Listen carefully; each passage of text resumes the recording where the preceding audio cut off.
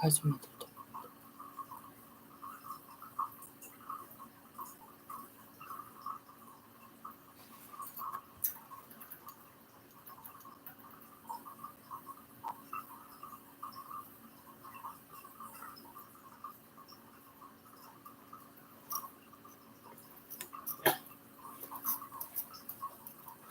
Good afternoon, friends. Stephen Benoon here with Israeli News Live on our Patreon channel, and I've been wanting to discuss with you guys about this phenomena that is recorded down in the, near Antarctica, off the coast of Africa, in a very turbulent part of the world, the oceans, etc. there. And so many people weighing in on this from different angles, all kinds of ideas and theories, you know, everything from spaceship underneath the ocean to, you know, rogue waves, all kinds of different anomalies, possibilities, asteroid hitting the ocean, etc. And of course, one of the things that is brought up quite frequently then is what happened to the waves? If they're over 80 foot, you would think they've already hit the coastline. Well, that's not always the case either, especially in the case of rogue waves. Rogue waves do just disappear seemingly out of nowhere. And I'm going to share with you a conjecture. And of course, and besides that, there are mainstream media that is reporting that it was a glitch. In fact, the company that offers this software, they say it's a glitch, but yet they don't really know where the glitch is as of yet. But they said they'll find it. They'll find out what the glitch was. Then, of course, what they do is they're collecting data from ships. They're collecting data from buoys, things of that nature there. I kind of find it hard to believe it's a glitch, mainly because as we see the image there, it's going to increase in size. That tells you that more than one buoy or more than one ship is recording the data. But of course, then again, like they say, if that many 80-foot waves were out there, we'd have a lot of ships sunk. Well, not necessarily. 80-foot waves, it happens. It actually happens more frequently than what people realize. And I do have a theory, though, where I think that could be causing this. And it's only a theory, just a conjecture. It's going to throw in some thoughts out here for you. I don't know if this is going to play or not. Didn't even try that as of yet, but I want to put this out there. If not, Mr. MBBB3, his video, his kind of a tongue twister when he does his. Okay, Mr. MBB333. There we go. I got it finally. He does a nice job on showing the different changes in it. In fact, let me just play a little bit of his clip there. And I always appreciate his work because he tries to be very balanced in there. He does talk about where they say that it could just be a glitch, and then he gives his own thoughts. So let me share with you that. Traveling north for a period of 36 hours, implying that there were waves out here above 80 feet consistently, once again for about a day and a half. Don't know the full details behind what actually occurred here. I took a look at it, and what made the most sense to me, other than obviously some sort of a digital glitch, would have been an underwater craft of some sort, obviously quite large, but not necessarily this large right here. Could have been something underwater creating a disturbance that the instrumentation was interpreting large waves, but if in fact there Atlantic Ocean along the eastern seaboard of the United States, you can see there's flooding being forecasted extending from North Carolina all the way up into lower Massachusetts. And of course, the flooding, what he's talking about there would be consistent. If you look, let me see if I can find where he shows a larger swath there of everything.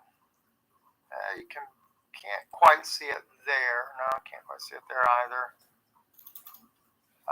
Mainly because the waves would go travel up through there. But then again, you would think you'd have flooding on Africa's coast, etc. All right, now I want to kind of deal with some of the issues about rogue waves and how they work. And as I mentioned to you guys before, my stepfather, Johnny, was an ocean captain.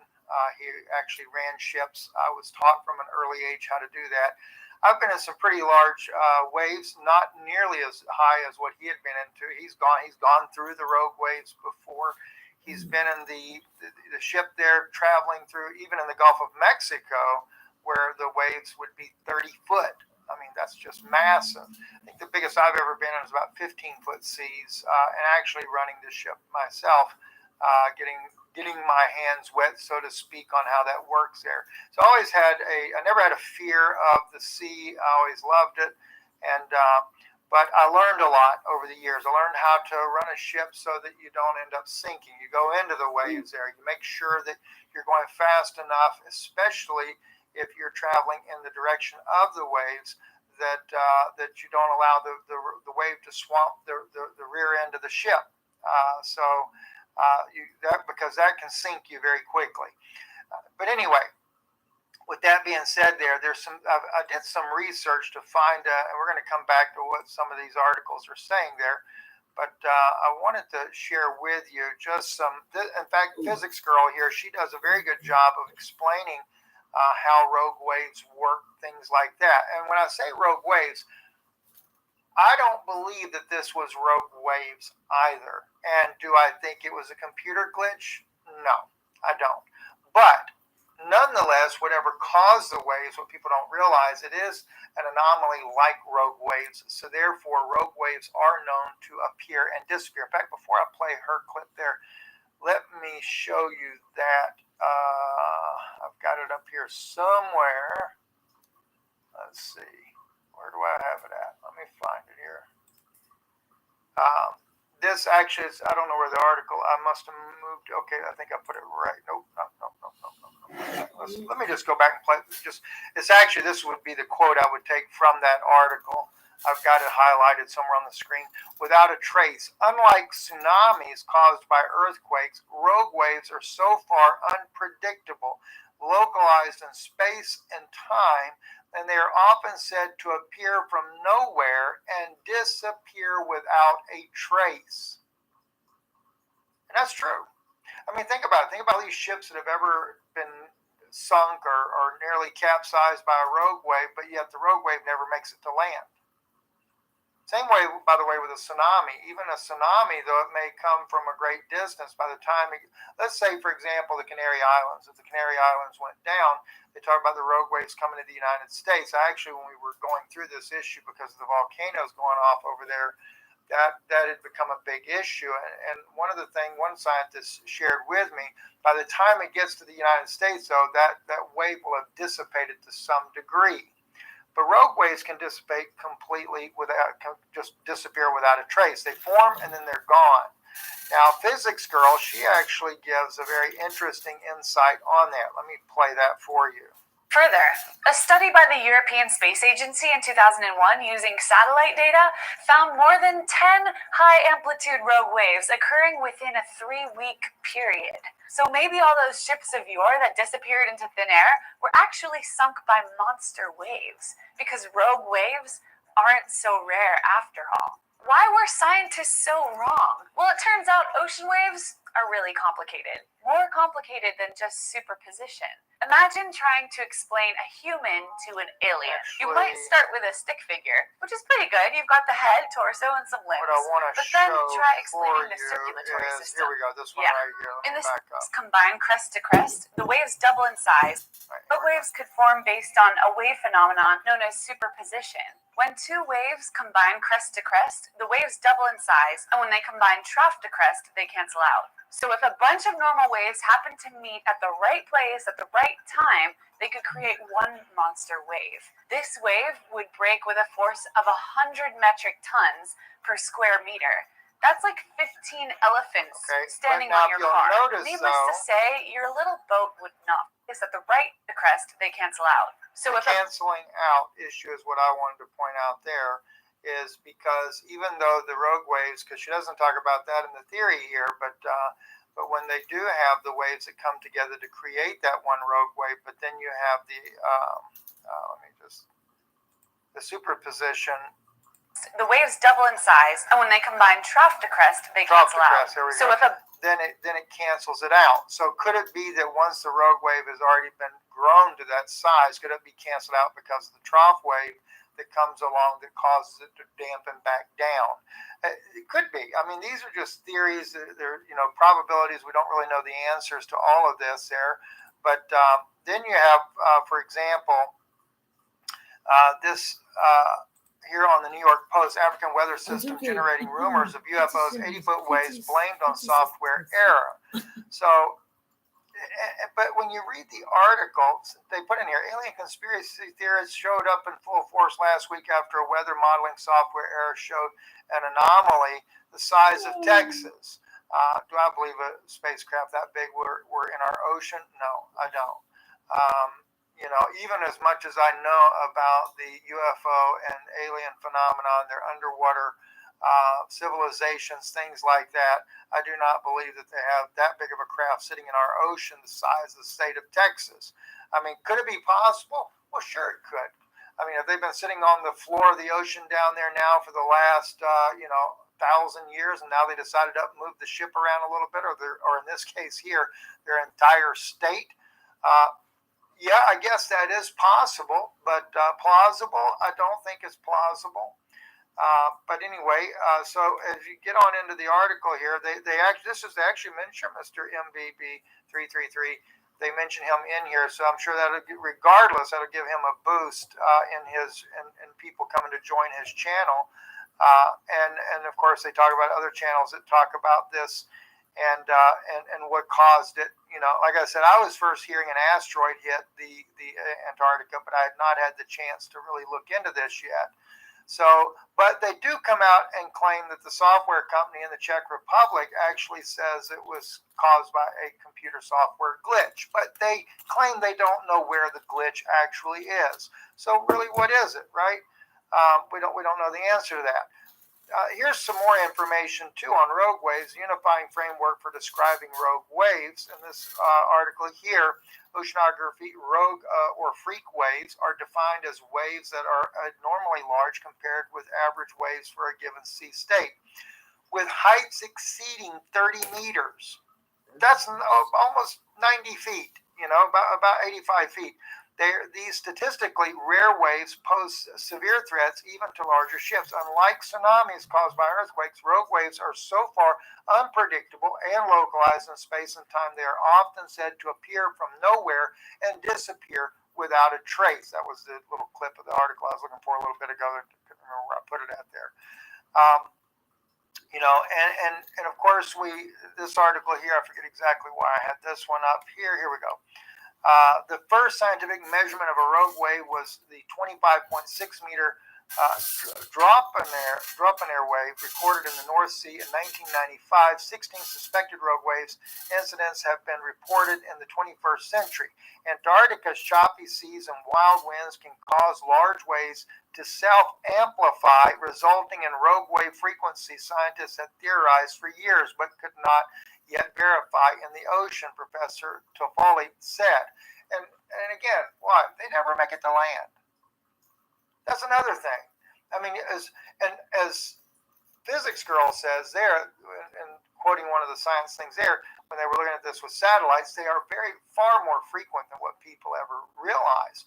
My stepdad would talk about rogue waves. He'd been to them. He told me, I think at one time he went through one that was like 50 foot, estimated 50 foot tall. That was in the Gulf of Mexico.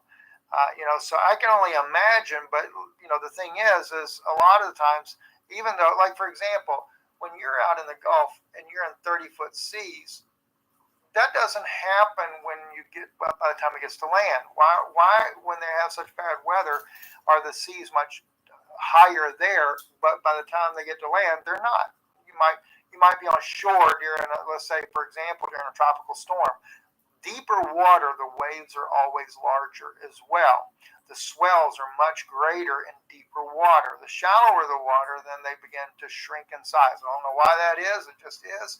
When I went out to the Gulf with a ship one time, it's almost like a line in the water. When you get through that line there, because the depth of the water, the swells just increase in size. And so that's very typical. And, not always are you going to see this stuff come to land. So I don't agree with that. So the question is, okay, Steve, what's your theory on this? Well, when I begin to look at this, one thing that comes to my mind is Antarctica and the pyramids, that being one, or possibly and the Hadron Collider. Hadron Collider, though, not necessarily the one in Switzerland. If you remember, I've said to you before here that there are, I think it's like 5 different hadron colliders. There's the one in Switzerland. We have 2 in the United States that they don't tell you about. They have, and I was told there was one in Antarctica. And so could it be that they're literally causing a portal shift within the oceans, or even if it's above the ocean, that is causing an effect on the ocean? And even the idea of the pyramids. I know they've been trying to bring all these pyramids up online. In Antarctica, they have one as well, is they're wanting to bring them up online. It's something to do with this alien connection. This is why the pyramid in Alaska, Linda Moulton Howe talks about that quite frequently. They have been working on with entities to bring it online. So I'm going to play with you a little clip here from and other pyramid-shaped formations recently photographed in Antarctica provide evidence of extraterrestrial visitation to our planet in the remote past. So even in Antarctica, they have found evidence for these pyramids. And so the question is that what's causing it? I know that they've been, like I said, they've been trying to fire them off. One of the intels that I had on that was that they're working on bringing them all up online, and it has to do with the entities that are going to present themselves to the world. Allegedly, I've been told 2026 was that time frame. Now, whether or not they actually do it in 2026 or not, I don't know. I don't know the answer to that. The other one, though, was, sorry about that. The other one is the Hadron Collider. When you look at the Hadron Collider, that's another possibility. One of the things that back when we were dealing more with DC intel before, the friend of mine that I had there had to go into early retirement due to medical conditions there. He would share with me how that they were never afraid of Planet X, at least in the Biden administration, because they said they would use the Hadron Collider and create a black hole and swallow it up. Well, the thing is, if the Hadron Collider can create a black hole out in space somewhere, then certainly it could affect the oceans as well in another area. So there's all kinds of technology, and it doesn't mean that we have it or that we're doing it. It could be another country doing it. It could be someone else experimenting. It could be Russia experimenting with it. If you remember, Russia took down that strange instrument down to Antarctica that was discovered up underneath Mecca in Saudi Arabia. Could that be the issue that caused something strange to happen there in the oceans off of Africa, just north of Antarctica? So there are some very interesting possibilities. And I figured I'd just share some thoughts with you out there. I don't think it was a glitch, though. I really don't. Of course, I'd love to tell you it's a glitch. That's a good way to keep that information suppressed. I'm Stephen Ben-Nun. You're watching Israeli News Live. By the way, don't forget tonight, even though it is a Patreon video that will be up here, I'll be doing a teaching, and I'm kind of now divided. I may put this other one directly on Israeli News Live, but I'm going to do one on the law. But tonight I am supposed to do the translation of Daniel 11. I'm looking deeper into that. Not saying I'm translating the entire thing, but I'm looking deeper into that to see if we're missing something. And I actually may have stumbled on something with that as well when it comes to the Jewish doctrine of the 2 Messiahs. I'm Stephen Ben-Nun. You're watching Israeli News Live. And don't forget, that's at www.stephenbenoon.com is how you can come to that live Zoom meeting tonight. God bless you.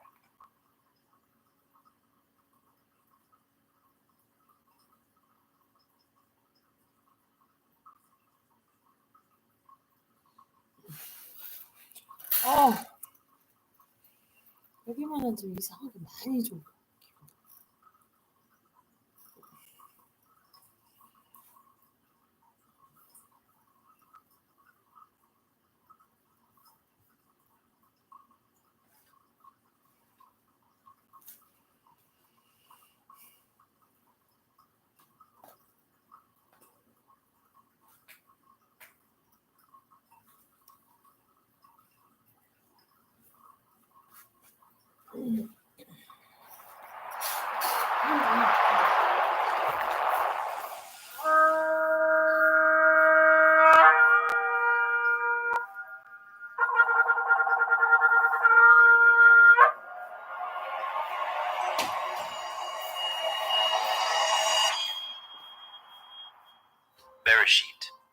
Genesis, chapter 1. In the beginning, Elohim created the heavens and the earth. And the earth was without form and void, and darkness was upon the face of the deep. And the Ruach Elohim moved upon the face of the waters. And Elohim said, "Let there be light." and there was light. And Elohim saw the light, that it was good. And Elohim divided the light from the darkness. And Elohim called the light day, and the darkness he called night. And the evening and the morning were the first day. And Elohim said, "Let there be a firmament in the midst of the waters, and let it divide the waters from the waters." And Elohim made the firmament, and divided the waters which were under the firmament from the waters which were above the firmament. And it was so. And Elohim called the firmament heaven, and the evening and the morning were the second day. And Elohim said, "Let the waters under the heavens be gathered together unto one place, and let the dry land appear." and it was so. And Elohim called the dry land earth, and the gathering together of the waters called he seas. And Elohim saw that it was good. And Elohim said, "Let the earth bring forth grass, the herb yielding seed, and the fruit tree yielding fruit after his kind, whose seed is in itself upon the earth." and it was so. And the earth brought forth grass, and herb yielding seed after his kind, and the tree yielding fruit, whose seed was in itself after his kind. And Elohim saw that it was good. And the evening and the morning were the third day. And Elohim said, "Let there be lights in the firmament of the heavens, to divide the day from the night, and let them be for signs, and for appointed feasts, and for days and years. And let them be for lights in the firmament of the heavens, to give light upon the earth." and it was so. And Elohim made two great lights, the greater light to rule the day, and the lesser light to rule the night. He made the stars also. And Elohim set them in the firmament of the heavens to give light upon the earth, and to rule over the day and over the night, and to divide the light from the darkness. And Elohim saw that it was good. And the evening and the morning were the fourth day. And Elohim said, "Let the waters bring forth abundantly the moving creature that has life, and fowl that may fly above the earth in the open firmament of heaven." And Elohim created great sea monsters, and every living creature that moves, which the waters brought forth abundantly after their kind, and every winged fowl after his kind. And Elohim saw that it was good. And Elohim blessed them, saying, "Be fruitful and multiply, and fill the waters in the seas, and let fowl multiply in the earth." And the evening and the morning were the fifth day. And Elohim said, "Let the earth bring forth the living creatures after his kind, cattle and creeping thing, and beast of the earth after his kind." and it was so. And Elohim made the beast of the earth after his kind, and cattle after their kind, and everything that creeps upon the earth after his kind. And Elohim saw that it was good.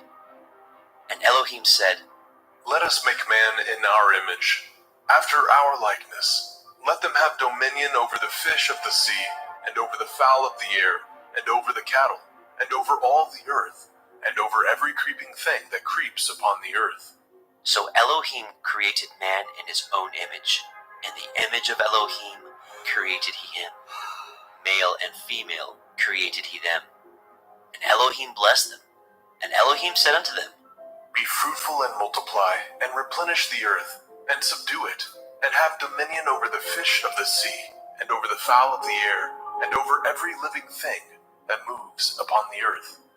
And Elohim said, "Behold, I have given you every herb-bearing seed which is upon the face of all the earth, and every tree in which is the fruit of a tree yielding seed.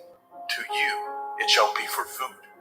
And to every beast of the earth, and to every fowl of the air, and to everything that creeps upon the earth, wherein there is life, I have given every green herb for food."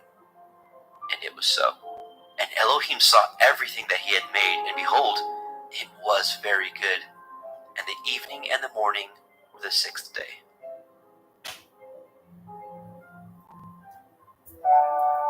Bereshit, Genesis, chapter 2. Thus the heavens and the earth were finished, and all the host of them. And on the seventh day, Elohim ended his work which he had made, and he rested on the seventh day from all his work which he had made. And Elohim blessed the seventh day and sanctified it, because that in it he had rested from all his work which Elohim created and made. These are the generations of the heavens and of the earth, when they were created, in the day that Yahweh Elohim made the earth and the heavens. And every plant of the field before it was in the earth, and every herb of the field before it grew. For Yahweh Elohim had not caused it to rain upon the earth, and there was not a man to till the ground. But there went up a mist from the earth, and watered the whole face of the ground. And Yahweh Elohim formed the man of the dust of the ground, and breathed into his nostrils the breath of life. And the man became a living soul. And Yahweh Elohim planted a garden eastward in Eden, and there he put the man whom he had formed. And out of the ground made Yahweh Elohim to grow every tree that is pleasant to the sight and good for food, the tree of life also in the midst of the garden, and the tree of knowledge of good and evil. And a river went out of Eden to water the garden, and from thence it was parted, and became into 4 heads. The name of the first is Pishon, that is, which compasses the whole land of Havilah, where there is gold. And the gold of that land is good.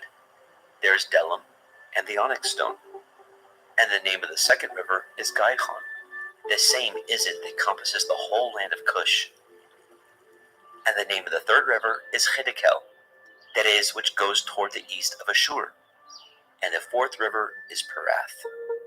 And Yahweh Elohim took the man, and put him into the garden of Eden to dress it and to guard it. And Yahweh Elohim commanded he man, saying, Of every tree of the garden you may freely eat, but of the tree of the knowledge of good and evil you shall not eat of it. For in the day that you eat thereof you shall surely die. And Yahweh Elohim said, It is not good that man should be alone. I will make a helpmeet for him. And out of the ground Yahweh Elohim formed every beast of the field, and every fowl of the air, and brought them unto the man to see what he would call them. And whatsoever the man called every living creature, that was the name thereof. And the man gave names to all the cattle, and to the fowl of the air, and to every beast of the field. But for the man there was not found a helpmeet for him. And Yahweh Elohim caused a deep sleep to fall upon the man, and he slept. And he took one of his ribs, and closed up the flesh instead thereof. And the rib which Yahweh Elohim had taken from man made he a woman, and brought her unto the man. And the man said, This is now bone of my bones, and flesh of my flesh. She shall be called woman, because she was taken out of man. Therefore shall a man leave his father and his mother, and shall cleave unto his woman, and they shall be one flesh. And they were both naked, the man and his woman, and were not ashamed.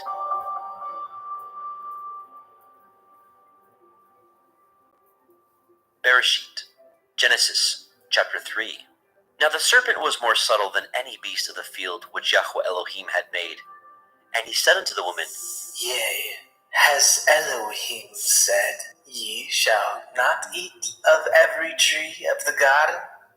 And the woman said unto the serpent, We may eat of the fruit of the trees of the garden, but of the fruit of the tree which is in the midst of the garden, Elohim has said, You shall not eat of it, neither shall you touch it, lest ye die. And the serpent said unto the woman, Ye shall not surely die. For Elohim knows that in the day ye eat thereof, then your eyes shall be opened, and ye shall be as Elohim, knowing good and evil. And when the woman saw that the tree was good for food, and that it was pleasant to the eyes, and a tree to be desired to make one wise, she took of the fruit thereof, and did eat, and gave also unto her man with her, and he did eat. And the eyes of both of them were opened, and they knew that they were naked. And they sewed fig leaves together, and made themselves aprons. And they heard the voice of Yahweh Elohim walking in the garden in the cool of the day. And the man and his woman hid themselves from the presence of Yahweh Elohim amongst the trees of the garden. And Yahweh Elohim called unto Adam and said unto him, Where are you? And he said, I heard your voice in the garden, and I was afraid, because I was naked, and I hid myself. And he said, Who told you that you were naked? Have you eaten of the tree whereof I commanded you that you should not eat? And the man said, The woman whom you gave to be with me, she gave me of the tree, and I did eat. And Yahweh Elohim said unto the woman, What is this that you have done? And the woman said, The serpent beguiled me, and I did eat. And Yahweh Elohim said unto the serpent, Because you have done this, you are cursed above all cattle and above every beast of the field. Upon your belly shall you go, and dust shall you eat all the days of your life. And I will put enmity between you and the woman, and between your seed and her seed. It shall bruise your head, and you shall bruise his heel. Unto the woman he said, I will greatly multiply your sorrow and your conception. In sorrow you shall bring forth children, and your desire shall be to your man, and he shall rule over you. And unto Adam he said, Because you have hearkened unto the voice of your woman, and have eaten of the tree of which I commanded you, saying, You shall not eat of it. Cursed is the ground for your sake. In sorrow you shall eat of it all the days of your life. Thorns also and thistles shall it bring forth to you, and you shall eat the herb of the field. In the sweat of your face shall you eat bread, till you return unto the ground. For out of it were you taken, for dust you are, and unto dust shall you return. And Adam called his woman's name Hua, because she was the mother of all living. Unto Adam also, and to his woman did Yahweh Elohim make coats of skins, and clothe them. And Yahweh Elohim said, Behold, the man is become as one of us, to know good and evil. And now, lest he put forth his hand, and take also of the tree of life, and eat, and live forever. Therefore Yahweh Elohim sent him forth from the garden of Eden, to till the ground from whence he was taken. So he drove out the man, and he placed at the east of the garden of Eden cherubim, and a flaming sword which turned every way, to guard the way of the tree of life.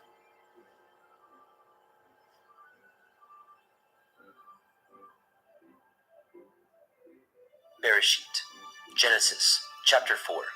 And Adam knew Hua his woman, and she conceived, and bore Cain, and said, I have gotten a man from Yahuwah. And she again bore his brother Habil. And Habil was a keeper of sheep, but Cain was a tiller of the ground. And in process of time it came to pass that Cain brought of the fruit of the ground an offering unto Yahweh. And Habil he also brought of the firstlings of his flock, and of the fat thereof. And Yahweh had respect unto Habil and unto his offering, but unto Cain and to his offering he had not respect. And Cain was very wroth, and his countenance fell. And Yahweh said unto Cain, Why are you wroth? And why is your countenance fallen? If you do well, shall you not be accepted? And if you do not well, sin lies at the door, and unto you shall be his desire, and you shall rule over him. And Cain talked with Habil his brother. And it came to pass, when they were in the field, that Cain rose up against Habil his brother, and slew him. And Yahweh said unto Cain, Where is Habil, your brother? And he said, I know not. Am I to guard my brother? And he said, I know not. Am I to guard my brother? And he said, What have you done? The voice of your brother's blood cries unto me from the ground. And now are you cursed from the earth, which has opened her mouth to receive your brother's blood from your hand. When you till the ground, it shall not henceforth yield unto you your strength. A fugitive and a vagabond shall you be in the earth. And Cain said unto Yahweh, My punishment is greater than I can bear. Behold, you have driven me out this day from the face of the earth, and from your face shall I be hid. And I shall be a fugitive and a vagabond in the earth. And it shall come to pass that every one that finds me shall slay me. And Yahweh said unto him, Therefore, whoever slays Cain, vengeance shall be taken on him sevenfold. And Yahweh set a mark upon Cain, lest any finding him should kill him. And Cain went out from the presence of Yahweh, and dwelt in the land of Nod, on the east of Eden. And Cain knew his woman, and she conceived, and bore Hanok. And he built a city, and called the name of the city after the name of his son, Hanok. And unto Hanok was born Irad, and Irad begat Mehujael, and Mehujael begat Methushael, and Methushael begat Lamech. And Lamech took unto him two women. The name of the one was Ada, and the name of the other Tillah. And Ada bore Jabal. He was the father of such as dwell in tents, and of such as have cattle. And his brother's name was Jubal. He was the father of all such as handle the harp and organ. And Silla, she also bore Tubal-Cain, an instructor of every artificer in brass and iron. And the sister of Tubal-Cain was Naamah. And Lamech said unto his woman, Ada and Zillah, hear my voice, ye women of Lamech, hearken unto my speech. For I have slain a man to my wounding, and a young man to my hurt. If Cain shall be avenged sevenfold, truly Lamech 70 and sevenfold.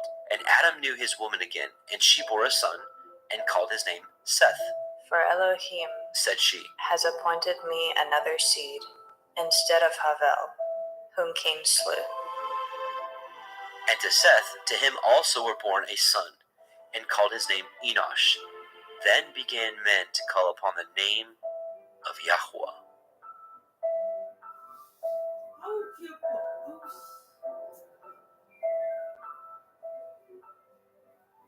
Bereshit, Genesis, chapter 5.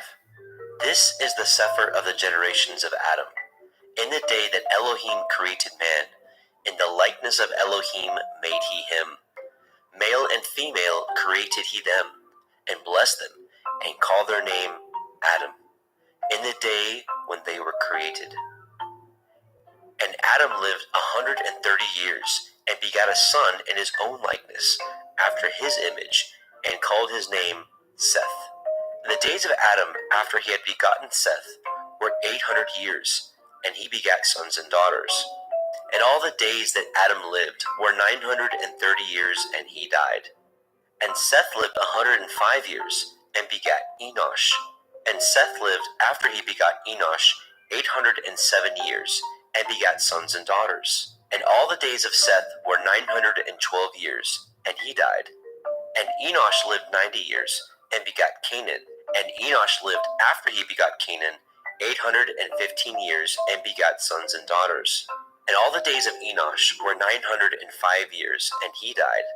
And Canaan lived 70 years, and begat Mahalalel.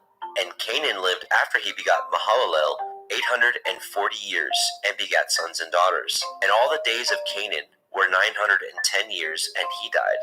And Mahalalel lived 65 years, and begot Yared. And Mahalalel lived, after he begot Yared, 830 years, and begat sons and daughters. And all the days of Mahalalel were 895 years, and he died. And Yared lived 162 years, and he begat Hanok.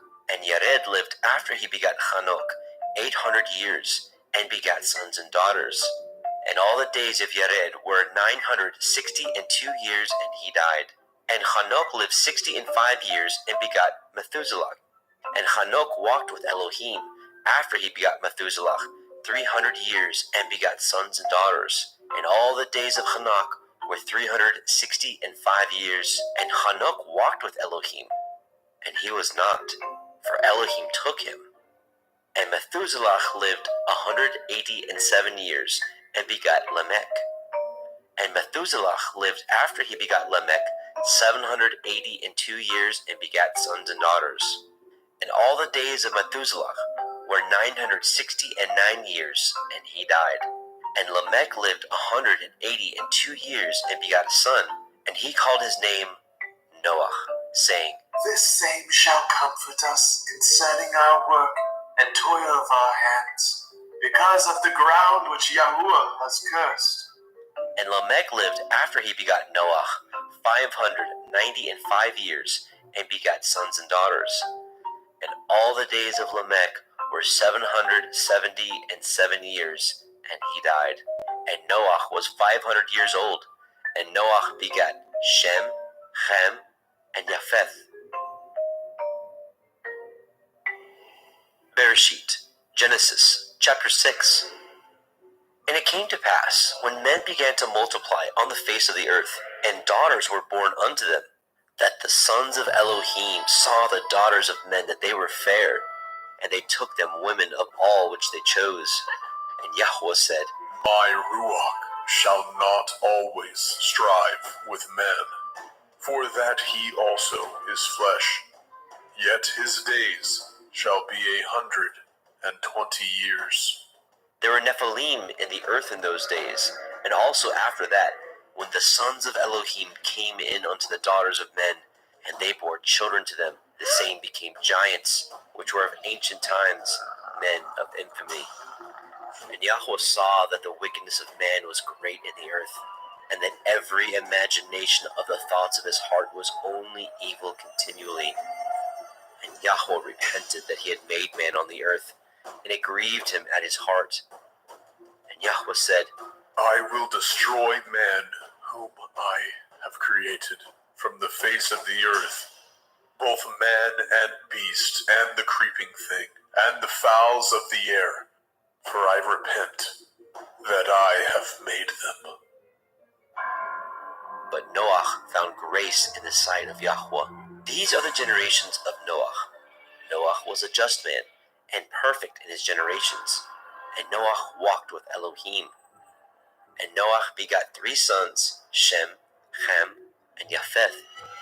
The earth also was corrupt before Elohim, and the earth was filled with violence. And Elohim looked upon the earth, and behold, it was corrupt, for all flesh had corrupted his way upon the earth. And Elohim said unto Noah, The end of all flesh is come before me, for the earth is filled with violence through them. And behold, I will destroy them with the earth. Make you an ark of gopher wood. Rooms shall you make in the ark, and shall pitch it within and without with pitch. And this is the fashion which you shall make it of. The length of the ark shall be 300 cubits, the breadth of it 50 cubits, and the height of it 30 cubits.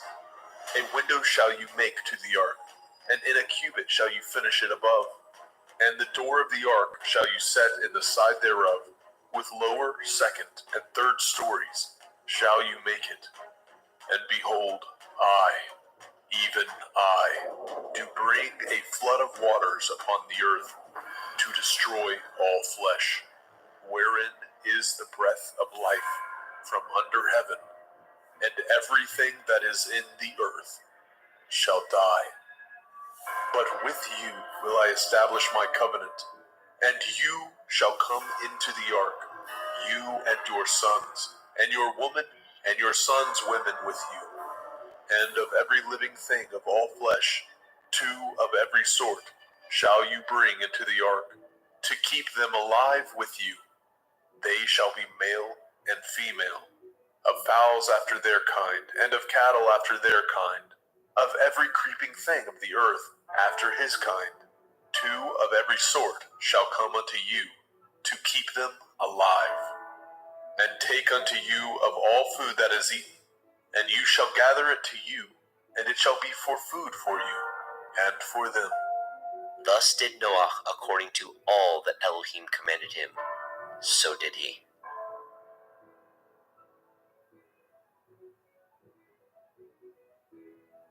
Bereshit, Genesis chapter 7.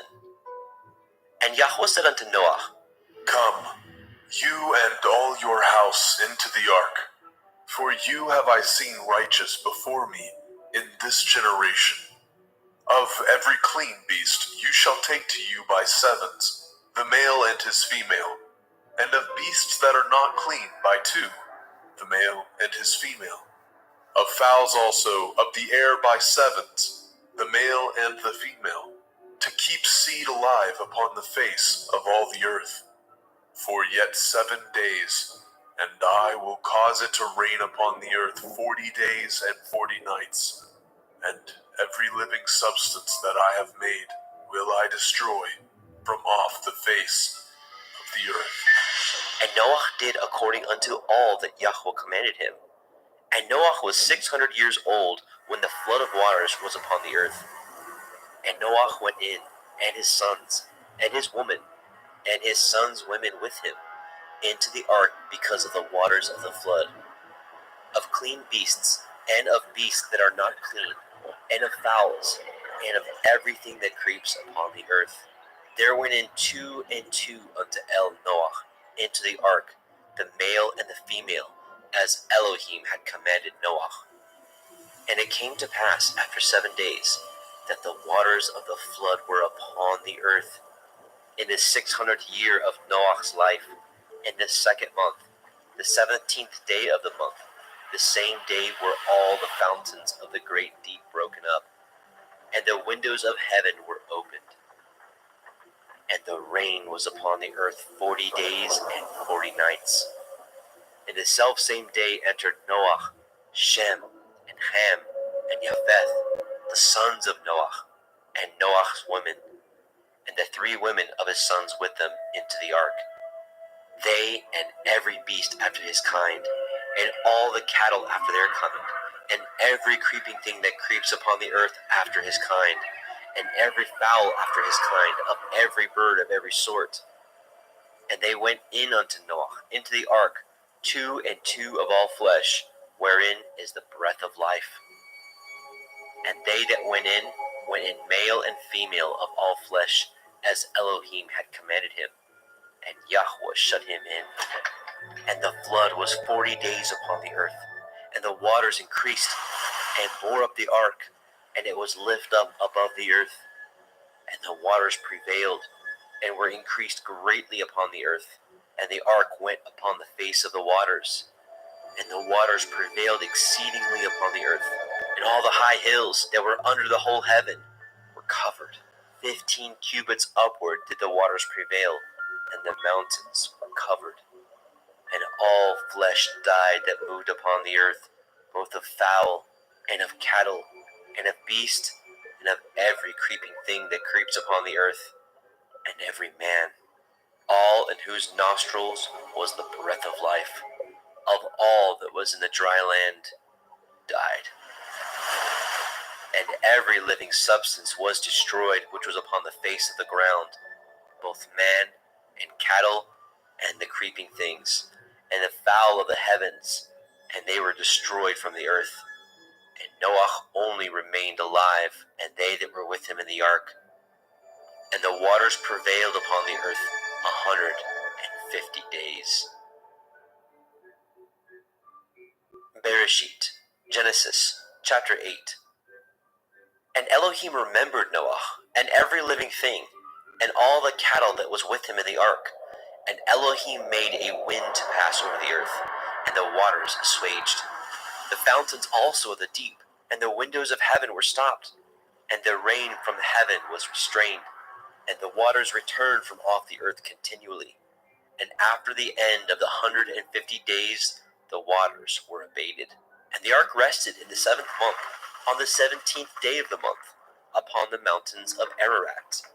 And the waters were decreased continually until the 10th month. In the 10th month, on the 1st day of the month, were the tops of the mountains seen. And it came to pass at the end of 40 days that Noah opened the window of the ark which he had made, and he sent forth a raven which went forth to and fro until the waters were dried up from off the earth. Also he sent forth a dove from him to see if the waters were abated from off the face of the ground. But the dove found no rest for the sole of her foot, and she returned unto him into the ark, for the waters were on the face of the whole earth. Then he put forth his hand and took her, and pulled her in unto him into the ark.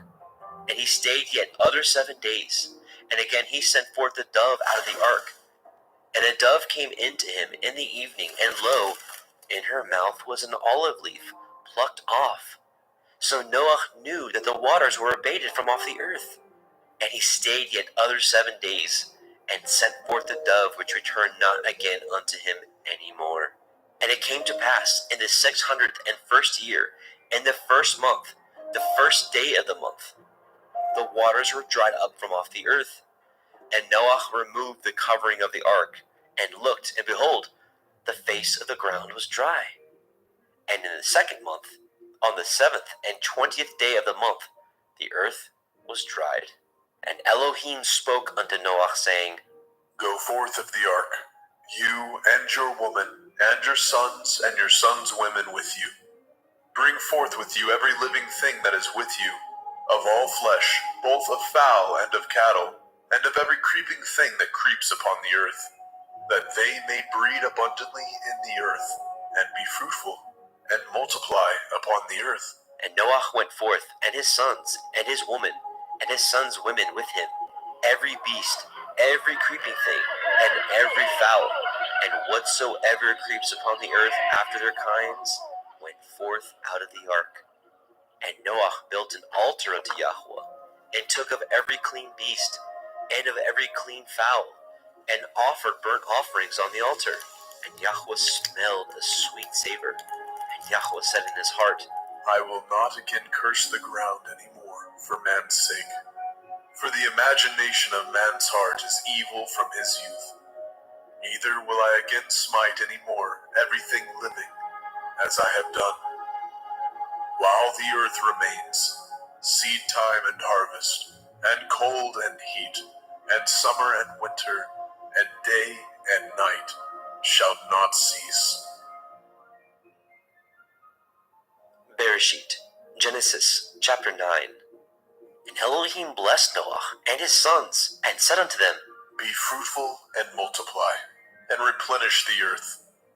And the fear of you and the dread of you shall be upon every beast of the earth, and upon every fowl of the air, upon all that moves upon the earth, and upon all the fish of the sea. Into your hand are they delivered. Every moving thing that lives shall be meat for you. Even as the green herb have I given you all things. But the flesh with the life thereof, which is the blood thereof, shall ye not eat. And surely your blood of your lives will I require. At the hand of every beast will I require it. And at the hand of man, at the hand of every man's brother will I require the life of man. Whoso sheds man's blood, by man shall his blood be shed. For in the image of Elohim made he man. And you, be ye fruitful, and multiply. Bring forth abundantly in the earth, and multiply therein. And Elohim spoke unto Noah, and to his sons with him, saying, And I, behold, I establish my covenant with you, and with your seed after you, and with every living creature that is with you, of the fowl, of the cattle, and of every beast of the earth with you, from all that go out of the ark, to every beast of the earth. And I will establish my covenant with you. Neither shall all flesh be cut off any more by the waters of a flood. Neither shall there any more be a flood to destroy the earth.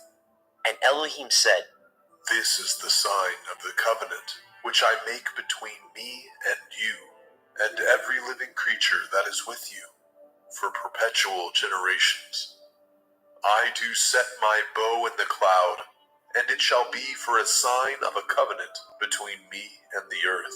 And it shall come to pass, when I bring a cloud over the earth, that the bow shall be seen in the cloud. And I will remember my covenant, which is between me and you, and every living creature of all flesh, and the waters shall no more become a flood to destroy all flesh.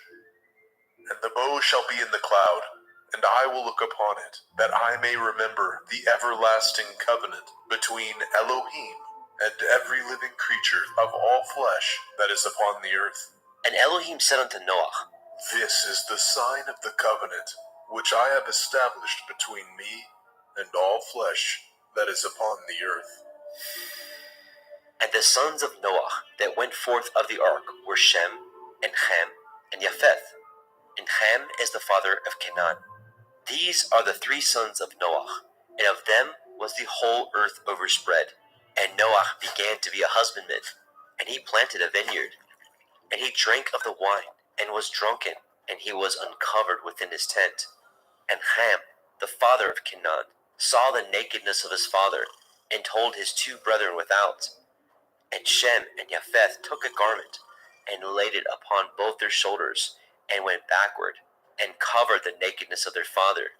And their faces were backward, and they saw not their father's nakedness.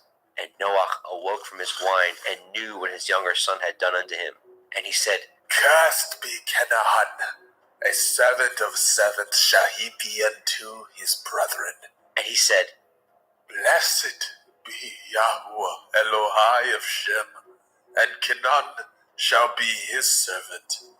Elohim shall enlarge Japheth, and he shall dwell in the tents of Shem, and Canaan shall be his servant.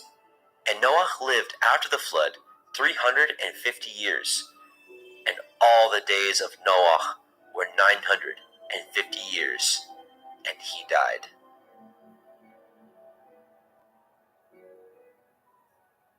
Bereshit, Genesis, chapter 10. Now these are the generations of the sons of Noah, Shem, Ham, and Japheth. And unto them were sons born after the flood. The sons of Japheth, Gomer, and Magog, and Madai, and Yaban, and Tubal, and Meshech, and Tirak. And the sons of Gomer, Ashkenaz, and Riphath, and Togarma. The sons of Yaban, Elisha, and Tarshish, and Kittim, and Dodanim. By these were the isles of the other nations divided in their lands, everyone after his tongue, and after their families, in their nations. And the sons of Ham, Cush, and Mitzrayim, and Put, and Canaan. And the sons of Cush, Seba, and Havilah, and Kavta, and Raamah, and Kavteka. And the sons of Raamah, Sheba, and Dedan. And Cush begat Nimrod. He began to be a giant and a hunter in the earth. He was a giant and a hunter before Yahweh. Wherefore it is said, even as Nimrod, the giant hunter before Yahweh. And the beginning of his kingdom was Babel, and Erech, and Akkad, and Calneh, in the land of Shinar.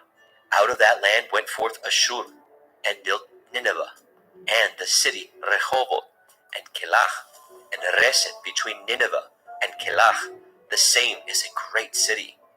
And Mitzrayim begat Lodim, and Anamim, and Lechavim, and the Naphtuchim, and the Pathrusim, and the Kasluchim, out of whom came Pelishtim, and the Kaphtorim. And Canaan begat Sidon, his firstborn, and Heth, and the Jebusite, and the Amorite, and the Girgashite, and the Hivite, and the Arkite, and the Hinite, and the Arvadite, and the Tsemarai, and the Hamathite. And afterward were the families of the Canaanim spread abroad. And the border of the Canaanim was from Sidon, as you come to Gerar, unto Gaza, as you go unto Sodom, and Amorah, and Admah, and Zeboim, even unto Lasha. These are the sons of Ham, after their families, after their tongues, in their countries, and in their nations. And unto Shem also, the father of all the children of Eber, the brother of Japheth, the elder, even to him were children born. And the children of Shem, Elam, and Ashur, and Arphaxad, and Lud, and Aram. And the children of Aram, Uz, and Hul, and Gether, and Mash. And Arphaxad begot Shelach, and Shelach begot Eber. And unto Eber were born 2 sons. The name of one was Peleg, for in his days was the earth divided, and his brother's name was Yoktan. And Yoktan begot Almodad, and Shelef, and Chatzarmaveth, and Yerach, and Hadoram, and Uzal, and Dikla, and Obal, and Abimael, and Sheba, and Ophir, and Havilah, and Yobab. All these were the sons of Yoktan. And their dwelling was from Misha, as you go unto Sephah, a mountain of the east. These are the sons of Shem, after their families, after their tongues, in their lands, after their nations.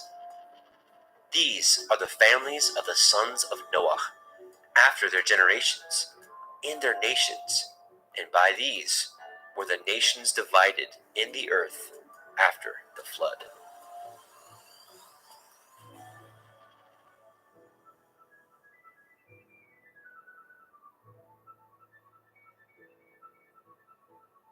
Bereshit, Genesis, chapter 11.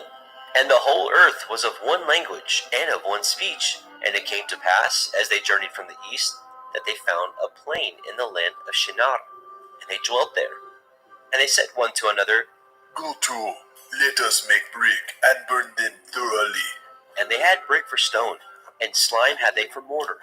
And they said, Go to, let us build a city and a tower, whose top may reach unto the heavens, and let us make a name, lest we be scattered abroad upon the face of the whole earth. And Yahweh came down to see the city, and the tower, which the children of men built.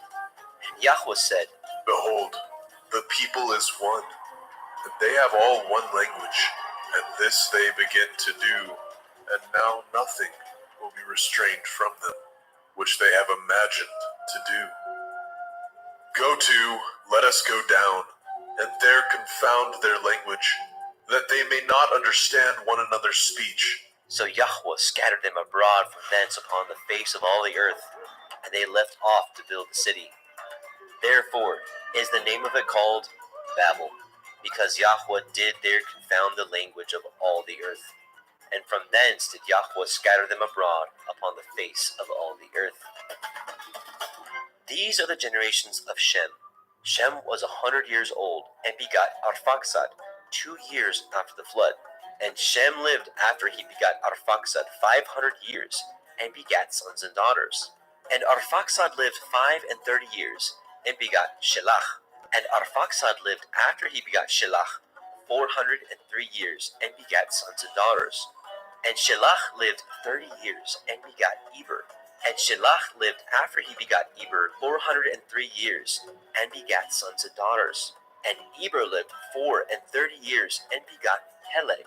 And Eber lived after he begot Peleg 430 years, and begot sons and daughters. Peleg lived 30 years, and begat Reu. And Peleg lived after he begot Reu 209 years, and begot sons and daughters. And Reu lived 32 years, and begot Serug. And Reu lived after he begot Serug 207 years, and begot sons and daughters. And Serug lived 30 years, and begot Nahor. And Serug lived after he begot Nahor 200 years, and begot sons and daughters. And Nahor lived 29 years, and begot Terach. And Nahor lived after he begot Terach 119 years, and begot sons and daughters. And Terach lived 70 years, and begot Abram, Nahor, and Haran. Now these are the generations of Terach. Terach begot Abram, Nahor, and Haran. And Haran begot Lot. And Haran died before his father Terach in the land of his nativity, in Ur of the Kasdim. And Abram and Nahor took them women. The name of Abram's woman was Sarai, and the name of Nahor's woman, Milcah, the daughter of Haran, the father of Milcah, and the father of Yiscah. But Sarai was barren, she had no child. And Terach took Abram his son, and Lot, the son of Haran, his son's son, and Sarai, his daughter-in-law, his son Abram's woman, and they went forth with them from Ur of the Kasdim to go into the land of Canaan. And they came unto Haran and dwelt there. And the days of Terach were 205 years, and Terach died in Haran. Bereshit, Genesis, chapter 12. Now Yahweh had said unto Abram, Get you out of your country, and from your kindred, and from your father's house, unto a land that I will show you. And I will make of you a great nation, and I will bless you, and make your name great, and you shall be a blessing. And I will bless them that bless you, and curse him that curses you. And in you shall all families of the earth be blessed. So Abram departed as Yahweh had spoken unto him, and Lot went with him. And Abram was 75 years old when he departed out of Haran. And Abram took Sarai his woman, and Lot his brother's son, and all their substance that they had gathered, and the souls that they had gotten in Haran. And they went forth to go into the land of Canaan, and into the land of Canaan they came. And Abram passed through the land unto the place of Shechem, unto the plain of Moreh, and the Canaanite was in the land. And Yahweh appeared unto Abram and said, Unto your seed will I give this land. And there built he an altar unto Yahweh, who appeared unto him. And he removed from thence unto a mountain on the east of Beit El, and pitched his tent, having Beit El on the west, and Ai on the east. And there he built an altar unto Yahweh, and called upon the name of Yahweh. And Abram journeyed, going on still towards the Negev. And there was a famine in the land. And Abram went down into Mitzrayim to sojourn there, for the famine was grievous in the land. And it came to pass, when he was come near to enter into Mitzrayim, that he said unto Sarai his woman, Behold now, I know that you are a fair woman to look upon. Therefore it shall come to pass, when the Mitzrayim shall see you, that they shall say, This is his woman, and they will kill me, but they will save you alive. Say, I pray you, you are my sister, that it may be well with me for your sake, and my soul shall live because of you. And it came to pass, that when Abram was come into Mitzrayim, the Mitzrayim beheld the woman, that she was very fair. The princes also of Pharaoh saw her, and commended her before Pharaoh. And the woman was taken into Pharaoh's house. And he entreated Abram well for her sake. And he had sheep, and oxen, and he asses, and men servants, and maid servants, and she asses, and camels. And Yahweh plagued Pharaoh and his house with great plagues because of Sarai, Abram's woman. And Pharaoh called Abram and said, What is this that you have done unto me? Why did you not tell me that she was your woman? Why said you, She is my sister, so I might have taken her to be my woman? Now therefore, behold, your woman, take her, and go your way. And Pharaoh commanded his men concerning him, and they sent him away, and his woman, and all that he had. Bereshit, Genesis, chapter 13. And Abram went up out of Mitzrayim, he, and his woman, and all that he had, and Lot with him, into the Negev. And Abram was very rich in cattle, in silver, and in gold. And he went on his journeys from the Negev even to Beit El, unto the place where his tent had been at the beginning, between Beit El and Ai, unto the place of the altar, which he had made there at the first. And there Abraham called on the name of Yahweh. And Lot also, which went with Abram, had flocks, and herds, and tents. And the land was not able to bear them, that they might dwell together, for their substance was great, so that they could not dwell together. And there was a strife between the herdsmen of Abram's cattle, and the herdsmen of Lot's cattle. And the Canaanite and the Perizzite dwelled then in the land. And Abram said unto Lot, Let there be no strife, I pray you, between me and you, and between my herdsmen and your herdsmen. for we be brethren. Is not the whole land before you? Separate yourself, I pray you, from me. If you will take the left hand, then I will go to the right. Or if you depart to the right hand, then I will go to the left. And Lot lifted up his eyes, and beheld all the circle of the Yarden, that it was well watered everywhere, before Yahweh destroyed Sodom and Amorah, even as the garden of Yahweh, like the land of Mitzrayim, as you come unto Zoar. Then Lot chose him all the circle of the Yarden, and Lot journeyed east, and they separated themselves, the one from the other. And Abram dwelt in the land of Canaan, and Lot dwelt in the cities of the circle of the Yarden, and pitched his tent toward Sodom. But the men of Sodom were wicked and sinners before Yahweh exceedingly. And Yahweh said unto Abram, after that Lot was separated from him, Lift up now your eyes, and look from the place where you are, northward and southward, and eastward and westward. For all the land which you see, to you will I give it, and to your seed forever. And I will make your seed as the dust of the earth, so that if a man can number the dust of the earth, then shall your seed also be numbered. Arise, walk through the land in the length of it and in the breadth of it, for I will give it unto you. Then Abram removed his tent, and came and dwelt in the plain of Mamre, which is in Hebron, and built there an altar unto Yahweh.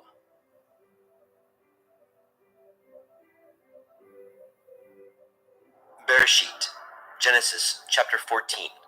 And it came to pass in the days of Amraphel, king of Shinar, Arioch, king of Elakar, Kedorlaomer, king of Elam, and Tidal, king of nations, that these made war with Bera, king of Sodom, and with Birsha, king of Amorah, Shinav, king of Admah, and Shem-Eber, king of Tseboim, and the king of Bela, which is Zoar.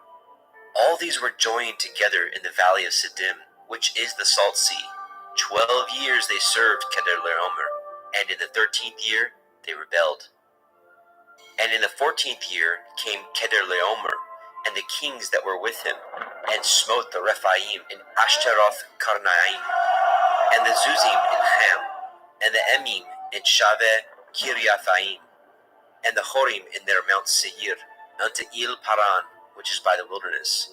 And they returned and came to En Mishpat, which is Kadesh, and smote all the country of the Amalekim, and also the Amorim, that dwelt in Hatzron Tamar. And there went out the king of Sodom, and the king of Amorah, and the king of Admah, and the king of Tseboim, and the king of Bela, the same as Zoar, and they joined battle with them in the valley of Siddim, with Kedorlaomer, the king of Elam, and with Tidal, king of nations, and Amraphel, king of Shinar, and Arioch, king of Elakar, 4 kings with 5. And the valley of Siddim was full of slime pits, and the kings of Sodom and Amorah fled, and fell there, and they that remained fled to the mountain. And they took all the goods of Sodom and Amorah, and all their victuals, and went their way. And they took Lot, Abram's brother, who dwelt in Sodom, and his goods, and departed. And there came one that had escaped, and told Abram the Ivri, for he dwelt in the plain of Mamre, the Amorite, brother of Eshcol, and brother of Aner, and these were confederate with Abram. And when Abram heard that his brother was taken captive, he armed his trained servants, born in his house, 318, and pursued them unto Dan. And he divided himself against them, he and his servants, by night, and smote them, and pursued them unto Hobah, which is on the left hand of Damascus. And he brought back all the goods, and also brought again his brother Lot, and his goods, and the women also, and the people. And the king of Sodom went out to meet him after his return from the slaughter of Kedorlaomer, and of the kings that were with him, at the valley of Shaveh, which is in the king's valley. And Malkitzedek, king of Shalem, brought forth bread and wine, and he was the priest of El Elyon.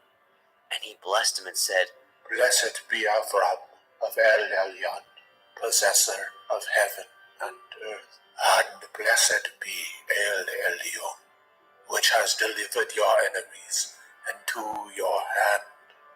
And he gave him tithes of all. And the king of Sodom said unto Abram, Give me the persons, and take the goods for yourself. And Abram said to the king of Sodom, I have lifted up my hand unto El Yahuwah, El Elyon, the possessor of heaven and earth, that I will not take from a thread even to a shoe latchet, and that I will not take anything that is yours, lest you should say, I have made Avram rich, save only that which the young men have eaten, and the portion of the men which went with me, Aner, Eshcol, and Mamre. Let them take their portion.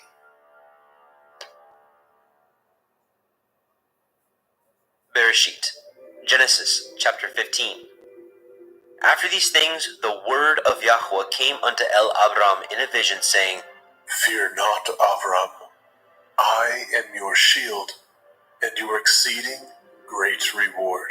And Abram said, Adonai, Yahuwah, what will you give me, seeing I go childless, and the steward of my house is this Eliezer of Damascus? And Abram said, Behold, to me you have given no seed, and lo, one born in my house is my heir.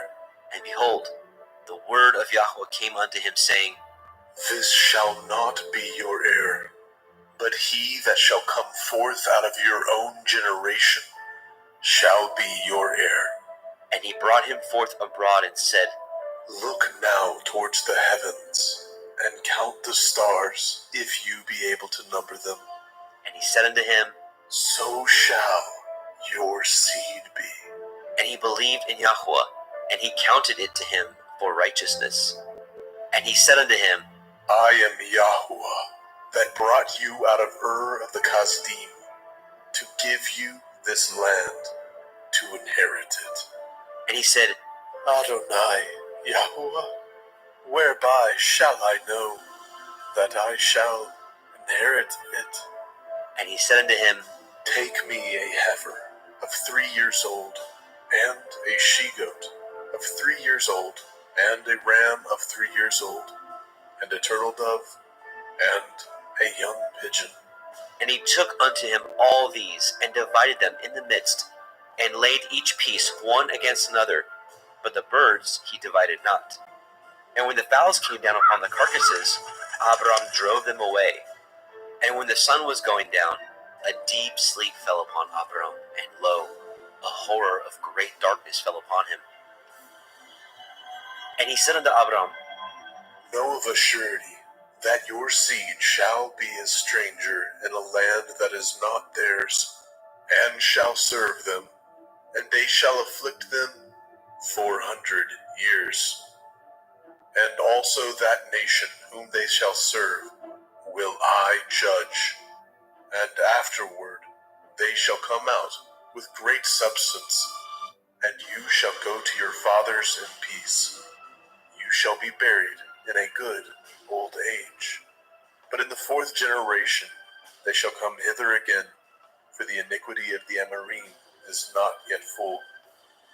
And it came to pass that when the sun went down, and it was dark, behold, a smoking furnace, and a burning lamp that passed between those pieces. And the same day Yahweh cut a covenant with Abram, saying, Unto your seed have I given this land, from the river of Mitzrayim unto the great river, the river Harath, the Canaanite, and the Kenizzim, and the Kadmonim, and the Hittim, and the Perizim, and the Rephaim, and the Amorim, and the Kenainim, and the Girgashim, and the Yebusim.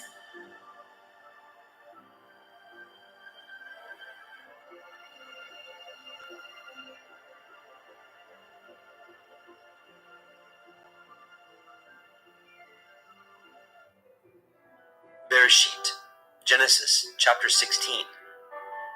Now Sarai, Abram's woman, bore him no children, and she had a handmaid, a Mitzrite, whose name was Hagar. And Sarai said unto Abram, Behold now, Yahuwah has restrained me from bearing. I pray you, go in unto my maid. It may be that I may obtain children by her. And Abram hearkened to the voice of Sarai. And Sarai, Abram's woman, took Hagar, her maid, the Mitzrim, after Abram had dwelt 10 years in the land of Canaan, and gave her to her man Abram to be his woman. And he went in unto Hagar, and she conceived. And when she saw that she had conceived, her mistress was despised in her eyes. And Sarai said unto Abram, My wrong be upon you. I have given my maid into your bosom. And when she saw that she had conceived, I was despised in her eyes. Yahuwah judge between me and you. But Abram said unto Sarai, Behold, your maid is in your hand. Do to her as it pleases you. And when Sarai dealt hardly with her, she fled from her face. And the angel of Yahweh found her by a fountain of water in the wilderness, by the fountain in the way to Shur. And he said, Hagar, Sarai's maid, whence came you, and whither will you go? And she said, I flee from the face of my mistress Sarai. And the angel of Yahweh said unto her, Return to your mistress, and submit yourself under her hands. And the angel of Yahweh said unto her, I will multiply your seed exceedingly, that it shall not be numbered for multitude. And the angel of Yahweh said unto her, Behold, you are with child, and shall bear a son, and shall call his name Yishmael, because Yahuwah has heard your affliction. And he will be a wild man.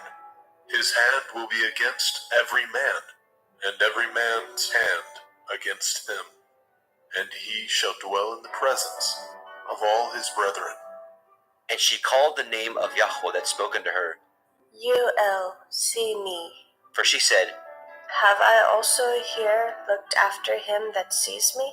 Wherefore the well was called Be'er Lahai Roi. Behold, it is between Kadesh and Bered. And Hagar bore Abram a son, and Abram called his son's name which Hagar bore Ishmael. And Abram was 86 years old when Hagar bore Ishmael to Abram.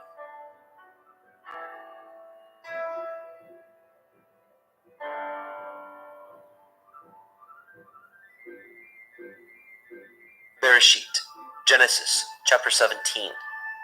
And when Abram was 90 years old and 9, Yahweh appeared to Abram and said unto him, I am El Shaddai.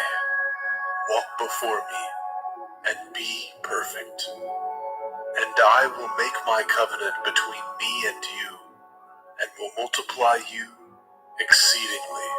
And Abram fell on his face. And Elohim talked with him, saying, As for me, behold, my covenant is with you, and you shall be a father of many nations. Neither shall your name any more be called Avram, but your name shall be Avraham. For a father of many nations have I made you. And I will make you exceeding fruitful, and I will make nations of you, and kings shall come out of you. And I will establish my covenant between me and you, and your seed after you, in their generations, for an everlasting covenant, to be Elohim unto you, and to your seed after you. And I will give unto you and to your seed after you the land wherein you are a stranger, all the land of Canaan, for an everlasting possession, and I will be their Elohim. And Elohim said unto Abraham, You shall guard my covenant, therefore, you and your seed after you in their generations. This is my covenant, which ye shall guard, between me and you and your seed after you. Every male child among you shall be circumcised. And he shall circumcise the flesh of your foreskin, and it shall be a sign of the covenant betwixt me and you. And he that is 8 days old shall be circumcised among you, every male child in your generations. He that is born in the house, or bought with money of any stranger, which is not of your seed, he that is born in your house, and he that is bought with your money, must need to be circumcised. And my covenant shall be in your flesh for an everlasting covenant. And the uncircumcised male child, whose flesh of his foreskin is not circumcised, that soul shall be cut off from his people. He has broken my covenant. And Elohim said unto Abraham, As for Sarai, your woman, you shall not call her name Sarai, but Sarah shall her name be. And I will bless her, and give you a son also of her. Yea, I will bless her, and she shall be a mother of nations. Kings of people shall be of her. Then Abraham fell upon his face and laughed, and said in his heart, Shall a child be born unto him that is 100 years old? And shall Sarah, that is 90 years old, bear? And Abraham said unto Elohim, Oh, that Ishmael might live before you. And Elohim said, Sarah your woman shall bear you a son indeed, and you shall call his name Yitzhak. And I will establish my covenant with him for an everlasting covenant, and with his seed after him. And as for Ishmael, I have heard you. Behold, I have blessed him, and will make him fruitful, and will multiply him exceedingly. 12 princes shall he beget, and I will make him a great nation. But my covenant will I establish with Yitzhak, which Sarah shall bear unto you at this set time in the next year. And he left off talking with him, and Elohim went up from Abraham. And Abraham took Ishmael his son, and all that were born in his house, and all that were bought with his money, every male among the men of Abraham's house, and circumcised the flesh of their foreskin in the selfsame day, as Elohim had said unto him. And Abraham was 90 years old and 9 when he was circumcised in the flesh of his foreskin. And Ishmael his son was 13 years old when he was circumcised in the flesh of his foreskin. And the selfsame day was Abraham circumcised, and Ishmael his son. And all the men of his house, born in the house, and bought with money of the stranger, were circumcised with him.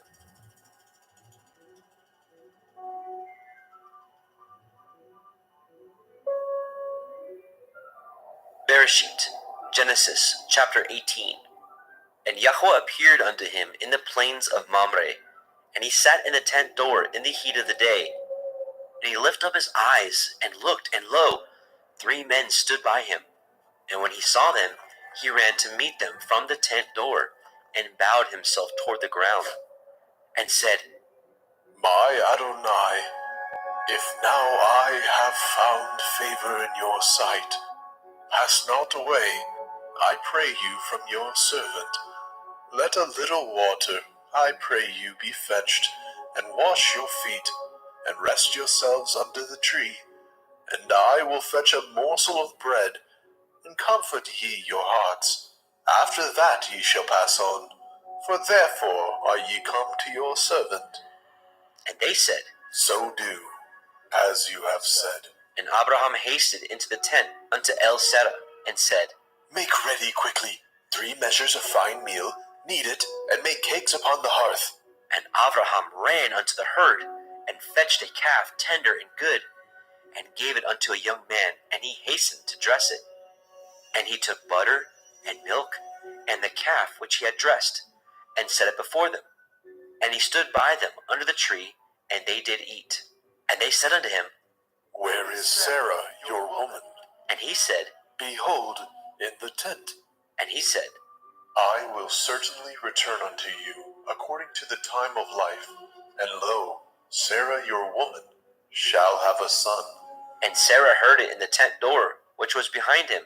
Now Abraham and Sarah were old and well stricken in age, and had ceased to be with Sarah after the manner of women.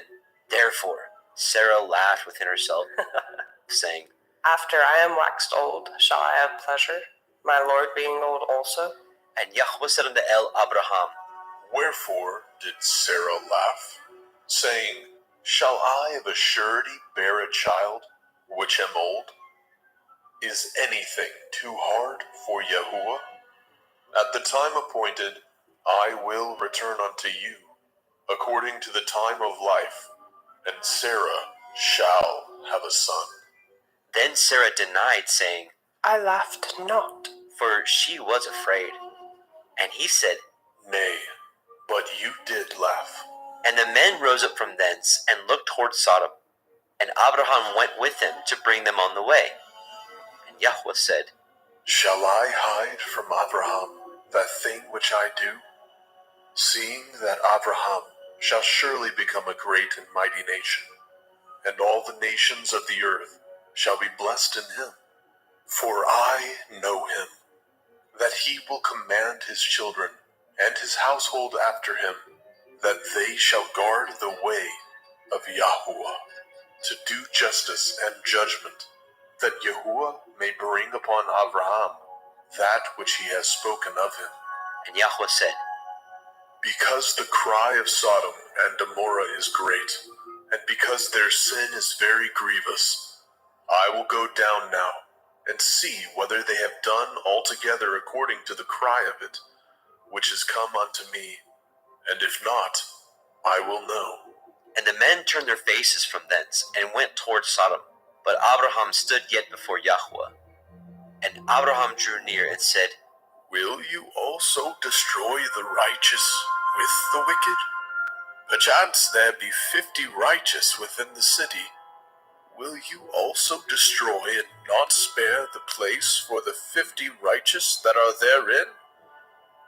That be far from you to do after this manner, to slay the righteous with the wicked, and that the righteous should be as the wicked. That be far from you. Shall not the judge of all the earth do right? And Yahweh said, If I find in Sodom 50 righteous within the city, then I will spare all the place for their sakes. And Abraham answered and said, Behold now, I have taken it upon me to speak unto Adonai, which am but dust and ashes. Perchance there shall lack 5 of the 50 righteous.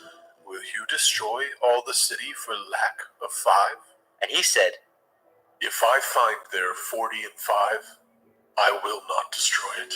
And he spoke unto him yet again, and said, Perchance there will be 40 found there. And he said, I will not do it for 40's sake.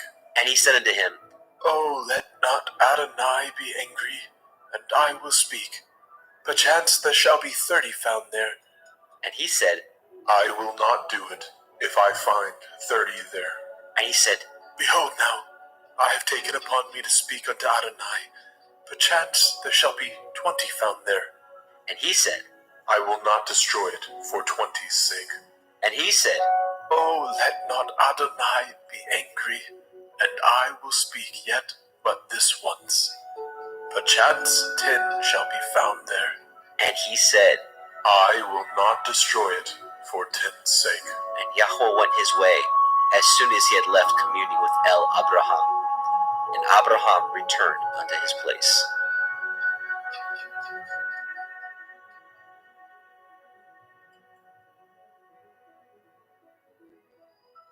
Bereshit, Genesis chapter 19.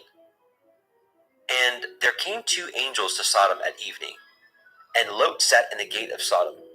And Lot, seeing them, rose up to meet them, and he bowed himself with his face toward the ground. And he said, Behold now, my lords, turn in, I pray you, into your servant's house, and tarry all night, and wash your feet, and ye shall rise up early, and go on your ways. And they said, Nay, but we will abide in the street all night. And he pressed upon them greatly. And they turned in unto him, and entered into the house.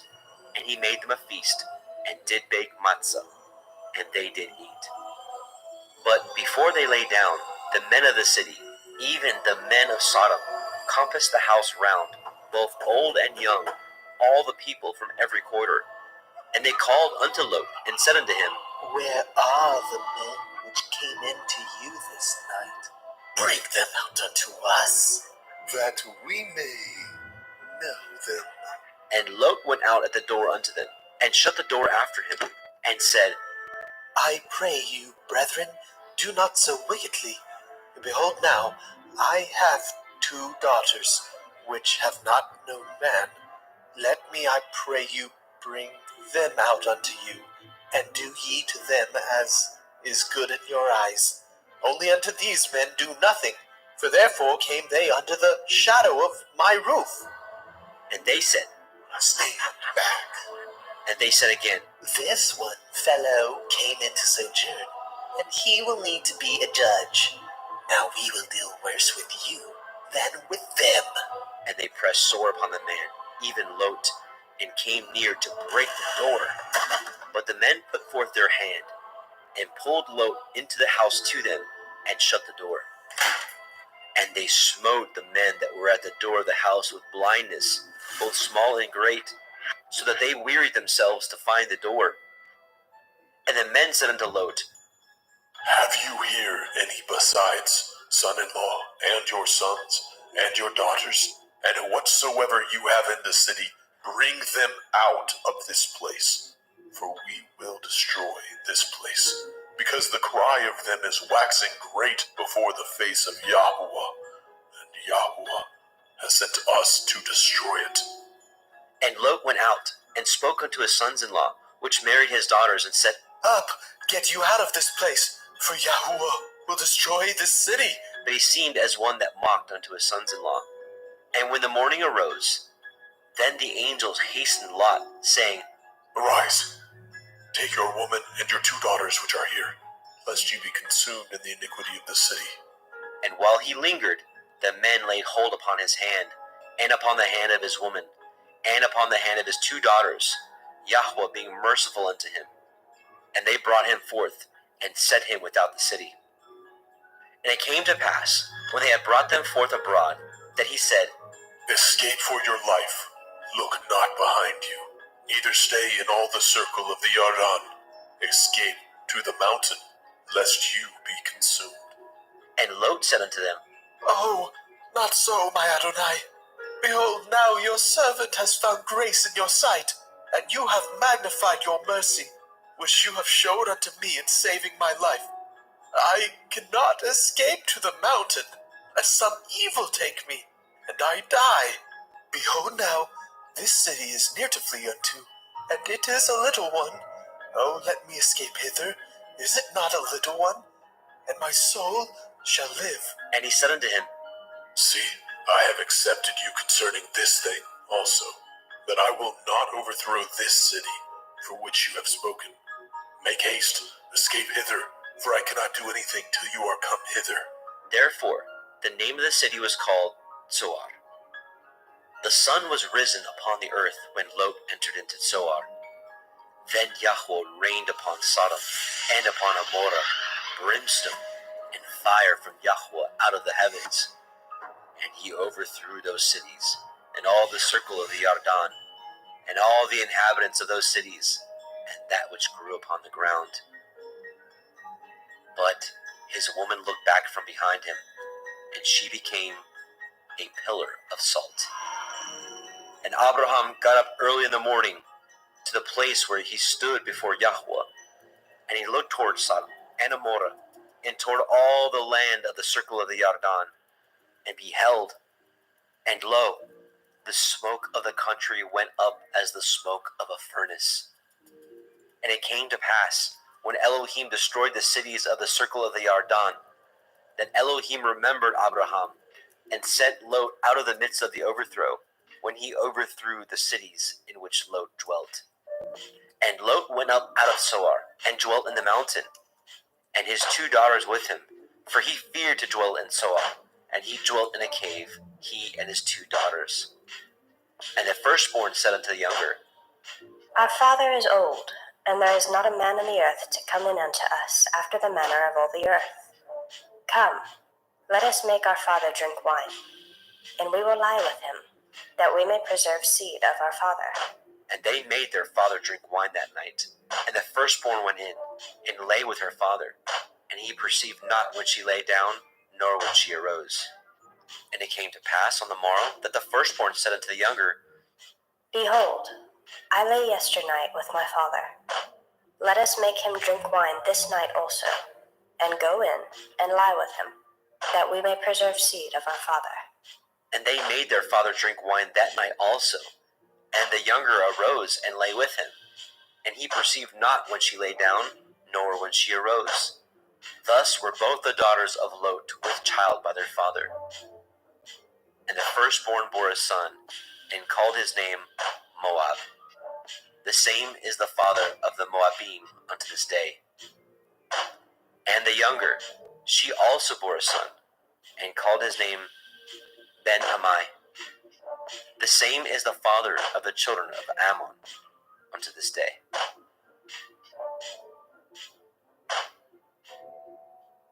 Bereshit, Genesis, chapter 20.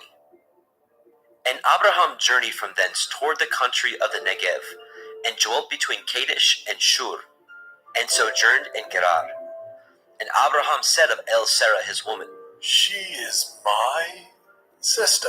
And Abimelech king of Gerar sent, and took Sarah. But Elohim came to Abimelech in a dream by night, and said to him, Behold, you are but a dead man, for the woman which you have taken, for she is a man's woman. But Abimelech had not come near her.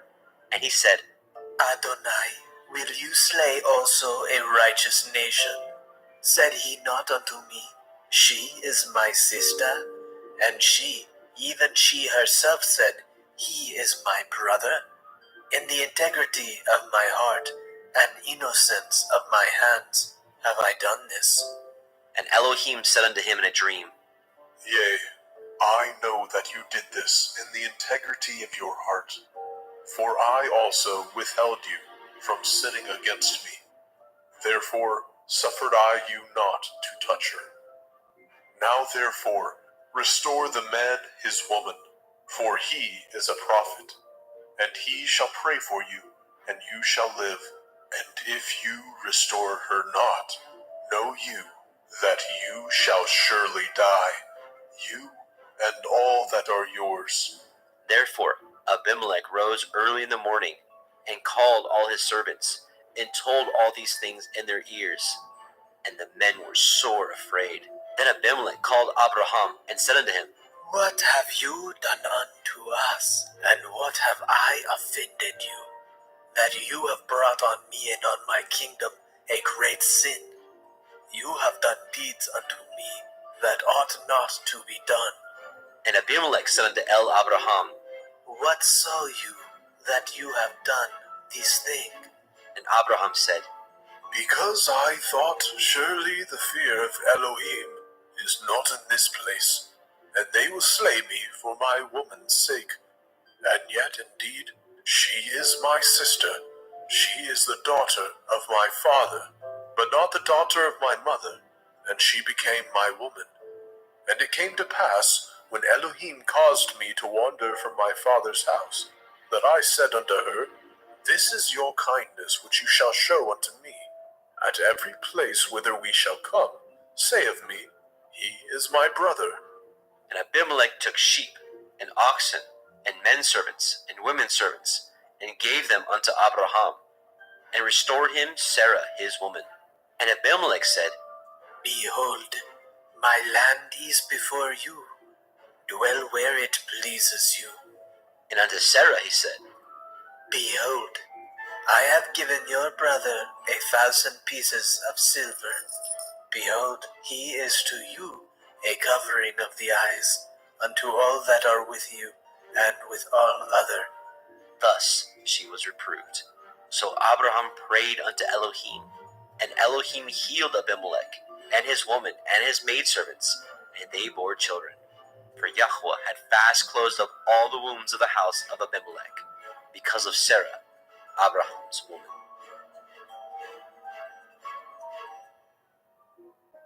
Bereshit, Genesis, chapter 21. And Yahweh visited Sarah as he had said, and Yahweh did unto Sarah as he had spoken. For Sarah conceived and bore Abraham a son in his old age, at the set time of which Elohim had spoken to him. And Abraham called the name of his son that was born unto him, whom Sarah bore unto him, Yitzchak. And Abraham circumcised his son Yitzchak, being 8 days old, as Elohim had commanded him. And Abraham was 100 years old, when his son Yitzchak was born unto him. And Sarah said, Elohim has made me to laugh, so that all that hear will laugh with me. And she said, Who would have said unto Abraham that Sarah should have given children suck? For I have borne him a son in his old age. And the child grew, and was weaned. And Abraham made a great feast, the same day that Yitzchak was weaned. And Sarah saw the son of Hagar, the Mitzrayim, which she had borne unto Abraham, mocking.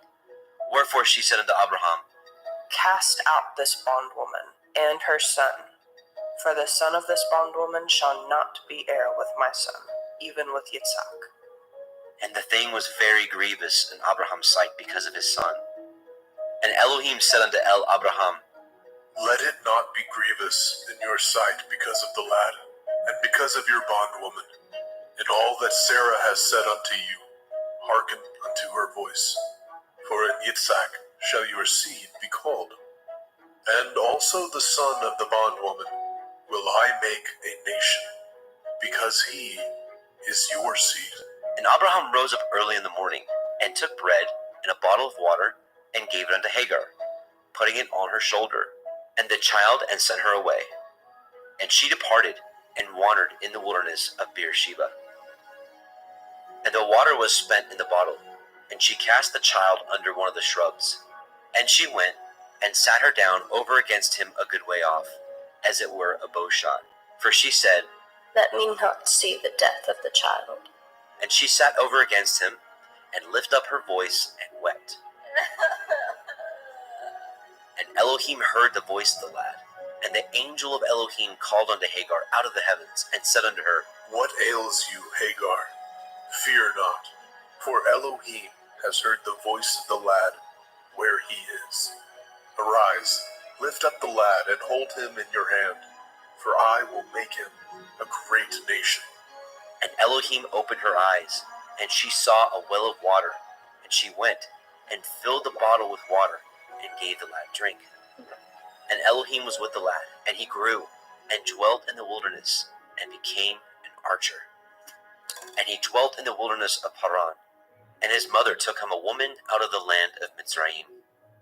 And it came to pass at that time, that Abimelech and Pichol, the chief captain of his host, spoke unto Abraham, saying, Elohim is with you in all that you do. Now therefore swear unto me here by Elohim, that you will not deal falsely with me, nor with my son, nor with my son's son, but according to the kindness that I have done unto you, you shall do unto me, and to the land wherein you have sojourned. And Abraham said, I will swear. And Abraham reproved Abimelech because of a well of water, which Abimelech's servants had violently taken away. And Abimelech said, I know not who has done these things, neither did you tell me, neither yet heard I of it, but today. And Abraham took sheep and oxen, and gave them unto Abimelech, and both of them cut a covenant. And Abraham set 7 ewe lambs of the flock by themselves. And Abimelech said unto Abraham, What mean these 7 ewe lambs which you have set by themselves?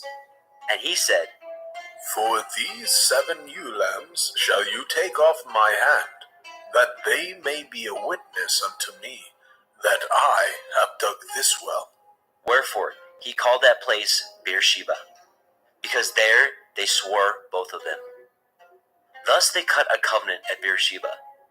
Then Abimelech rose up, and Pichol, the chief captain of his host, and they returned into the land of the Palestine. And Abraham planted a grove in Beersheba, and called thereon the name of Yahweh, El Olam. And Abraham sojourned in the Palestine's land many days.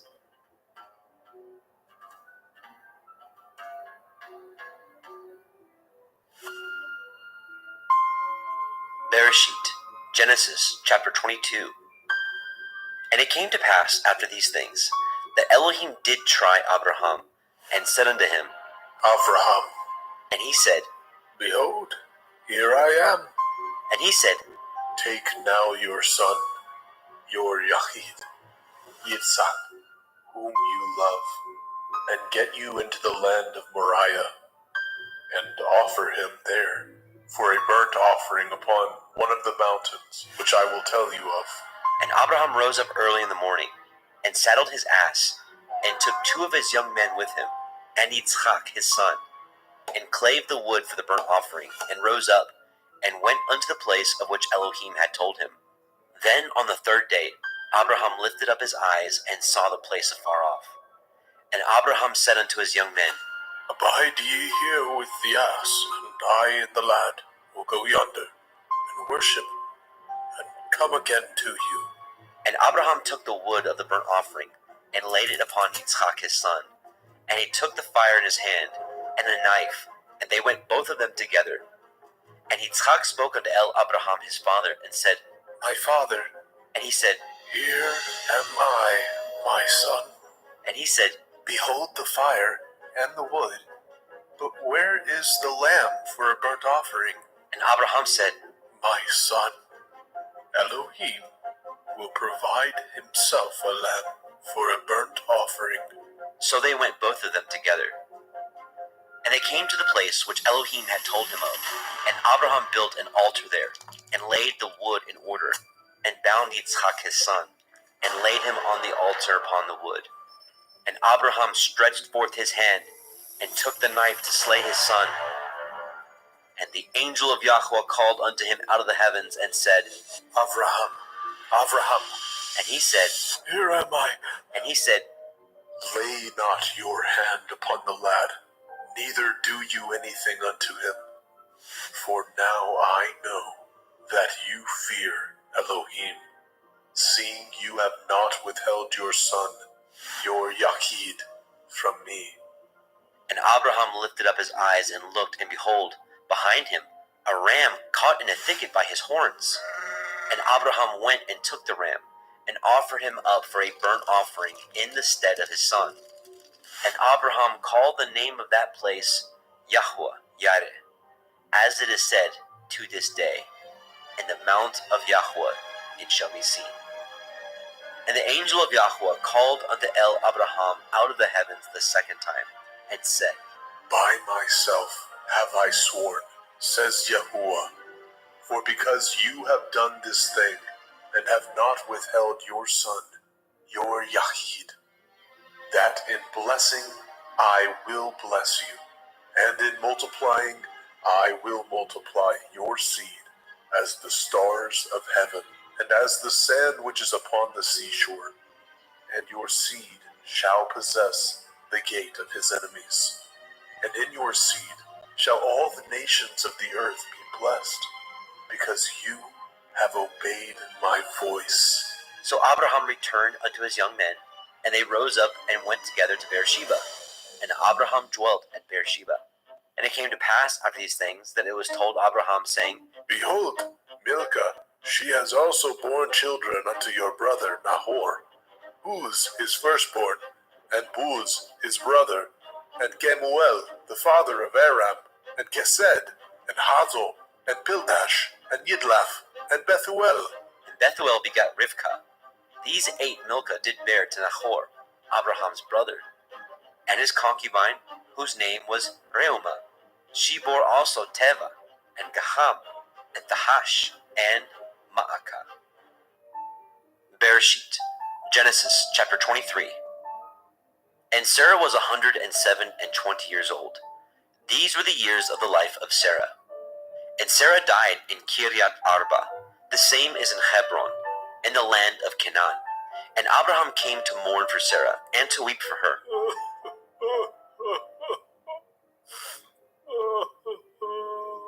And Abraham stood up from before his dead, and spoke unto the sons of Heth, saying, I am a stranger and a sojourner with you. Give me a possession of a burying place with you, that I may bury my dead out of my sight. And the children of Heth answered Abraham, saying unto him, Hear us, my lord. You are a mighty prince among us. In the choice of our sepulchres bury your dead. None of us shall withhold from you his sepulchre, but that you may bury your dead. And Abraham stood up and bowed himself to the people of the land, even to the children of Heth. And he communed with them, saying, If it be your mind that I should bury my dead out of my sight, hear me, and entreat from me to Ephron, the son of Zohar, that he may give me the cave of Machpelah, which he has, which is in the end of his field. For as much money as it is worth he shall give it me, for a possession of a burying place amongst you. And Ephron dwelt among the children of Heth. And Ephron the Hittite answered Abraham in the audience of the children of Heth, even all that went in the gate of his city, saying, Nay, my lord, hear me. The field I give you, and the cave that is therein I give it you. In the presence of the sons of my people give I it you. Bury your dead. And Abraham bowed down himself before the people of the land. And he spoke unto Ephron in the audience of the people of the land, saying, But if you will give it, I pray you, hear me. I will give you money for the field. Take it of me, and I will bury my dead there. And Ephron answered Abraham, saying unto him, My lord, hearken unto me. The land is worth 400 shekels of silver. What is that betwixt me and you? Bury therefore your dead. And Abraham hearkened unto Ephron. And Abraham weighed to Ephron the silver, which he had named in the audience of the sons of Heth, 400 shekels of silver, current money with the merchant. And the field of Ephron, which was in Machpelah, which was before Mamre, the field and the cave which was therein, and all the trees that were in the field, that were in all the borders round about, were made sure unto Abraham for a possession in the presence of the children of Heth, before all that went in at the gate of his city. And after this, Abraham buried Sarah his woman in the cave of the field of Machpelah before Mamre, the same as Hebron, in the land of Canaan. And the field and the cave that is therein were made sure unto Abraham for a possession of a burying place by the sons of Heth.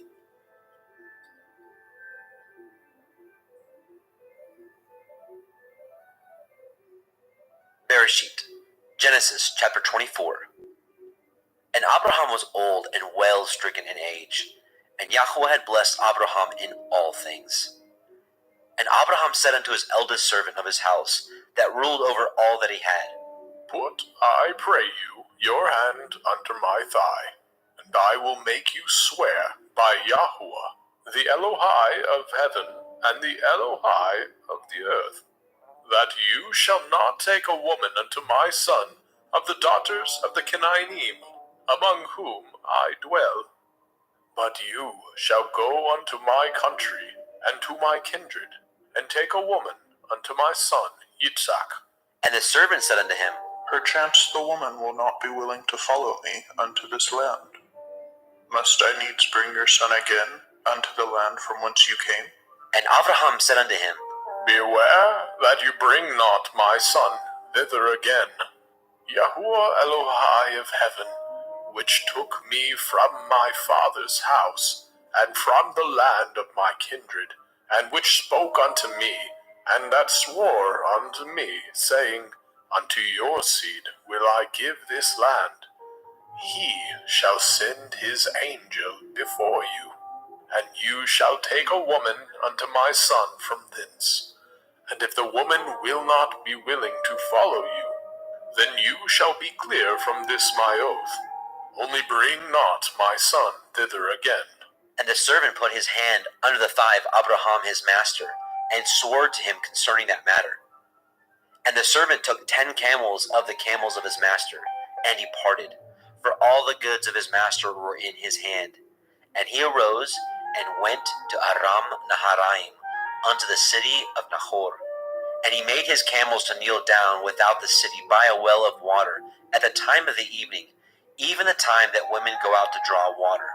And he said, O Yahuwah Elohai, of my master Abraham, I pray you, send me good speed this day, and show kindness unto my master Abraham. Behold, I stand here by the well of water, and the daughters of the men of the city come out to draw water.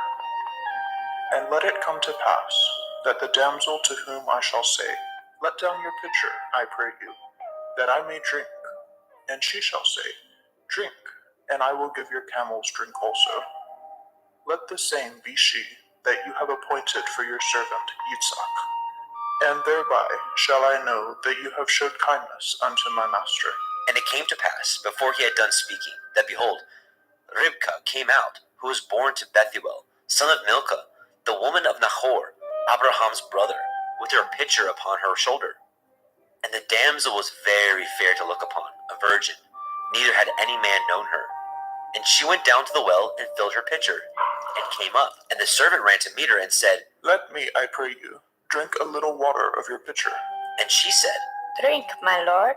And she hastened, and let down her pitcher upon her hand, and gave him drink. And when she had done giving him drink, she said, I will draw water for your camels also, until they have done drinking. And she hastened, and emptied her pitcher into the trough, and ran again unto the well to draw water, and drew for all his camels. And the man, wondering at her, held his peace, to wit whether Yahweh had made his journey prosperous or not. And it came to pass, as the camels had done drinking, that the man took a golden earring of 1/2 shekel weight, and 2 bracelets for her hands of 10 shekels weight of gold, and said, Whose daughter are you? Tell me, I pray you, is there room in your father's house for us to lodge in? And she said unto him, I am the daughter of Bethuel, the son of Milcah, which she bore unto Nahor. And she said moreover unto him, We have both straw and provender enough, and room to lodge in. And the man bowed down his head and worshipped Yahweh. And he said, Blessed be Yahuwah Elohai of my master Abraham, who has not left destitute my master of his mercy and his truth. I, being in the way, Yahuwah led me to the house of my master's brethren. And the damsel ran, and told them of her mother's house of these things. And Ribkah had a brother, and his name was Laban. And Laban ran unto the man, unto the well. And it came to pass, when he saw the earring and the bracelets upon his sister's hands, and when he heard the words of Ribkah his sister, saying, Thus spoke the man unto me. that he came unto the man, and behold, he stood by the camels at the well. And he said, Come in, you blessed of Yahuwah. Wherefore stand you without? For I have prepared the house and room for the camels. And the man came into the house, and he ungirded his camels, and gave straw and provender for the camels, and water to wash his feet, and the men's feet that were with him. And there was set meat before him to eat, but he said, I will not eat until I have told my errand. And he said, Speak on. And he said, I am Abraham's servant, and Yahuwah has blessed my master greatly, and he has become great. And he has given him flocks and herds, and silver and gold, and menservants and maidservants, and camels and asses. And Sarah, my master's woman, bore a son to my master when she was old, and unto him has he given all that he has. And my master made me swear, saying, You shall not take a woman to my son of the daughters of the Canaanim, in whose land I dwell, but you shall go unto my father's house, and to my kindred, and take a woman unto my son. And I said unto my master, Perchance the woman will not follow me. And he said unto me, Yahuwah, before whom I walk, will send his angel with you, and prosper your way. And you shall take a woman for my son of my kindred, and of my father's house. Then shall you be clear from this my oath, when you come to my kindred, and if they give not you one, you shall be clear from my oath. And I came this day unto the well, and said, O Yahuwah Elohai, of my master Abraham, if now you do prosper my way which I go, behold, I stand by the well of water. And it shall come to pass, that when the virgin comes forth to draw water, and I say to her, Give me, I pray you, a little water of your pitcher to drink, And she said to me, Both drink you, and I will also draw for your camels. Let the same be the woman whom Yahuwah has appointed out for my master's son. And before I had done speaking in my heart, behold, Rivkah came forth with her pitcher on her shoulder. And she went down unto the well, and drew water. And I said unto her, Let me drink, I pray you. And she made haste, and let down her pitcher from her shoulder, and said, Drink, and I will give your camels drink also. So I drank, and she made the camels drink also. And I asked her and said, Whose daughter are you? And she said, The daughter of Bethuel, Nahor's son, whom Milcah bore unto him. And I put the earring upon her face, and the bracelets upon her hands. And I bowed down my head and worshipped Yahuwah, and blessed Yahuwah Elohai of my master Avraham, which had led me in the right way to take my master's brother's daughter unto his son. And now, if ye will deal kindly and truly with my master, tell me, and if not, tell me, that I may turn to the right hand or to the left. Then Laban and Bethuel answered and said, The thing proceeds from Yahuwah. We cannot speak unto you bad or good. Behold, Rivkah is before you. Take her and go, and let her be your master's son's woman, as Yahuwah has spoken. And it came to pass that when Abraham's servant heard their words, he worshipped Yahweh, bowing himself to the earth. And the servant brought forth jewels of silver and jewels of gold and raiment, and gave them to Ribkah. And he gave also to her brother and to her mother precious things. And they did eat and drink, and the men that were with him, and tarried all night. And they rose up in the morning, and he said, Send me away unto my master. And her brother and her mother said, Let the damsel abide with us a few days, at the least 10. After that she shall go. And he said unto them, Hinder me not, seeing Yahuwah has prospered my way. Send me away, that I may go to my master. And they said, We will call the damsel and inquire at her mouth. And they called Ribkah and said unto her, Will you go with this man? And she said, I will go. And they sent away Ribkah their sister, and her nurse, and Abraham's servant, and his men. And they blessed Ribkah, and said unto her, You are our sister. Be the mother of thousands of millions, and let your seed possess the gate of those which hate them.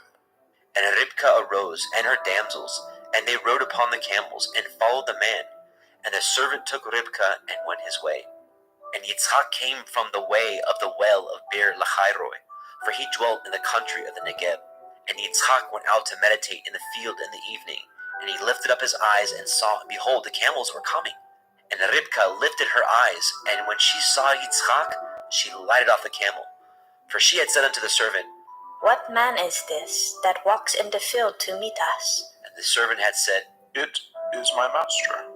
Therefore she took a veil and covered herself. And the servant told Yitzhak all the things that he had done.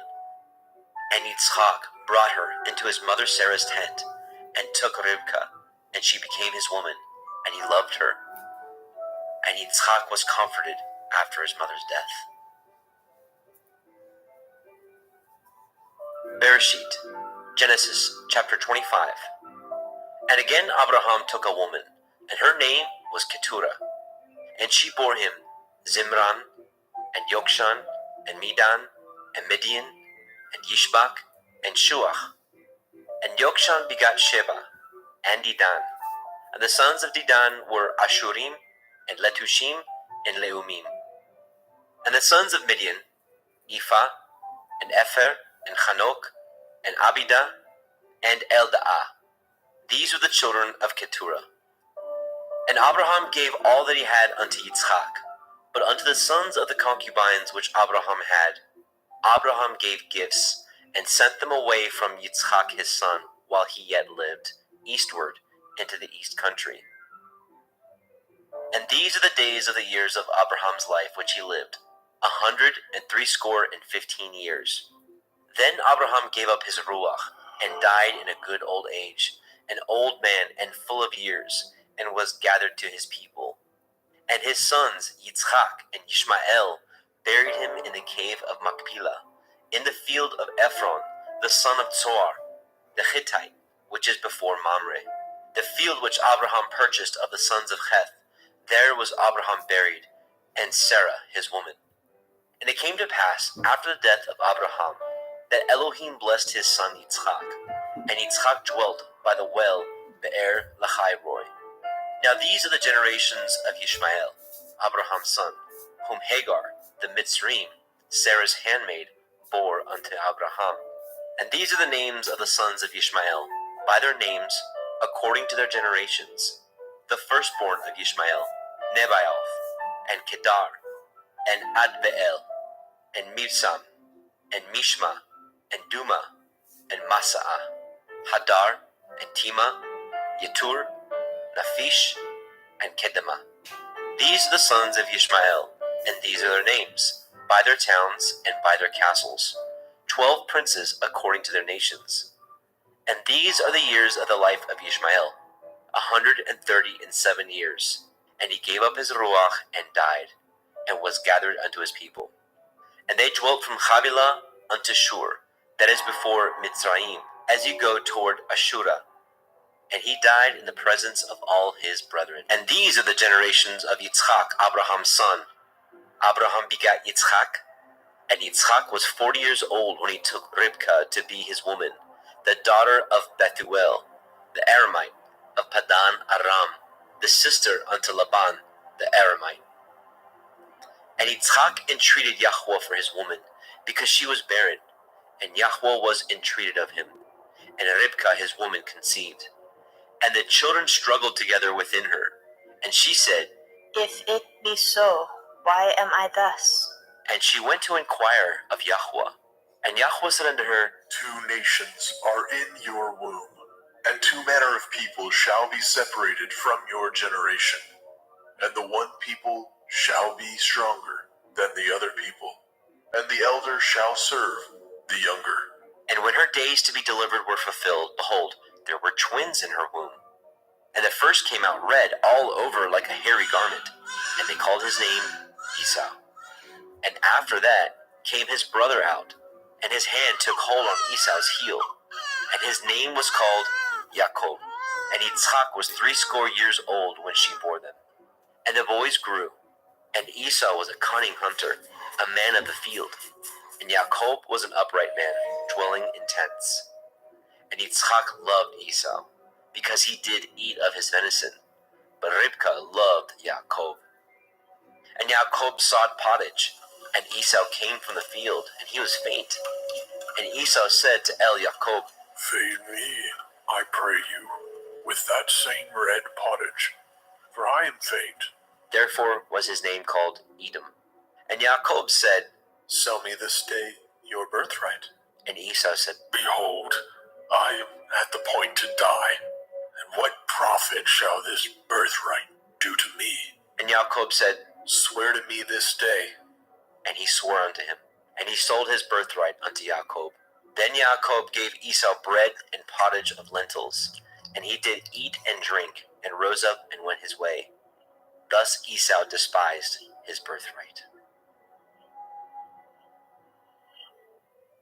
Bereshit, Genesis, chapter 26.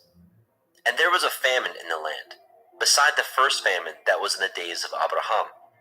And Yitzchak went unto Abimelech, king of the Philistine, unto Gerar.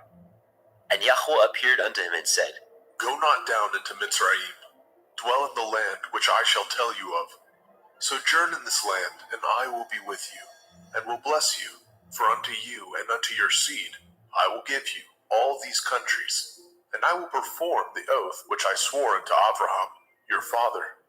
And I will make your seed to multiply as the stars of heaven, and will give unto your seed all these countries, and in your seed shall all the nations of the earth be blessed. Because that Abraham obeyed my voice, and did guard my watch, my commandments, my statutes, and my Torah. And Yitzchak dwelt in Gerar. And the men of the place asked him of his woman, and he said, She is my sister. For he feared to say, "She is my woman," lest, said he, the men of the place should kill me for Rivka, because she was fair to look upon. And it came to pass, when he had been there a long time, that Abimelech, king of the Pelishtim, looked out at a window and saw, and behold, Yitzchak was sporting with Rivka his woman. And Abimelech called Yitzchak and said, Behold, of a surety she is your woman. And how said you, she is my sister? And Yitzchak said unto him, Because I said, lest I die for her. And Abimelech said, What is this you have done unto us?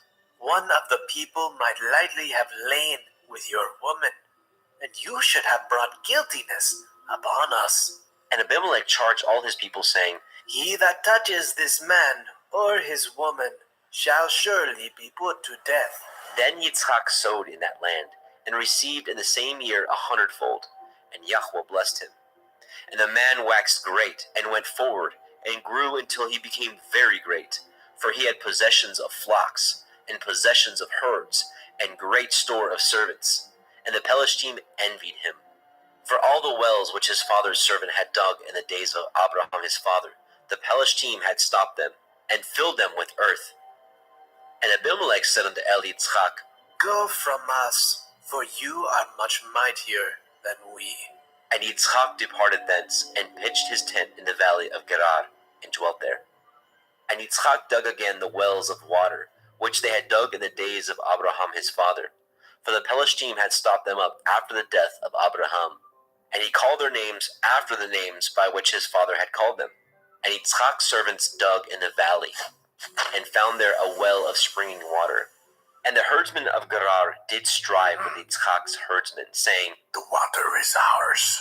And he called the name of the well Esek, because they strove with him. And they dug another well, and strove for that also.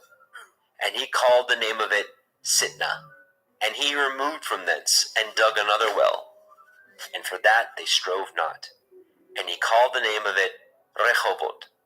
And he said, For now Yahuwah has made room for us, and we shall be fruitful in the land. And he went up from thence to Beer-sheba. And Yahweh appeared unto him that same night, and said, I am the Elohai of Abraham your father. Fear not, for I am with you, and will bless you, and multiply your seed for my servant Abraham's sake. And he built an altar there, and called upon the name of Yahweh, and pitched his tent there, and there Yitzchak's servants dug a well. Then Abimelech went to him from Gerar, and Achuzat, one of his friends, and Pichol, the chief captain of his army. And Yitzchak said unto them, Wherefore come ye to me, seeing ye hate me, and have sent me away from you? And they said, We saw certainly that Yahuwah was with you, and we said, Let there be now an oath betwixt us, even betwixt us and you, and let us cut a covenant with you.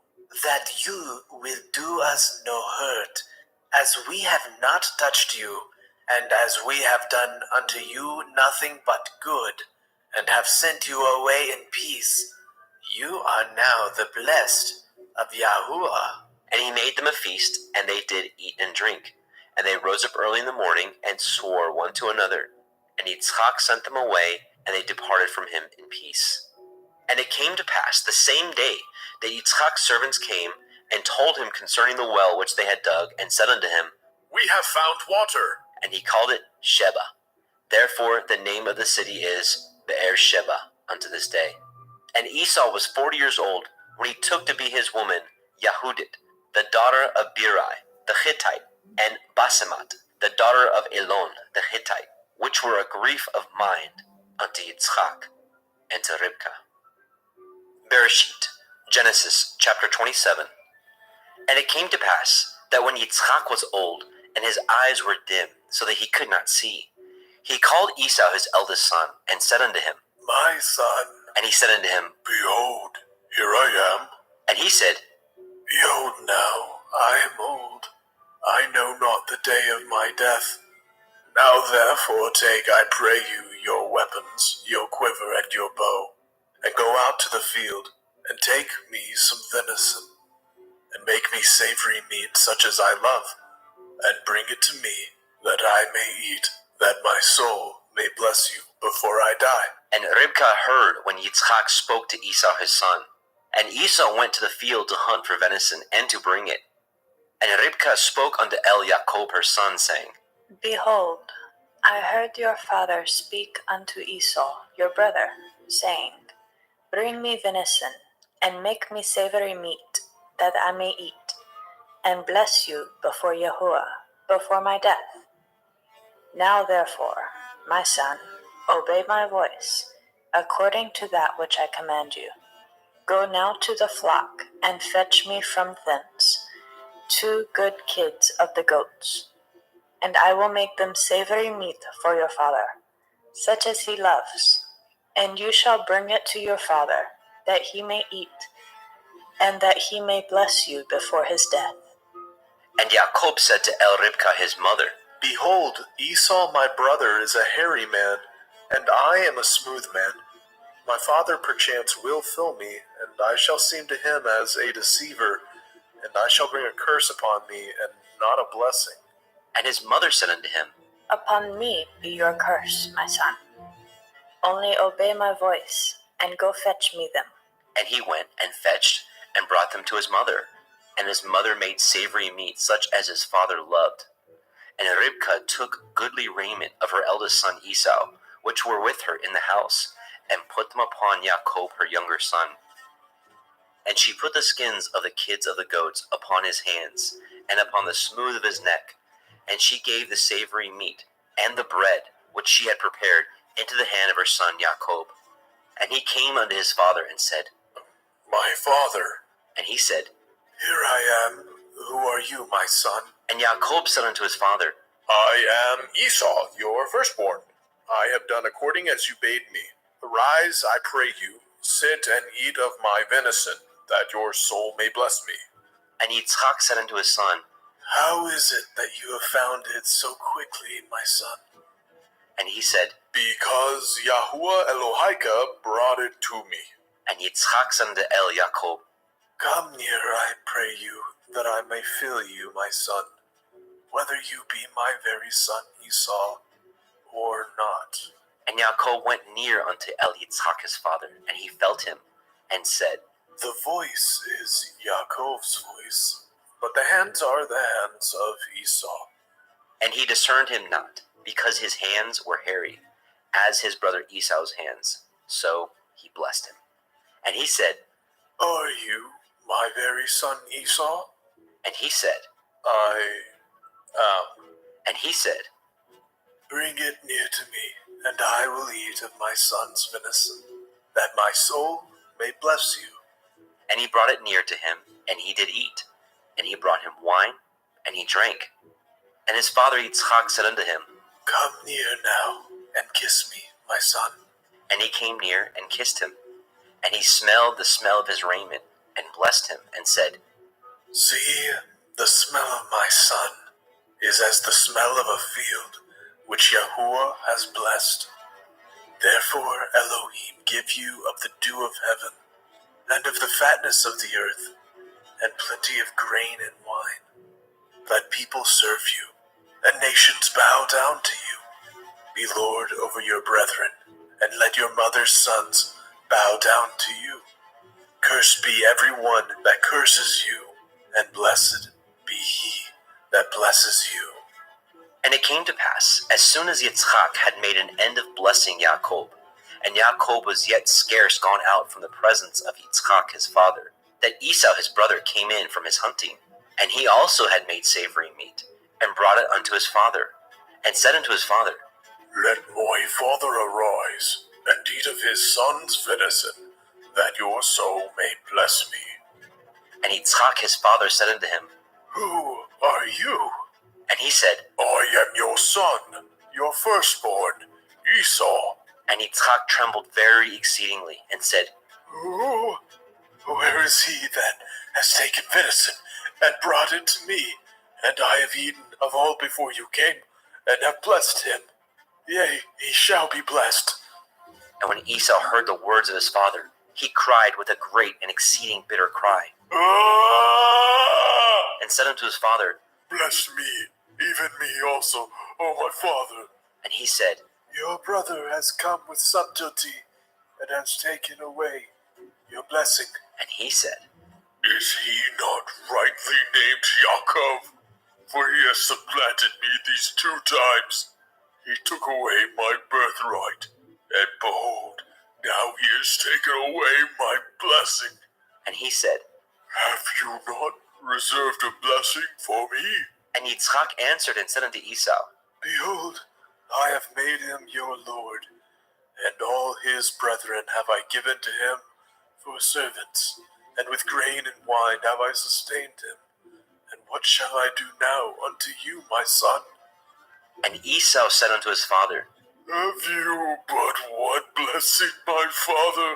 Bless me, even me also, O my father. And Esau lifted up his voice and wept.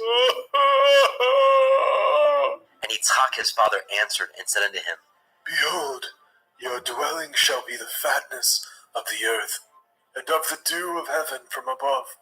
And by your sword shall you live, and shall serve your brother. And it shall come to pass, when you shall have the dominion, that you shall break his yoke from off your neck. And Esau hated Jacob because of the blessing wherewith his father blessed him. And Esau said in his heart, The days of mourning for my father are at hand. Then I will slay my brother Yaakov. And these words of Esau, her elder son, were told to Ribkah. And she sent and called Jacob, her younger son, and said unto him, Behold, your brother Esau, as touching you, comforts himself, purposing to kill you. Now therefore, my son, obey my voice, and arise, flee to Lavan my brother, to Haran, and tarry with him a few days, until your brother's fury turn away, until your brother's anger turn away from you, and he forget that which you have done to him. Then I will send and fetch you from thence. Why should I be deprived also of you both in one day? And Ribkah said to Yitzchak, I am weary of my life because of the daughters of Heth. If Yaakov take a woman of the daughters of Heth, such as these which are of the daughters of the land, what good shall my life do me?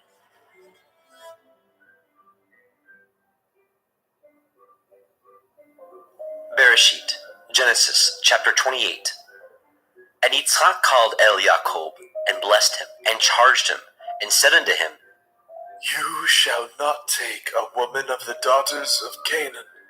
Arise, go to Padan Aram, to the house of Bethuel, your mother's father, and take you a woman from thence of the daughters of Laban, your mother's brother, and El Shaddai bless you, and make you fruitful, and multiply you, that you may be a multitude of people, and give you the blessing of Abraham to you, and to your seed with you, that you may inherit the land wherein you are a stranger, which Elohim gave unto Abraham.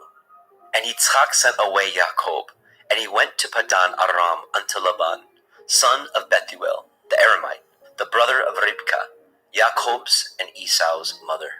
When Esau saw that Yitzchak had blessed Jacob, and sent him away to Padan Aram, to take him a woman from thence, and that as he blessed him, he gave him a charge, saying, You shall not take a woman of the daughters of Canaan. And that Jacob obeyed his father and his mother, and was gone to Padan Aram. And Esau, seeing the daughters of Canaan pleased not Yitzchak his father, then went Esau unto Ishmael, and he took unto the woman which he had Mahalat, the daughter of Ishmael, Abraham's son, the sister of Nebaioth, to be his woman. And Jacob went out from Beersheba, and went toward Haran. And he lighted upon a certain place, and tarried there all night, because the sun was set. He took of the stones of that place, and put them for his pillows, and lay down in that place to sleep. And he dreamed, and behold, a ladder set up on the earth, and the top of it reached to heaven. And behold, the angels of Elohim ascending and descending on it. And behold, Yahweh stood above it, and said, I am Yahuwah Elohai of Abraham your father, and the Elohai of Yitzhak. The land whereon you lie, to you will I give it, and to your seed. And your seed shall be as the dust of the earth, and you shall spread abroad to the west, and to the east, and to the north, and to the south. And in you, and in your seed, shall all the families of the earth be blessed. And behold, I am with you, and will guard you in all the places whither you go, and will bring you again into this land. For I will not leave you until I have done that which I have spoken to you of. And Yaakov awoke out of his sleep, and he said, Surely Yahuwah is in this place, and I knew it not. And he was afraid and said, How dreadful is this place! This is none other but the house of Elohim, and this is the gate of heaven. And Yaakov arose up early in the morning, and took the stone that he had put for his pillows, and set it up for a pillar, and poured oil upon the top of it. And he called the name of that place Beit El. But the name of that city was called Luz at the first. And Yaakov vowed a vow, saying, If Elohim will be with me, and will guard me in this way that I go, and will give me bread to eat, and raiment to put on, so that I come again to my father's house in peace, then shall Yahuwah be my Elohim. And this stone which I have set for a pillar shall be Elohim's house, and of all that you shall give me, I will surely give the 10th unto you.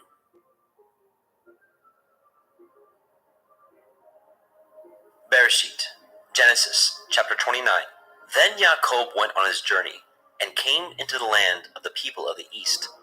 And he looked, and behold, a well in the field, and lo, there were 3 flocks of sheep lying by it. For out of that well they watered the flocks, and a great stone was upon the well's mouth. And thither there were all the flocks gathered, and they rolled the stone from the well's mouth, and watered the sheep, and put the stone again upon the well's mouth in its place. And Yaakov said unto them, My brethren, whence be ye? And they said, Of Haran are we. And he said unto them, Know ye Lavan, the son of Nahor? And they said, We know him. And he said unto them, Is he well? And they said, He is well. And behold, Rachel his daughter comes with the sheep.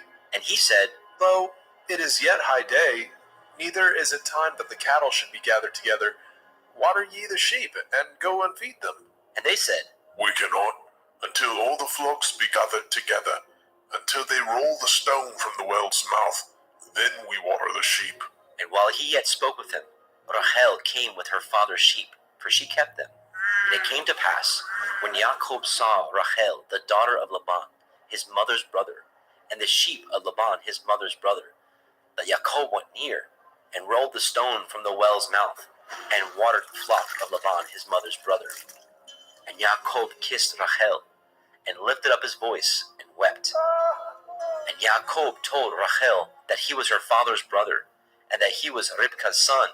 And she ran and told her father. And it came to pass, when Laban heard the tidings of Yaakov his sister's son, that he ran to meet him, and embraced him, and kissed him, and brought him to his house. And he told Laban all these things. And Laban said to him, Surely you are my bone and my flesh. And he abode with him the space of a month. And Laban said unto Yaakov, Because you are my brother, should you therefore serve me for naught? Tell me, what shall your wages be? And Laban had 2 daughters. The name of the elder was Leah, and the name of the younger was Rachel. Leah was tender-eyed, but Rachel was beautiful and well-favored. And Yaakov loved Rachel, and said, I will serve you 7 years for Rachel, your younger daughter. And Laban said, It is better that I give her to you, than that I should give her to another man. Abide with me. And Yaakov served 7 years for Rachel, and they seemed unto him but a few days, for the love he had to her. And Yaakov said unto Laban, Give me my woman, for my days are fulfilled, that I may go in unto her. And Laban gathered together all the men of that place, and made a feast. And it came to pass in the evening, that he took Leah his daughter, and brought her to him. and he went in unto her. And Laban gave unto his daughter Leah Zilpah, his maid, for a handmaid. And it came to pass that in the morning, behold, it was Leah. And he said to Laban, What is this that you have done unto me? Did I not serve with you for Rachel? Wherefore then have you beguiled me? And Laban said, It must not be so done in our country, to give the younger before the firstborn. Fulfill her week, and we will give you this also for the service which you shall serve with me yet 7 other years. And Yaakov did so, and fulfilled her week. And he gave him Rachel, his daughter, to be his woman also. And Laban gave to Rachel his daughter, Bilhah, his handmaid, to be her maid. And he went in also unto Rachel, and he loved also Rachel more than Leah, and served with him yet 7 other years. And when Yahweh saw that Leah was hated, he opened her womb, but Rachel was barren. And Leah conceived, and bore a son, and she called his name Reuben. For she said, Surely Yahuwah has looked upon my affliction. Now therefore my man will love me. And she conceived again, and bore a son, and said, Because Yahuwah has heard that I was hated, he has therefore given me this son also. And she called his name Shimon. And she conceived again, and bore a son, and said, Now this time will my man be joined unto me, because I have borne him 3 sons. Therefore was his name called Levi. And she conceived again, and bore a son, and she said, Now I will praise Yahuwah. Therefore she called his name Yahudah, and left bearing.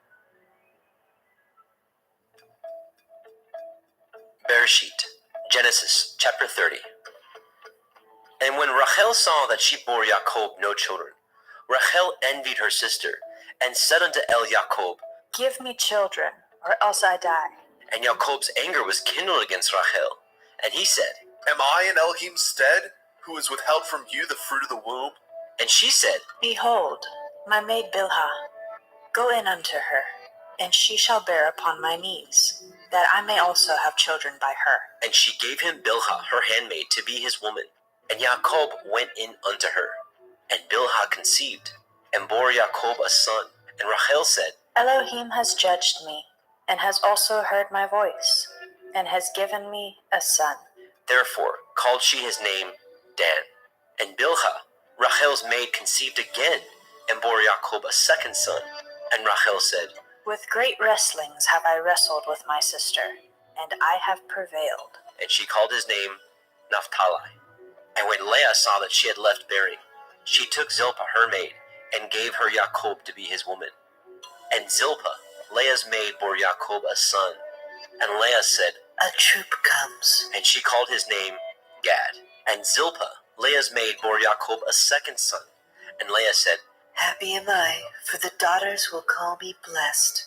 And she called his name Asher. And Reuben went in the days of the wheat harvest, and found mandrakes in the field, and brought them unto his mother Leah. Then Rachel said to Leah, Give me, I pray you, of your son's mandrakes. And she said unto her, Is it a small matter that you have taken my man? And will you take away my son's mandrakes also? And Rachel said, Therefore he shall lie with you tonight for your son's mandrakes. And Jacob came out of the field in the evening, and Leah went out to meet him, and said, You must come in unto me, for surely I have hired you with my son's mandrakes. And he lay with her that night. And Elohim hearkened unto Leah, and she conceived, and bore Jacob the 5th son. And Leah said, Elohim has given me my hire, because I have given my maiden to my man. And she called his name Issachar. And Leah conceived again, and bore Jacob the 6th son. And Leah said, Elohim has endued me with a good dowry. Now will my man dwell with me, because I have borne him 6 sons. And she called his name Zebulun. And afterwards she bore a daughter, and called her name Dinah. And Elohim remembered Rachel, and Elohim hearkened to her, and opened her womb. And she conceived and bore a son, and said, Elohim has taken away my reproach. And she called his name Joseph, and said, Yahuwah shall add to me another son. And it came to pass, when Rachel had borne Joseph, that Jacob said unto Laban, Send me away, that I may go into my own place, and to my country. Give me my women and my children, for whom I have served you, and let me go. For you know my service which I have done you. And Laban said unto him, I pray you, if I have found favor in your eyes, tarry. For I have learned by experience that Yahuwah has blessed me for your sake. And he said, Appoint me your wages, and I will give it. And he said unto him, You know how I have served you, and how your cattle was with me. For it was little which you had before I came, and it is now increased unto a multitude. And Yahuwah has blessed you since my coming. And now, when shall I provide for my own house also? And he said, What shall I give you? And Jacob said, You shall not give me anything. If you will do this thing for me, I will again feed and guard your flock. I will pass through all your flock today, removing from thence all the speckled and spotted cattle, and all the brown cattle among the sheep, and the spotted and speckled among the goats, and of such shall be my hire. So shall my righteousness answer for me in time to come, when it shall come for my hire before your face. Every one that is not speckled and spotted among the goats, and brown among the sheep, that shall be counted stolen with me. And Laban said, Behold, I would it might be according to your word. And he removed that day the he-goats that were ring-streaked and spotted, and all the she-goats that were speckled and spotted, and every one that had some white in it, and all the brown among the sheep, and gave them into the hands of his sons. And he set 3 days' journey betwixt himself and Jacob, and Jacob fed the rest of Laban's flocks. And Jacob took him rods of green poplar, and of the hazel and chestnut tree, and pilled white strakes in them, and made the white appear which was in the rods. And he set the rods which he had pilled before the flocks in the gutters, in the watering troughs, when the flocks came to drink, that they should conceive when they came to drink. And the flocks conceived before the rods, and brought forth cattle, ring-streaked, speckled, and spotted. And Jacob did separate the lambs, and set the faces of the flocks toward the ring-streaked, and all the brown in the flock of Laban. And he put his own flocks by themselves, and put them not unto Laban's cattle. And it came to pass, whensoever the stronger cattle did conceive, that Jacob laid the rods before the eyes of the cattle in the gutters, that they might conceive among the rods. But when the cattle were feeble, he put them not in. So the feebler were Laban's, and the stronger Jacob's. And the man increased exceedingly, and had much cattle, and maidservants, and menservants, and camels, and asses.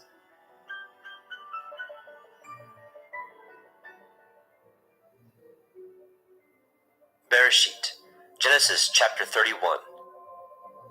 And he heard the words of Laban's son, saying, Yaakov has taken away all that was our father's, and of that which was our father's has he gotten all his glory. And Jacob beheld the countenance of Laban, and behold, it was not towards him as before. And Yahweh said unto Jacob, Return unto the land of your fathers, and to your kindred, and I will be with you. And Jacob sent and called Rachel and Leah to the fields unto his flock, and said unto them, I see your father's countenance, that it is not towards me as before, but the Elohim of my father has been with me. And ye know that with all my power I have served your father.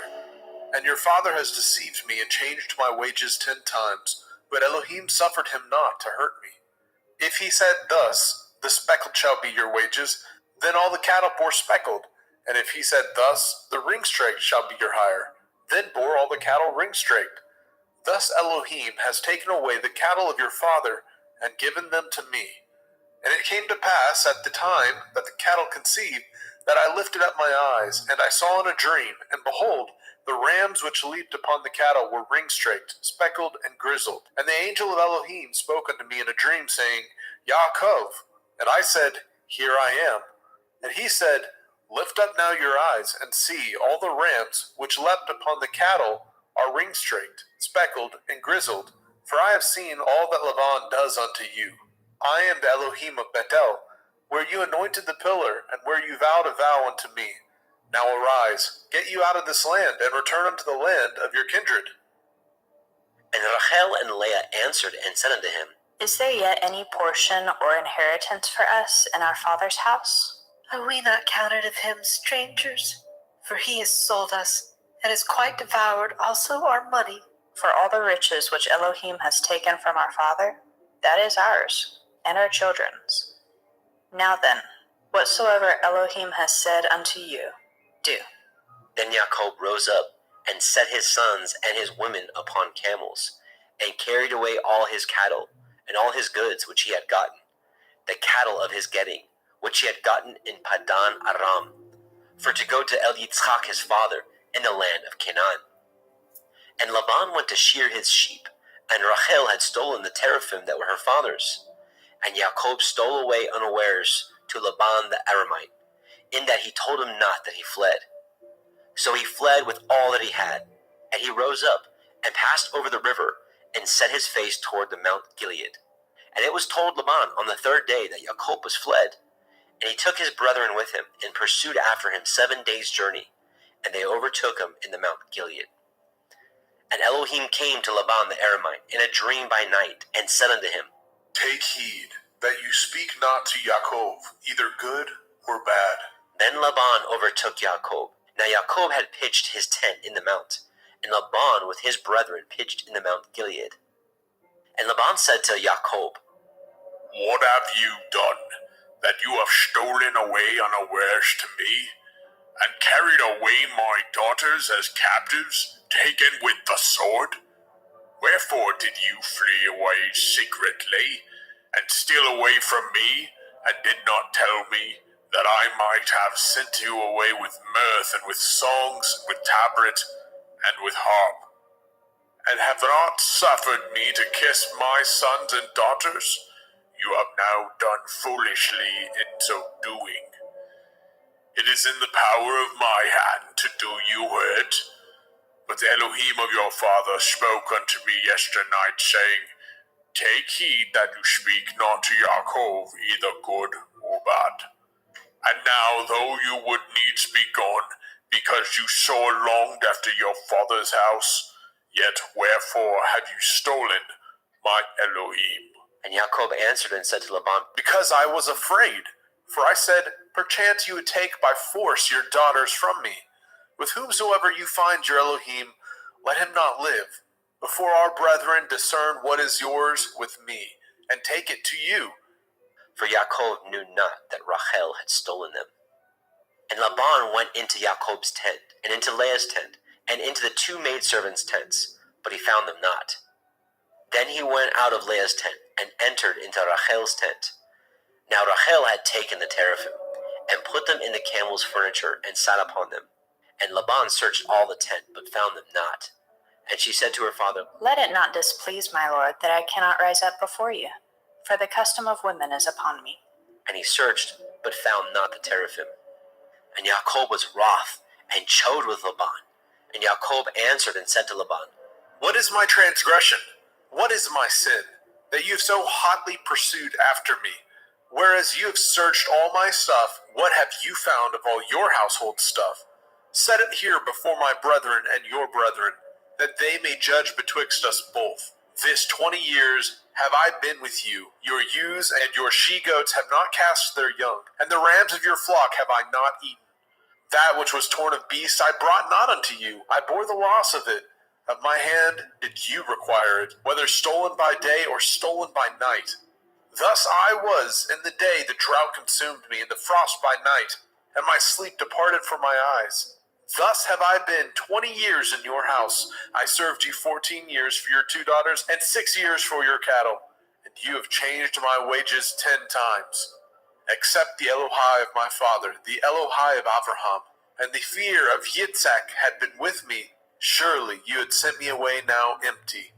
Elohim has seen my affliction, and the labor of my hands, and rebuked you yesternight. And Laban answered and said unto Jacob, These daughters are my daughters, and these children are my children, and these cattle are my cattle, and all that you see is mine. And what can I do this day unto these my daughters, or unto their children which they have borne? Now therefore come, let us cut a covenant, I and you, and let it be for a witness between me and you. And Jacob took a stone, and set it up for a pillar.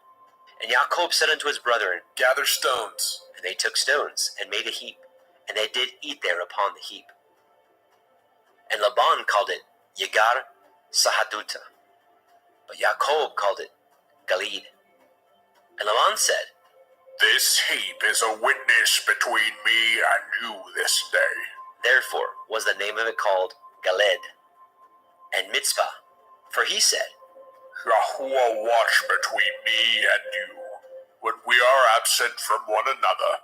If you shall afflict my daughters, or if you shall take other women beside my daughters, no man is with us. See, Elohim is witness between me and you.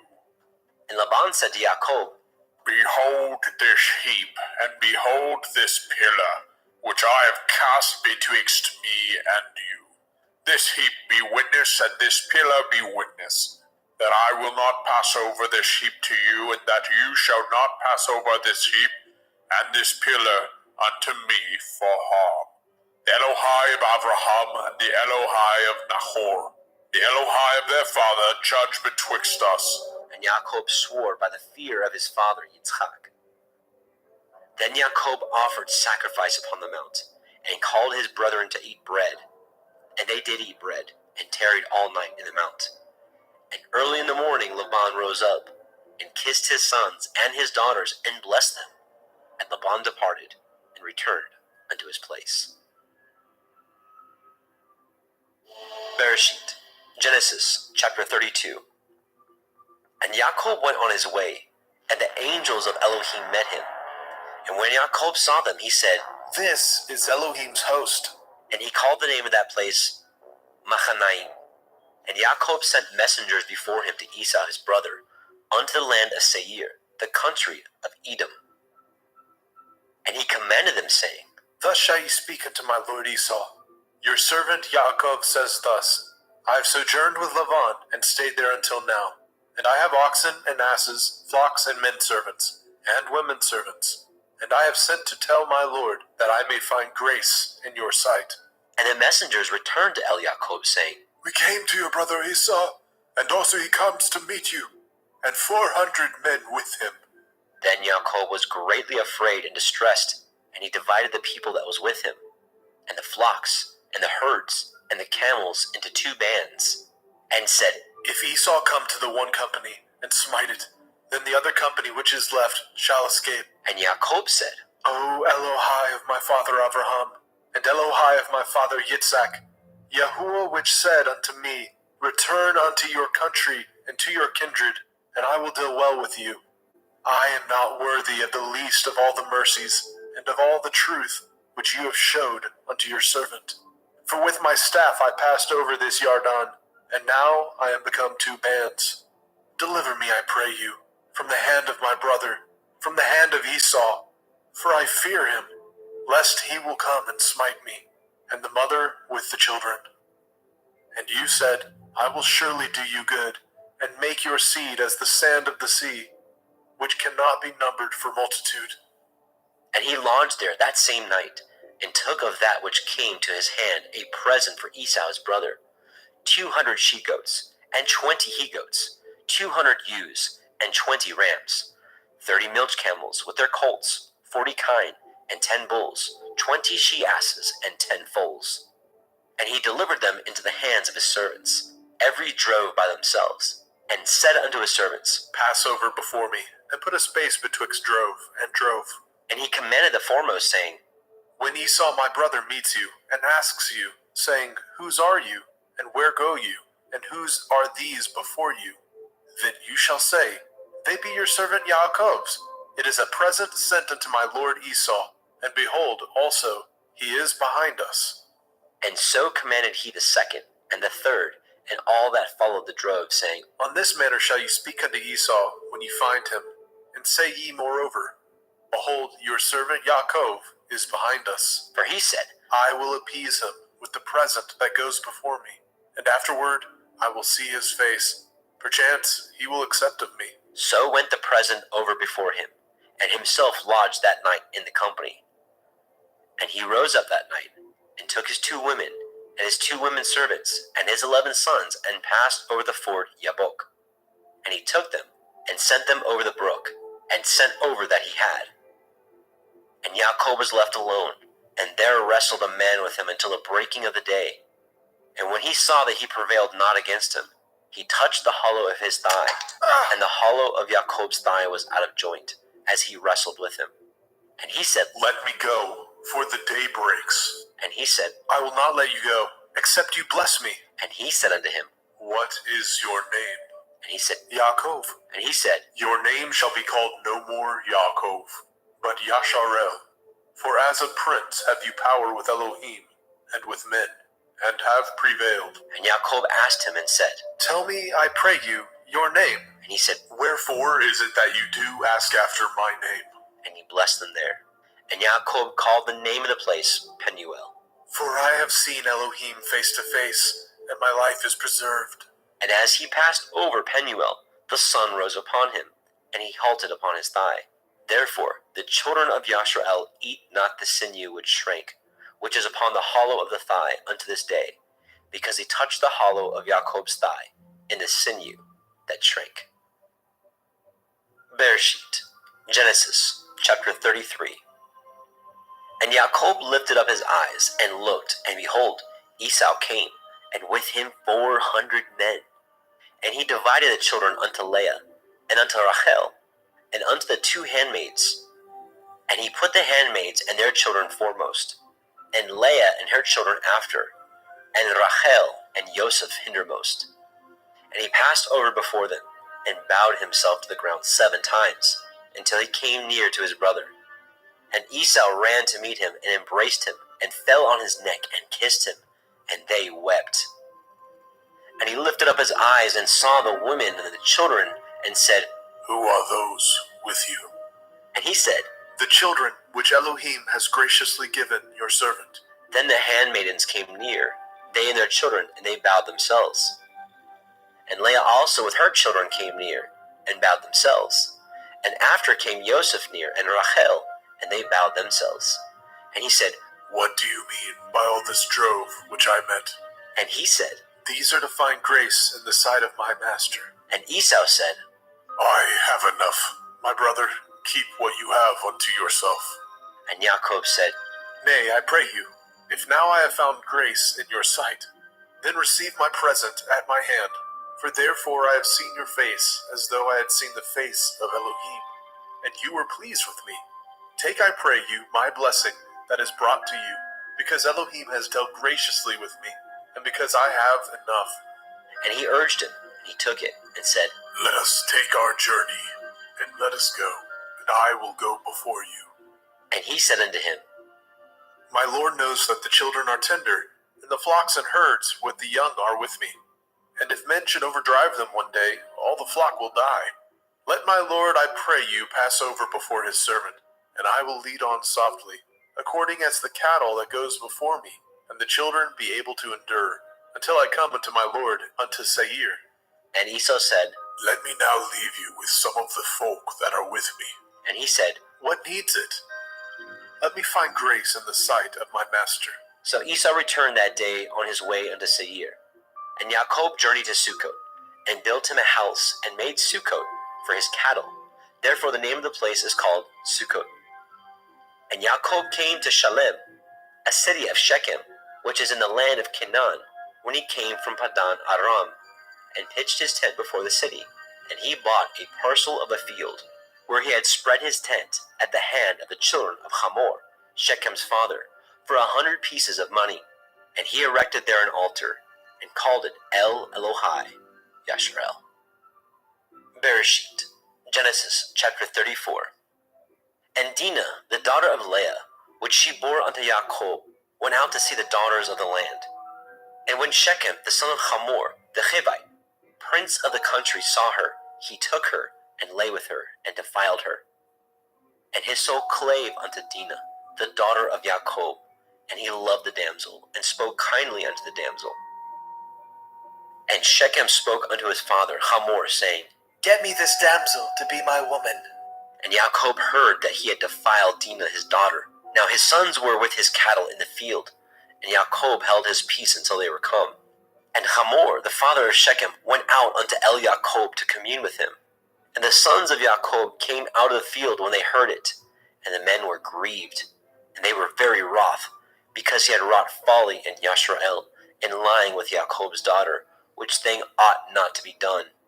And Hamor communed with them, saying, The soul of my son Shechem longs for your daughter. I pray you, give her him to be his woman, and make ye marriages with us, and give your daughters unto us, and take our daughters unto you. And ye shall dwell with us, and the land shall be before you. Dwell and trade ye therein, and get you possessions therein. And Shechem said unto her father, and unto her brethren, Let me find grace in your eyes, and what ye shall say unto me I will give. Ask me never so much dowry and gift, and I will give according as ye shall say unto me. But give me the damsel to be my woman. The sons of Jacob answered Shechem and Hamor his father deceitfully, and said, because he had defiled Dinah their sister. And they said unto them, We cannot do this thing, to give our sister to one that is uncircumcised, for that were a reproach unto us. But in this we will consent unto you, if ye will be as we be, that every male of you be circumcised. Then will we give our daughters unto you, and we will take your daughters unto us, and we will dwell with you, and we will become one people.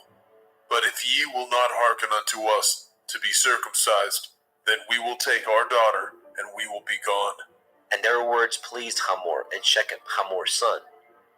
And the young man deferred not to do the thing, because he had delight in Jacob's daughter, and he was more honorable than all his father's house.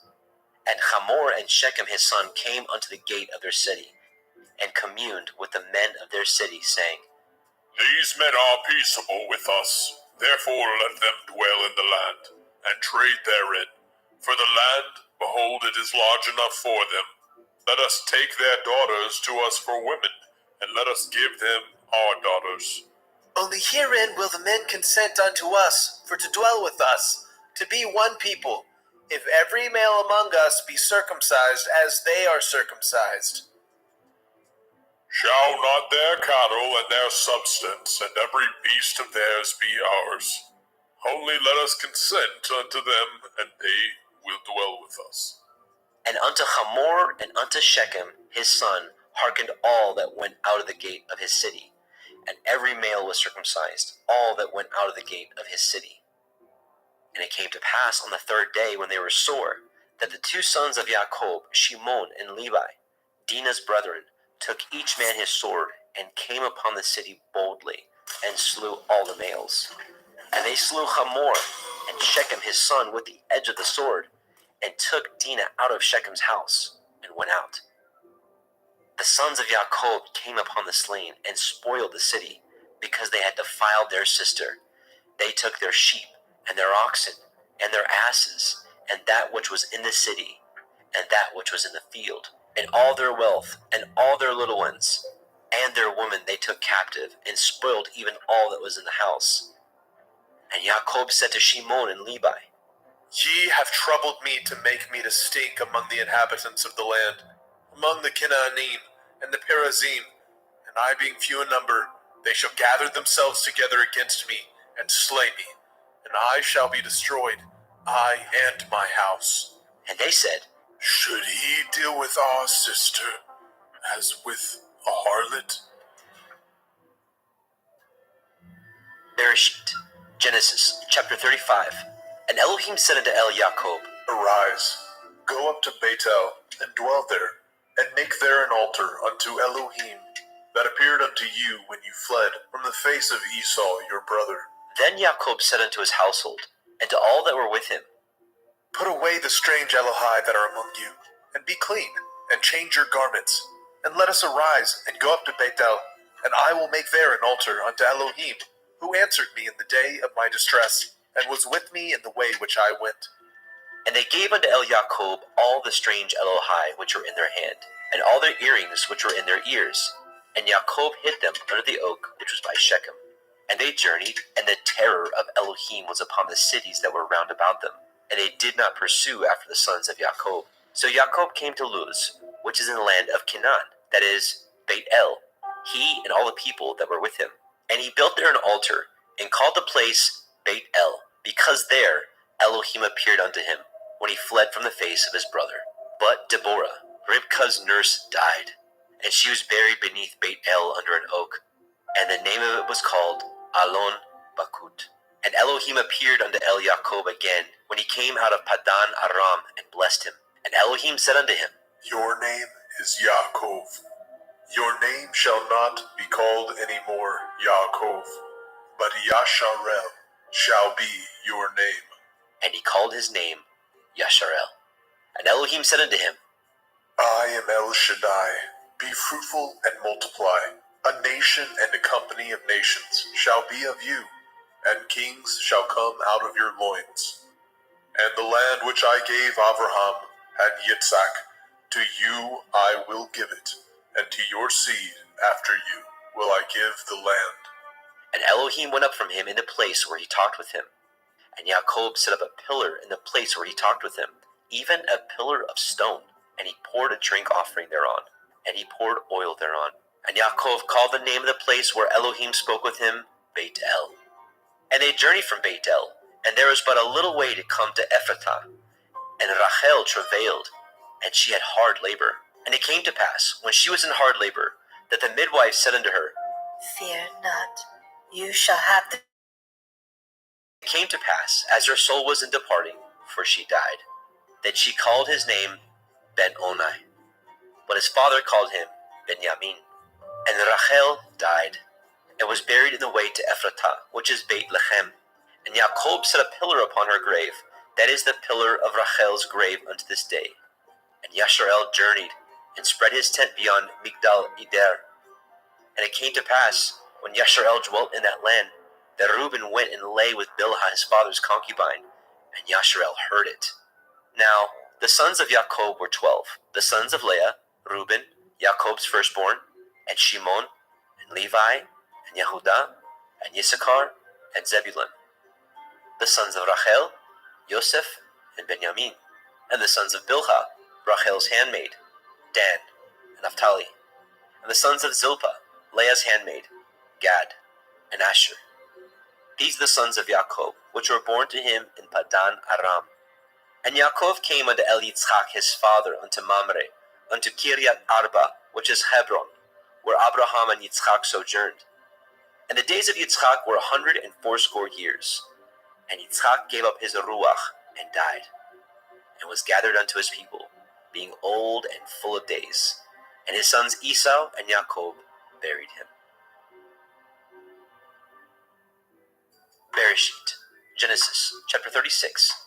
Now these are the generations of Esau, who is Edom. Esau took his woman of the daughters of Canaan, Ada, the daughter of Elon the Hittite, and Aholibama, the daughter of Anna, the daughter of Zibon the Hittite, and Basemat, Ishmael's daughter, sister of Nebaioth. And Ada bore to Esau Eliphaz, and Basemat bore Reuel, and Aholibama bore Yaish, and Yaalam, and Korach. These are the sons of Esau, which were born unto him in the land of Canaan. And Esau took his women, and his sons, and his daughters, and all the persons of his house, and his cattle, and all his beasts, and all his substance, which he had got in the land of Canaan, and went into the country from the face of his brother Jacob. For their riches were more than they might dwell together, and the land wherein they were strangers could not bear them because of their cattle. Thus dwelt Esau in Mount Seir. Esau is Edom. And these are the generations of Esau, the father of the Edomim, in Mount Seir.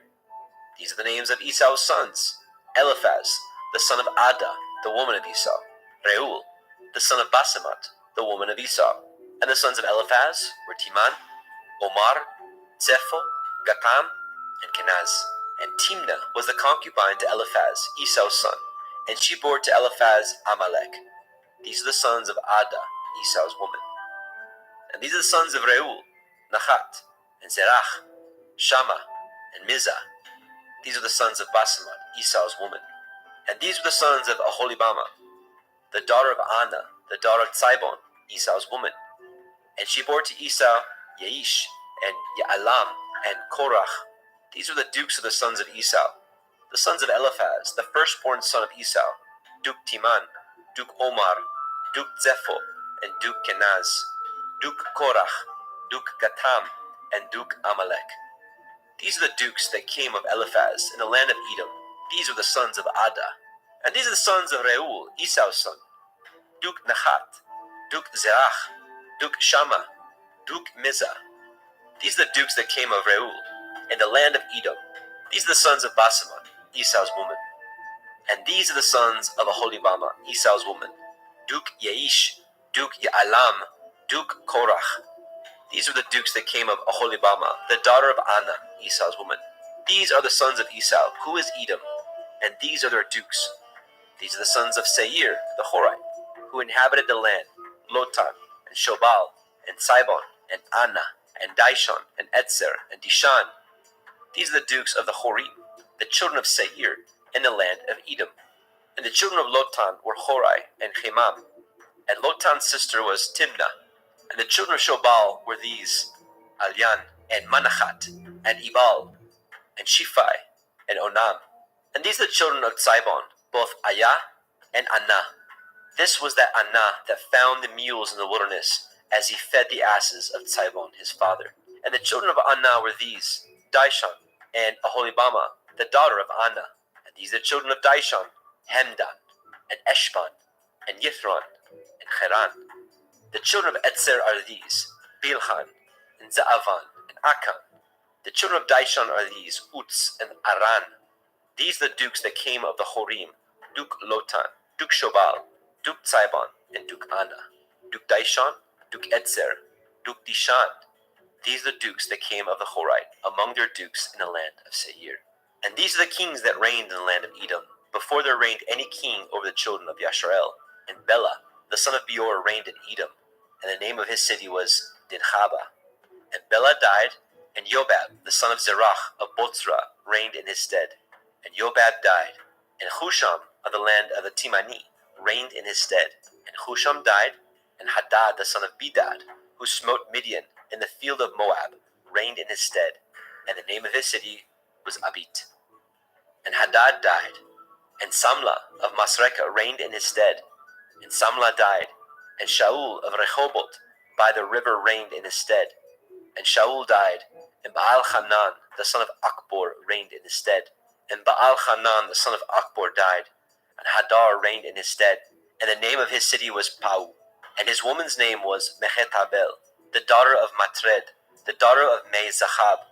And these are the names of the dukes that came of Esau, according to their families, after their places, by their names: Duk Timnah, Duk Alia, Duk Yechet, Duk Oholibama, Duk Elah, Duk Pinon, Duk Kenaz, Duk Timan, Duk Mitzbar, Duk Magdiel, Duk Iram. These be the dukes of Edom, according to their habitations, in the land of their possession. He is Esau, the father of the Edomim. Bereshit, Genesis, chapter 37. And Jacob dwelt in the land wherein his father was a stranger, in the land of Canaan. These are the generations of Jacob. Joseph, being 17 years old, was feeding the flock with his brethren, and the lad was with the sons of Bilhah, and the sons of Zilpah, his father's women. And Joseph brought unto his father their evil report. Now Yashrael loved Joseph more than all his children, because he was the son of his old age, and he made him a coat of many colors. And when his brethren saw that their father loved him more than all his brethren, they hated him, and could not speak peaceably unto him. And Joseph dreamed a dream, and he told it to his brethren, and they hated him yet the more. And he said unto them, Hear, I pray you, this dream which I have dreamt. For behold, we were binding sheaves in the field, and lo, my sheaf arose, and stood upright, and behold, your sheaves stood round about, and made obeisance to my sheaf. And his brethren said unto him, Shall you indeed reign over us, or shall you indeed have dominion over us? And they hated him yet the more for his dreams and for his words. And he dreamed yet another dream, and told it his brethren, and said, Behold, I have dreamed a dream more. And behold, the sun and the moon and the 11 stars made obeisance to me. And he told it to his father and to his brethren. And his father rebuked him, and said unto him, What is this dream that you have dreamed? Shall I and your mother and your brethren indeed come to bow down ourselves to you, to the earth? And his brethren envied him, but his father observed the saying. And his brethren went to feed their father's flock in Shechem. And Yashrael said unto Joseph, Do not your brethren feed the flock in Shechem? Come, and I will send you unto them. And he said to him, Here am I. And he said to him, Go, I pray you, and see whether it be well with your brethren, and well with the flocks, and bring me word again. So he sent him out to the valley of Hebron, and he came to Shechem. And a certain man found him, and behold, he was wandering in the field. And the man asked him, saying, What do you seek? And he said, I seek my brethren. Tell me, I pray you, where they feed their flocks. And the man said, They are departed hence, for I heard them say, Let us go to Dothan. And Joseph went after his brethren, and found them in Dothan. And when they saw him afar off, even before he came near unto them, they conspired against him to slay him. And they said one to another, Behold, this dreamer comes. Come now, therefore, and let us slay him, and cast him into some pit, and we will say, Some evil beast has devoured him, and we shall see what will become of his dreams. And Reuben heard it, and he delivered him out of their hands, and said, Let us not kill him. And Reuben said unto them, Shed no blood, but cast him into this pit that is in the wilderness, and lay no hand upon him, that he might rid him out of their hands, to deliver him to his father again. And it came to pass, when Joseph was come unto his brethren, that they stripped Joseph out of his coat of many colors that was on him. And they took him, cast him into a pit, and the pit was empty. There was no water in it, and they sat down to eat bread. And they lifted up their eyes and looked, and behold, a company of Ishmaelim came from Gilead, with their camels bearing spicery and balm and myrrh, going to carry it down to Mitzrayim. And Yehudah said unto his brethren, What profit is it if we slay our brother, and conceal his blood? Come, let us sell him to the Ishmaelim, and let not our hands be upon him, for he is our brother and our flesh. And his brethren were content. Then there passed by Midianim merchantmen, and they drew and lifted up Joseph out of the pit, and sold Joseph to the Ishmaelim for 20 pieces of silver. And they brought Joseph into Mitzrayim. And Reuben returned into the pit, and behold, Joseph was not in the pit, and he rent his clothes. And he returned to his brethren and said, The child is not, and I, whither shall I go? And they took Joseph's coat, and killed a kid of the goats, and dipped the coat in the blood. And they sent the coat of many colors. And they brought it to their father, and said, This we have found. Know whether it be your son's coat or no. And he knew it, and said, It is my son's coat. An evil beast has devoured him. Joseph is without doubt rent in pieces. And Jacob rent his clothes, and put sackcloth upon his loins, and mourned for his son many days. And all his sons and all his daughters rose up to comfort him, but he refused to be comforted. And he said, For I will go down into Sheol unto my son, mourning. Thus his father wept for him. And the Midianim sold him into Mitzrayim unto Potiphar, an officer of Pharaoh's, and a captain of the guard. Bereshit, Genesis chapter 38. And it came to pass at that time that Yehudah went down from his brethren, and turned into a certain Adullamite, whose name was Chira. And Yehudah saw there a daughter of a certain Canaanite, whose name was Shuach, and he took her, and went in unto her. And she conceived and bore a son, and he called his name And she conceived again and bore a son, and called his name Onan. And she yet again conceived and bore a son, and called his name Shelach. And he was at Keziv when she bore him. And Yehudah took a woman for his firstborn, whose name was Tamar. And Yehudah's firstborn, was wicked in the sight of Yahuwah, and Yahuwah slew him. And Yehudah said unto Onan, Go into your brother's woman, and marry her, and raise up seed to your brother. And Onan knew that the seed should not be his. And it came to pass, when he went in unto his brother's woman, that he spilled it on the ground, lest that he should give seed to his brother. And the thing which he did displeased Yahuwah, wherefore he slew him also. Then said Yehudah to Tamar his daughter-in-law, Remain a widow at your father's house, till Shelach my son be grown. For he said, Lest, perchance, he die also, as his brethren did. And Tamar went and dwelt in her father's house. And in process of time, the daughter of Shuach, Yehudah's woman, died. And Yehudah was comforted, and went up unto his sheep shearers, to Timnathah, and his friend Chira, the Adullamite. And it was told Tamar, saying, Behold, your father-in-law goes up to Timnah to shear his sheep. And she put her widow's garments off from her, and covered her with a veil, and wrapped herself, and sat in an open place, which is by the way to Timnah. For she saw that Shelach was grown, and she was not given unto him to be his woman. When Yehuda saw her, he thought her to be a harlot because she had covered her face. And he turned unto her by the way and said, Go to, I pray you, let me come in unto you. For he knew not that she was his daughter-in-law.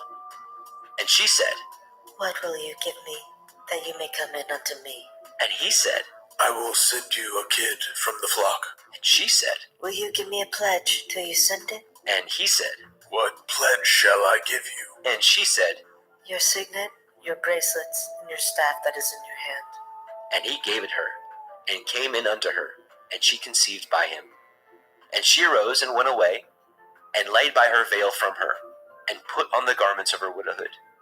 And Yehuda sent the kid by the hand of his friend the Adulamite to receive his pledge from the woman's hand, but he found her not. Then he asked the men of that place, saying, Where's the harlot that was openly by the wayside? And they said, There was no harlot in this place. And he returned to El Yehuda and said, I cannot find her. And also the men of that place said that there was no harlot in this place. And Yehuda said, Let her take it to her, lest we be shamed. Behold, I sent this kid, and you have not found her. And it came to pass, about 3 months after, that it was told Yehuda, saying, Tamar, your daughter-in-law, has played the harlot, and also, behold, she is with child by whoredom.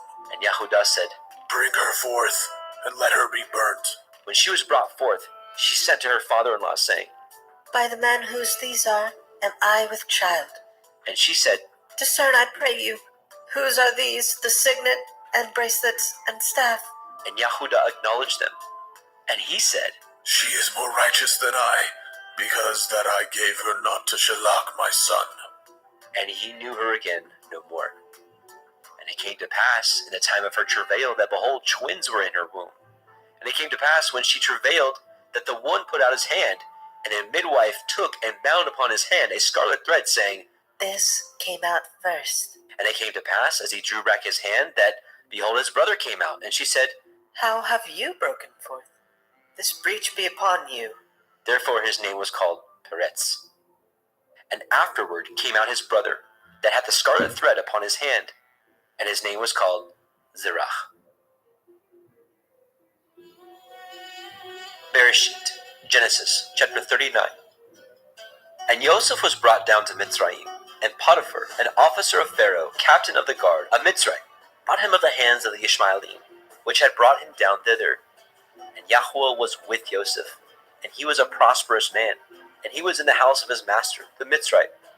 And his master saw that Yahuwah was with him, and that Yahuwah made all that he did to prosper in his hand. And Joseph found grace in his sight, and he served him, and he made him overseer of his house, and all that he had he put into his hand. And it came to pass, from the time that he had made him overseer in his house, and over all that he had, that Yahuwah blessed the Mitzrayim's house for Joseph's sake. And the blessing of Yahuwah was upon all that he had in the house and in the field. And he left all that he had in Joseph's hand, and he knew not aught he had, save the bread which he did eat. And Joseph was a goodly person and well favored. And it came to pass after these things, that his master's woman cast her eyes upon El Joseph. And she said, Lie with me. But he refused, and said unto his master's woman, Behold, my master knows not what is with me in the house, and he has committed all that he has to my hand. There is none greater in this house than I, neither has he kept back anything from me but you, because you are his woman.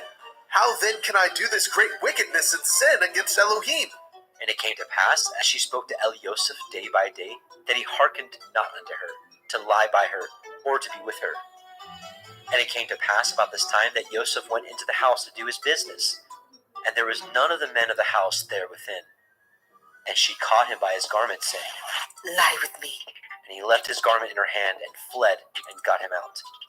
And it came to pass, when she saw that he had left his garment in her hand, and was fled forth, that she called unto the men of her house, and spoke unto them, saying, See, he has brought in an Ephraim unto us to mock us. He came in unto me to lie with me, and I cried with a loud voice. And it came to pass, when he heard that I lifted up my voice and cried, that he left his garment with me, and fled, and got him out. And she laid up his garment by her, until his master came home. And she spoke unto him according to these words, saying, The Ephraim servant which you have brought unto us came in unto me to mock me. And it came to pass, as I lifted up my voice and cried, that he left his garment with me and fled out. And it came to pass, when his master heard the words of his woman, which she spoke unto him, saying, After this did your servant to me. that his wrath was kindled. And Joseph's master took him, and put him into the prison, a place where the king's prisoners were bound, and he was there in prison. But Yahweh was with Joseph, and showed him mercy, and gave him favor in the sight of the keeper of the prison. And the keeper of the prison committed to Joseph's hand all the prisoners that were in the prison. And whatsoever they did there, he was the doer of it. The keeper of the prison looked not to anything that was under his hand, because Yahweh was with him. And that which he did, Yahweh made it to prosper. Bereshit, Genesis chapter 40. And it came to pass after these things, that the butler of the king of Mitzrayim and his baker had offended their master, the king of Mitzrayim. And Pharaoh was wroth against his two officers, against the chief of the butlers, and against the chief of the bakers. And he put them in ward in the house of the captain of the guard, into the prison, the place where Joseph was bound. And the captain of the guard charged Joseph with them, and he served them, and they continued a season in ward. And they dreamed a dream, both of them, each man his dream in one night, each man according to the interpretations of his dream, the butler and the baker of the king of Mitzrayim, which were bound in the prison. And Joseph came in unto them in the morning, and looked upon them, and behold, they were sad. And he asked Pharaoh's officers that were with him in the ward of his master's house, saying, Wherefore look ye so sadly today? And they said unto him, We have dreamed a dream, and there is no interpreter of it. And Joseph said unto them, Do not interpretations belong to Elohim? Tell me them, I pray you. And the chief butler told his dream to Joseph, and said to him, In my dream, behold, a vine was before me, and in the vine were 3 branches, and it was as though it budded. And her blossoms shot forth, and the clusters thereof brought forth ripe grapes. And Pharaoh's cup was in my hand, and I took the grapes, and pressed them into Pharaoh's cup, and I gave the cup into Pharaoh's hand. And Joseph said unto him, This is the interpretation of it. The 3 branches are 3 days. Yet within 3 days shall Pharaoh lift up your head, and restore you unto your place, and you shall deliver Pharaoh's cup into his hand, after the former manner when you were his butler. But think on me when it shall be well with you, and show kindness, I pray you, unto me, and make mention of me unto Pharaoh, and bring me out of this house. For indeed I was stolen out of the land of the Ephraim, and here also have I done nothing that they should put me into the dungeon. When the chief baker saw that the interpretation was good, he said unto Elioseph, I was also in my dream, and behold, I had 3 white baskets on my head. And in the uppermost basket there was of all manner of baked meats for Pharaoh. And the birds did eat them out of the basket upon my head. And Joseph answered and said, This is the interpretation thereof. The 3 baskets are 3 days. Yet within 3 days shall Pharaoh lift up your head from off you, and shall hang you on a tree, and the birds shall eat your flesh from off you. And it came to pass on the 3rd day, which was Pharaoh's birthday, that he made a feast unto all his servants, and he lifted up the head of the chief butler and of the chief baker among his servants. And he restored the chief butler unto his butlership again, and he gave the cup into Pharaoh's hand. But he hanged the chief baker, as Joseph had interpreted to them. Yet did not the chief butler remember Joseph, but forgot him. Bereshit, Genesis chapter 41. And it came to pass at the end of 2 full years, that Pharaoh dreamed, and behold, he stood by the river. And behold, there came up out of the river 7 well-favored kine, and fat-fleshed, and they fed in a meadow.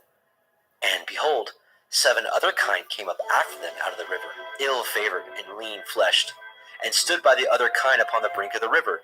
And the ill-favored and the lean-fleshed kine did eat up the 7 well-favored and fat kine.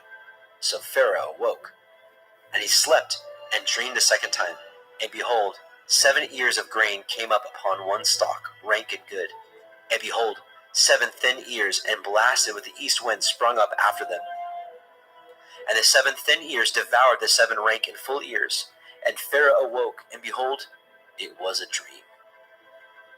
And it came to pass in the morning that his ruach was troubled, and he sent and called for all the magicians of Mitzrayim, and all the wise men thereof. And Pharaoh told them his dream, but there was none that could interpret them unto Pharaoh. Then spoke the chief butler unto Pharaoh, saying, I do remember my faults this day. Pharaoh was wroth with his servants, and put me in ward in the captain of the guard's house, both me and the chief baker. And we dreamed a dream in one night, I and he. And we dreamed each man according to the interpretation of his dream. And there was there with us a young man, an Ivri, servant to the captain of the guard. And we told him, and he interpreted to us our dreams. To each man according to his dream he did interpret. And it came to pass as he interpreted to us, so it was. Me he restored unto my office, and him he hanged. Then Pharaoh sent and called Joseph, and he brought him hastily out of the dungeon. And he shaved himself, and changed his raiment, and came in unto Pharaoh. And Pharaoh said unto Joseph, I have a dream, and there is none that can interpret it. And I have heard say of you, that you can understand a dream to interpret it. And Joseph answered Pharaoh, saying, It is not in me. Elohim shall give Pharaoh an answer of peace. And Pharaoh said unto Joseph, In my dream, behold, I stood upon the bank of the river, and behold, there came up out of the river 7 kine, fat-fleshed and well-favored. And they fed in a meadow, and behold, 7 other kine came up after them, poor and ill-favored, and lean-fleshed, such as I never saw in all the land of Mizraim for badness. And the lean and the ill-favored kine did eat up the first 7 fat kine. And when they had eaten them up, it could not be known that they had eaten them, but they were still ill-favored, as at the beginning. So I awoke. And I saw in my dream, and behold, 7 ears came up on one stalk, full and good. And behold, 7 ears withered thin, and blasted with the east wind, and sprung up after them. And the thin ears devoured the 7 good ears. And I told this unto the magicians, but there was none that could declare it to me. And Joseph said unto Pharaoh, The dream of Pharaoh is one. Elohim has showed Pharaoh what he is about to do. The 7 good kine are 7 years, and the 7 good ears are 7 years. The dream is one. And the 7 thin and ill-favored kine that came up after them are 7 years, and the 7 empty years blasted with the east wind shall be 7 years of famine. This is the thing which I have spoken unto Pharaoh. What Elohim is about to do, he shows unto Pharaoh. Behold, there comes 7 years of great plenty throughout all the land of Mizraim. And there shall arise after them 7 years of famine, and all the plenty shall be forgotten in the land of Mizraim, and the famine shall consume the land.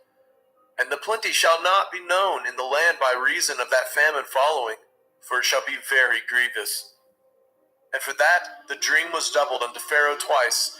It is because the thing is established by Elohim, and Elohim will shortly bring it to pass. Now therefore let Pharaoh look out a man discreet and wise, and set him over the land of Mizraim. Let Pharaoh do this, and let him appoint officers over the land, and take up the 5th part of the land of Mizraim in the 7 plenteous years, and let them gather all the food of those good years that come, and lay up grain under the hand of Pharaoh, and let them guard food in the cities. And that food shall be forestored to the land against the 7 years of famine, which shall be in the land of Mizraim, that the land perish not through the famine. And the thing was good in the eyes of Pharaoh, and in the eyes of all his servants.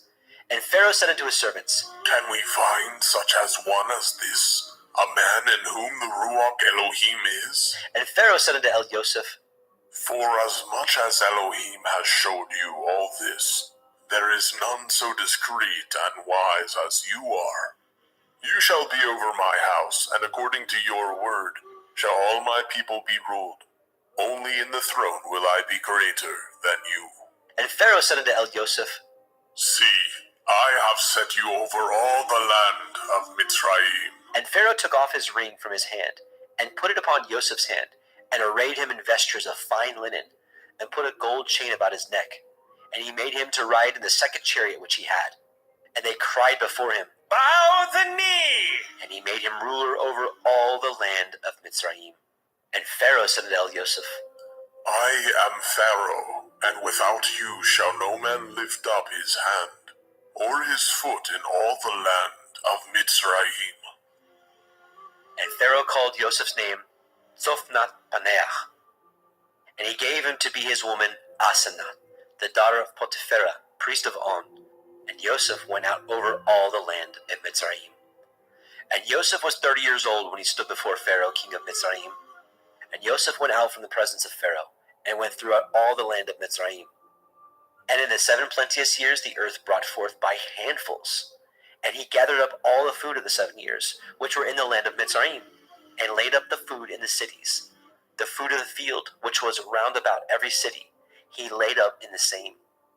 And Joseph gathered grain as the sand of the sea, very much, until he left numbering, for it was without number.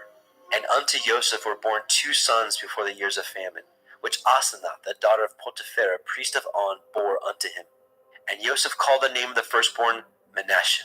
For Elohim, said he, has made me forget all my toil and all my father's house. And the name of the second called he Ephraim. For Elohim has caused me to be fruitful in the land of my affliction. And the 7 years of plenteousness that was in the land of Mitzrayim were ended. And the 7 years of famine began to come, according as Joseph had said. And the famine was in all the lands.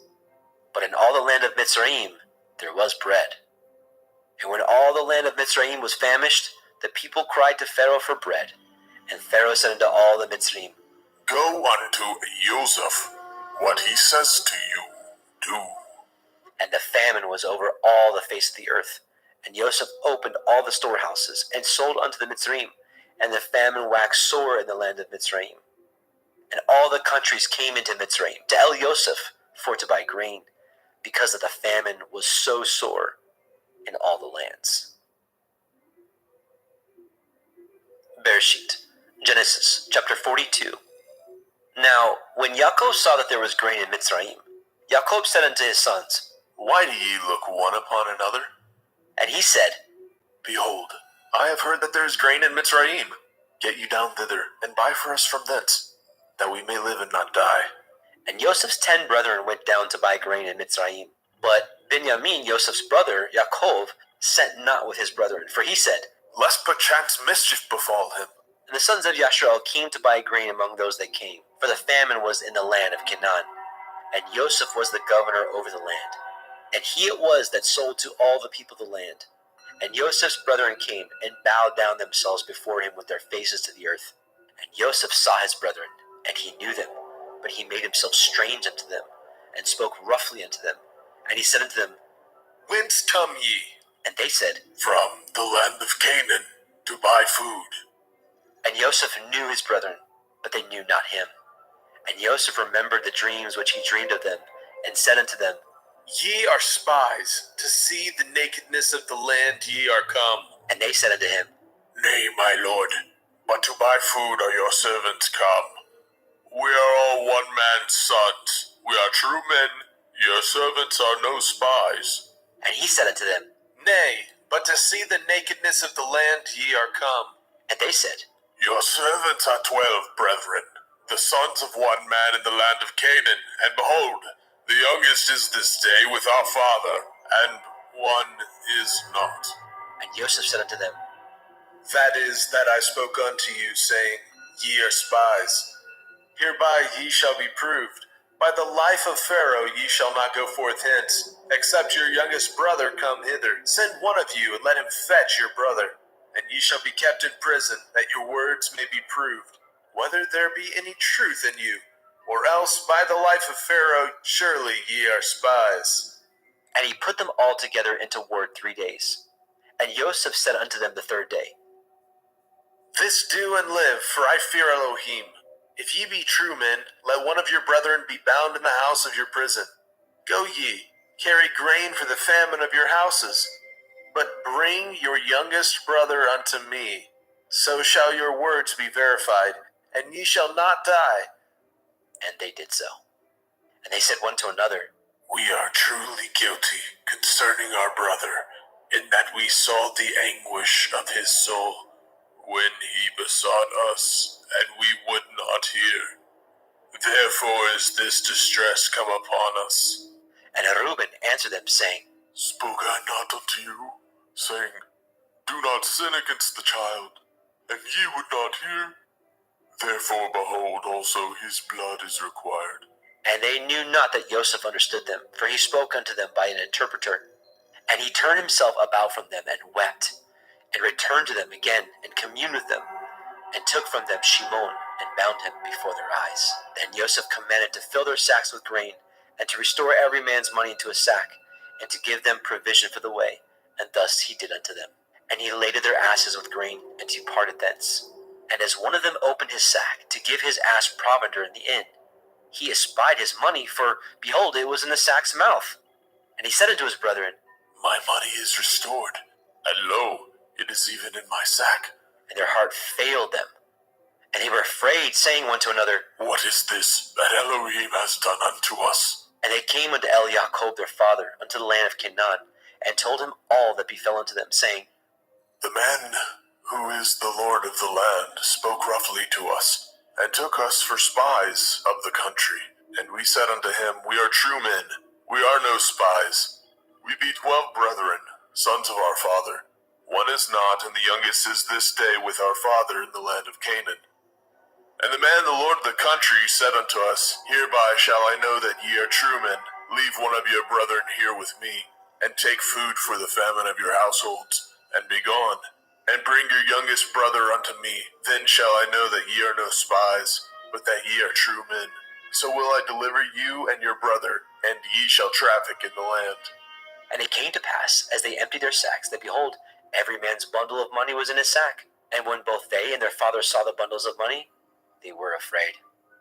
And Yaakov their father said unto them, Me have you bereaved of my children.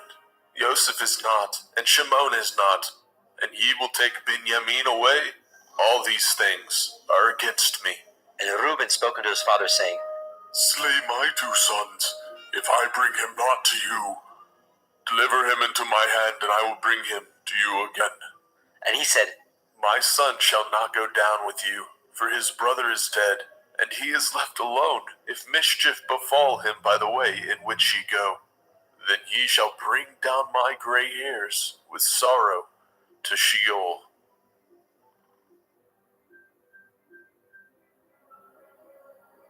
Bereshit, Genesis chapter 43. And the famine was sore in the land. And it came to pass, when they had eaten up the grain which they had brought out of Mitzrayim, their father said unto them, Go again, buy us a little food. And Yehudah spoke unto him, saying, The man did solemnly protest unto us, saying, Ye shall not see my face, except your brother be with you. If you will send our brother with us, we will go down and buy you food. But if you will not send him, we will not go down. For the men said unto us, Ye shall not see my face, except your brother be with you. And Yashrael said, Wherefore dealt ye so ill with me, as to tell the man whether ye had yet a brother? And they said, The man asked us straightly of our state and of our kindred, saying, Is your father yet alive? Have ye another brother? We told him according to the tenor of these words. Could we certainly know that he would say, Bring your brother down? And Yehudah said unto Yashrael his father, Send the lad with me, and we will arise and go, that we may live and not die. Both we and you, and also our little ones. I will be surety for him. Of my hand shall you require him. If I bring him not unto you, and set him before you, then let me bear the blame forever. For except we had lingered, surely now we had returned this second time. And their father Yashrael said unto them, If it must be so now, do this, take of the best fruits of the land in your vessels, and carry down the man a present, a little balm and a little honey, spices and myrrh, nuts and almonds, and take double money in your hand, and the money that was brought again in the mouth of your sacks, carry it again in your hand. Perchance it was an oversight. Take also your brother, and arise, go again unto the man, and El Shaddai give you mercy before the man, that he may send away your brother and Benjamin. If I be bereaved of my children, I am bereaved. And the men took that present, and they took double money in their hand, and Benjamin, and rose up, and went down to Mitzrayim, and stood before Joseph. And when Joseph saw Benjamin with them, he said to the ruler of his house, Bring these men home, and slay, and make ready, for these men shall dine with me at noon. And the man did as Joseph bade, and the man brought the men into Joseph's house. And the men were afraid, because they were brought into Joseph's house, and they said, Because of the money that was returned in our sacks at the first time are we brought in, that he may seek occasion against us, and fall upon us, and take us for bondmen and our asses. And they came near to the steward of Joseph's house, and they communed with him at the door of the house, and said, O sir, we came indeed down at the first time to buy food, and it came to pass when we came to the inn that we opened our sacks, and behold, every man's money was in the mouth of his sack, our money in full weight, and we have brought it again in our hand. And other money have we brought down in our hands to buy food. We cannot tell who put our money in our sacks. And he said, Peace be to you. Fear not, your Elohim and the Elohim of your father has given you treasure in your sacks. I had your money. And he brought Shimon out unto them. And the man brought the men into Joseph's house, and gave them water, and they washed their feet, and he gave their asses provender. And they made ready the present against Joseph came at noon, for they heard that they should eat bread there. And when Joseph came home, they brought him the present which was in their hand into the house, and bowed themselves to him to the earth. And he asked them of their welfare, and said, Is your father well? The old man of whom ye spoke, is he yet alive? And they answered, Your servant's father is in good health. He is yet alive. And they bowed down their heads, and made obeisance. And he lifted up his eyes, and saw his brother Benjamin, his mother's son, and said, Is this your younger brother, of whom ye spoke unto me? And he said, Elohim be gracious unto you, my son. And Joseph made haste, for his heart did yearn upon his brother. And he sought where to weep. And he entered into his chamber, and wept there. And he washed his face, and went out, and refrained himself, and said, Set on bread. And they set on for him by himself, and for them by themselves, and for the Mitzrayim which did eat with him by themselves, because the Mitzrayim might not eat bread with the Ephraim, for that is an abomination unto the Mitzrayim. And they sat before him, the firstborn according to his birthright, and the youngest according to his youth. And the men marveled one at another. And he took and sent messes unto them from before him. But Benjamin's mess was 5 times so much as any of theirs. And they drank and were merry with him.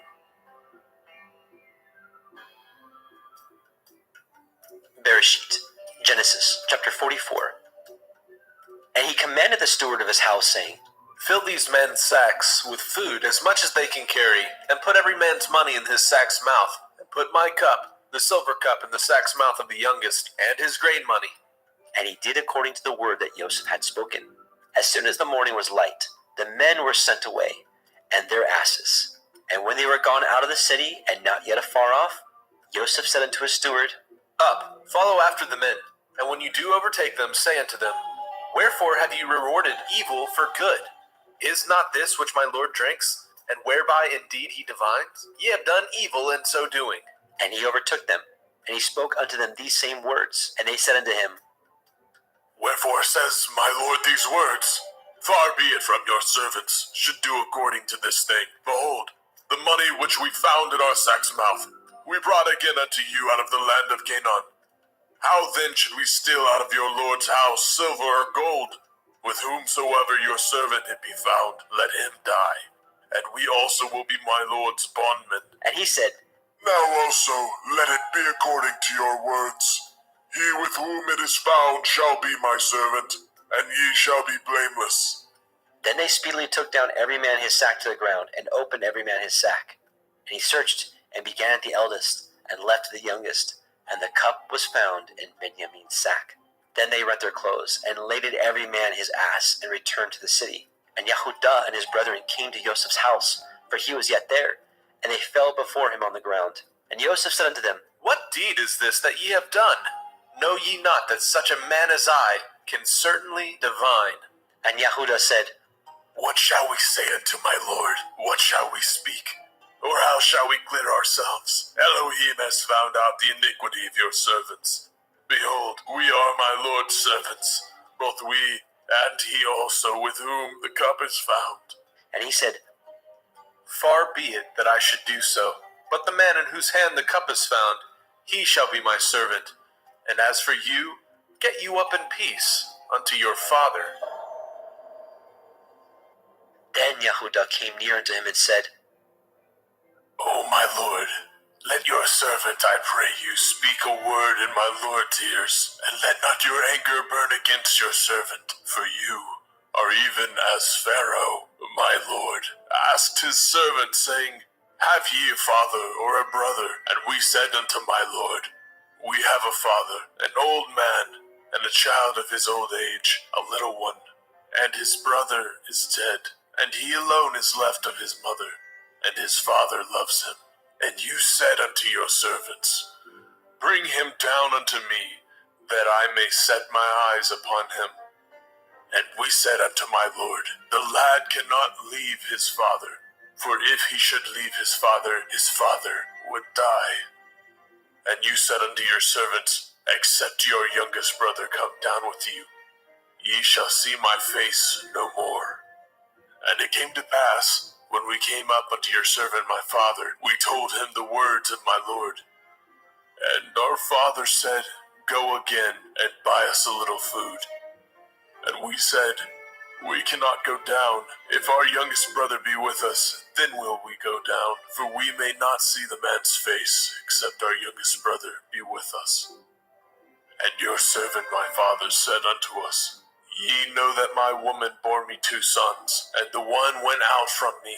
And I said, Surely he is torn in pieces, and I saw him not since. And if ye take this also from me, and mischief befall him, ye shall bring down my gray hairs with sorrow to Sheol.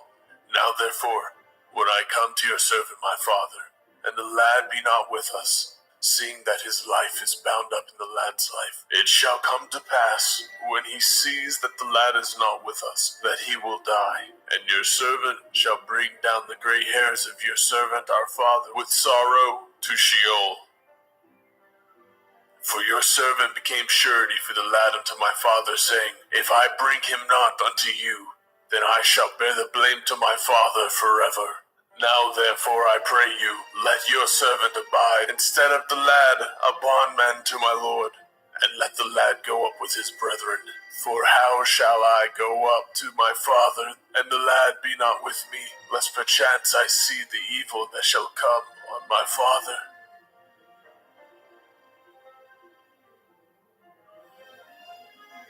Bereshit, Genesis chapter 45. Then Joseph could not refrain himself before all them that stood by him, and he cried, Cause every man to go out from me. And there stood no man with him, while Joseph made himself known unto his brethren. And he wept aloud, and the Mitzrayim in the house of Pharaoh heard. And Joseph said unto his brethren, I am Joseph. Does my father yet live? And his brethren could not answer him, for they were troubled at his presence. And Joseph said unto his brethren, Come near to me, I pray you. And they came near. And he said, I am Joseph your brother, whom ye sold into Mitzrayim. Now therefore be not grieved, nor angry with yourselves that ye sold me hither, for Elohim did send me before you to preserve life. For these 2 years has the famine been in the land, and yet there are 5 years in which there shall neither be earing or harvest. And Elohim sent me before you to preserve you a posterity in the earth, and to save your lives by a great deliverance. So now it was not you that sent me hither, but Elohim. And he has made me a father to Pharaoh, and lord of all his house, a ruler throughout all the land of Mitzrayim. Haste ye, and go up to my father, and say unto him, Thus says your son, Joseph, Elohim has made me lord of all Mitzrayim.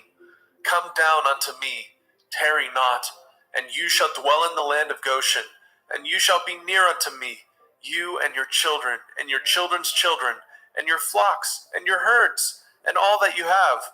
And there will I nourish you, for yet there are 5 years of famine, lest you and your household, and all that you have, come to poverty. And behold, your eyes see, and the eyes of my brother Benjamin, that it is my mouth that speaks unto you. And ye shall tell my father all my glory in Mitzrayim, and all that ye have seen, and ye shall haste and bring down my father hither. And he fell upon his brother Benjamin's neck, and wept. And Benjamin wept upon his neck. Moreover, he kissed all his brethren, and wept upon them. And after that, his brethren talked with him. And the fame thereof was heard in Pharaoh's house, saying, Joseph's brethren are come. And it pleased Pharaoh well, and his servants. And Pharaoh said unto Joseph, Say unto your brethren, This do ye, lade your beasts, and go, get you unto the land of Canaan, and take your father and your households, and come unto me, and I will give you the good of the land of Mitzrayim, and ye shall eat the fat of the land. Now you are commanded, this do ye, take you wagons out of the land of Mitzrayim for your little ones, and for your women, and bring your father, and come. Also regard not your stuff, for the good of all the land of Mitzrayim is yours. And the children of Yashrael did so. And Joseph gave them wagons according to the commandment of Pharaoh, and gave them provision for the way. To all of them he gave each man changes of raiment, but to Benjamin he gave 300 pieces of silver and 5 changes of raiment. And to his father he sent after this manner, 10 asses laden with the good things of Mitzrayim, and 10 she-asses laden with grain and bread and meat for his father by the way. So he sent his brethren away, and they departed. And he said unto them, See that ye fall not out by the way. And they went up out of Mitzrayim, and came into the land of Canaan unto Jacob their father, and told him, saying, Joseph is yet alive, and he is governor over all the land of Mitzrayim. And Jacob's heart fainted, for he believed them not. And they told him all the words of Joseph which he had said unto them. And when he saw the wagons which Joseph had sent to carry him, the ruach of Jacob their father revived. And Yashrael said, It is enough. Joseph my son is yet alive. I will go and see him before I die.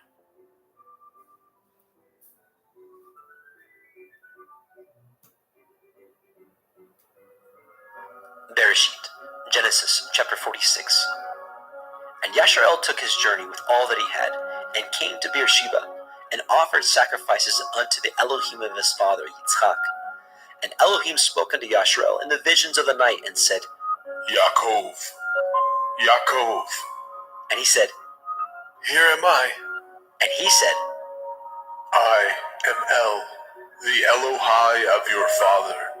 Fear not to go down into Mitzrayim, for I will there make of you a great nation. I will go down with you into Mitzrayim, and I will also surely bring you up again. And Joseph shall put his hand upon your eyes. And Jacob rose up from Beersheba, and the sons of Yashrael carried Jacob their father, and their little ones, and their women, in the wagons which Pharaoh had sent to carry him. And they took their cattle and their goods which they had gotten in the land of Canaan, and came in unto Mitzrayim, Jacob and all his seed with him, his sons and his sons' sons with him, his daughters and his sons' daughters, and all his seed brought he with him into Mitzrayim. And these are the names of the children of Yashrael, which came into Mitzrayim: Jacob and his sons, Reuben, Jacob's firstborn, and the sons of Reuben, Hanok, and Palu, and Hezron, and Carmi, and the sons of Shimon, Yemuel, and Yamin, and Ohad, and Yakin, and Sochar, and Shaul, the son of the Canaanite woman, and the sons of Levi, Gershon, Kohath, and Merari, and the sons of Yehudah, and Onan, and Shelach, and Peretz, and Zerach. But and Onan died in the land of Canaan. And the sons of Peretz were Hezron, and Hamul. And the sons of Yisachar, Tola, and Pua, and Yob, and Shimron. And the sons of Zebulun, Sered, Elon, and Yachleel. These be the sons of Leah, which she bore unto Jacob in Padan Aram, with his daughter Dinah. All the souls of his sons and his daughters were 33. And the sons of Gad, Tzifon, and Haggai, and Shunai, and Etzbon, and Eri, and Arodai, and Arelai. And the sons of Asher, Yimna, Yishva, Yishbai, Beriah, and Serach their sister. And the sons of Beriah, Heber, Malkiel. These are the sons of Zilpah, whom Laban gave to Leah his daughter. And these she bore unto Jacob even 16 souls. The sons of Rachel, Jacob's woman, Joseph and Benjamin. And unto Joseph in the land of Mitzrayim were born Manasseh and Ephraim, which Asenath, the daughter of Potiphera, priest of On, bore unto him. And the sons of Benjamin were Bela, and Becher, and Ashbel, and Gera, and Naaman, and Echai, and Rosh, and Mupim, and Chupim, and Ard. These are the sons of Rachel, which were born unto Jacob. All the souls were 14. And the sons of Dan, Hushi. And the sons of Naphtali, Yachzeel, Gunai, Yetzer, and Shilem. These are the sons of Bilhah, which Laban gave unto Rachel his daughter. And she bore these unto Jacob. All the souls were 7. All the souls that came with Jacob into Mitzrayim, which came out of his loins, besides Jacob's sons' women, all the souls were 66. And the sons of Joseph, which were born him in Mitzrayim, were 2 souls. All the souls of the house of Jacob, which came into Mitzrayim, were 70. And he sent Yehudah before him unto El Yosef, to direct his face unto Goshen. And they came into the land of Goshen. And Yosef made ready his chariot, and went up to meet Yashrael his father, to Goshen, and presented himself unto him. And he fell on his neck, and wept on his neck a good while. And Yashrael said unto El Yosef, Now let me die, since I have seen your face, because you are yet alive. And Yosef said unto his brethren, and unto his father's house, I will go up and show Pharaoh, and say unto him, My brethren and my father's house, which were in the land of Canaan, are come unto me, and the men are shepherds. For their trade has been to feed cattle, and they have brought their flocks and their herds, and all that they have. And it shall come to pass, when Pharaoh shall call you, and say, What is your occupation? That ye shall say, Your servant's trade has been about cattle from our youth, even until now, both we and also our fathers, that ye may dwell in the land of Goshen, for every shepherd is an abomination unto the Mitzrayim. Bereshit, Genesis, chapter 47.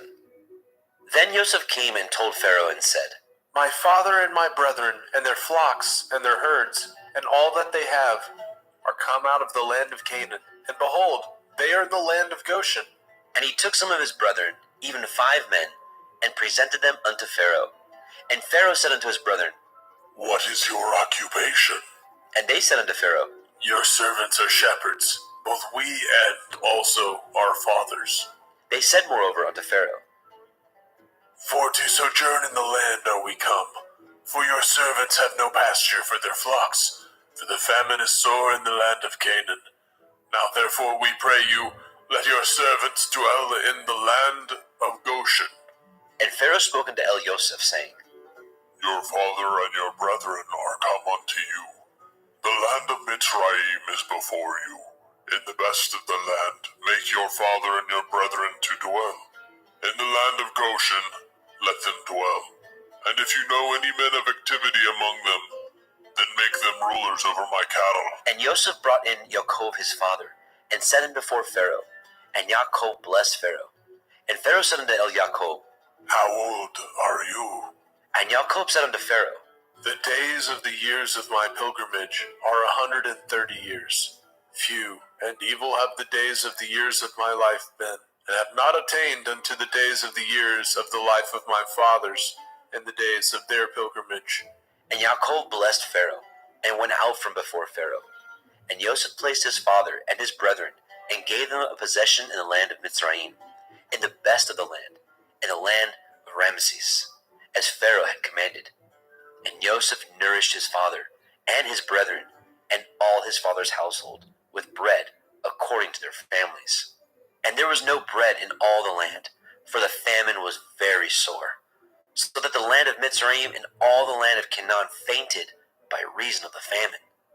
And Joseph gathered up all the money that was found in the land of Mitzrayim and in the land of Canaan, for the grain which they bought. And Joseph brought the money into Pharaoh's house.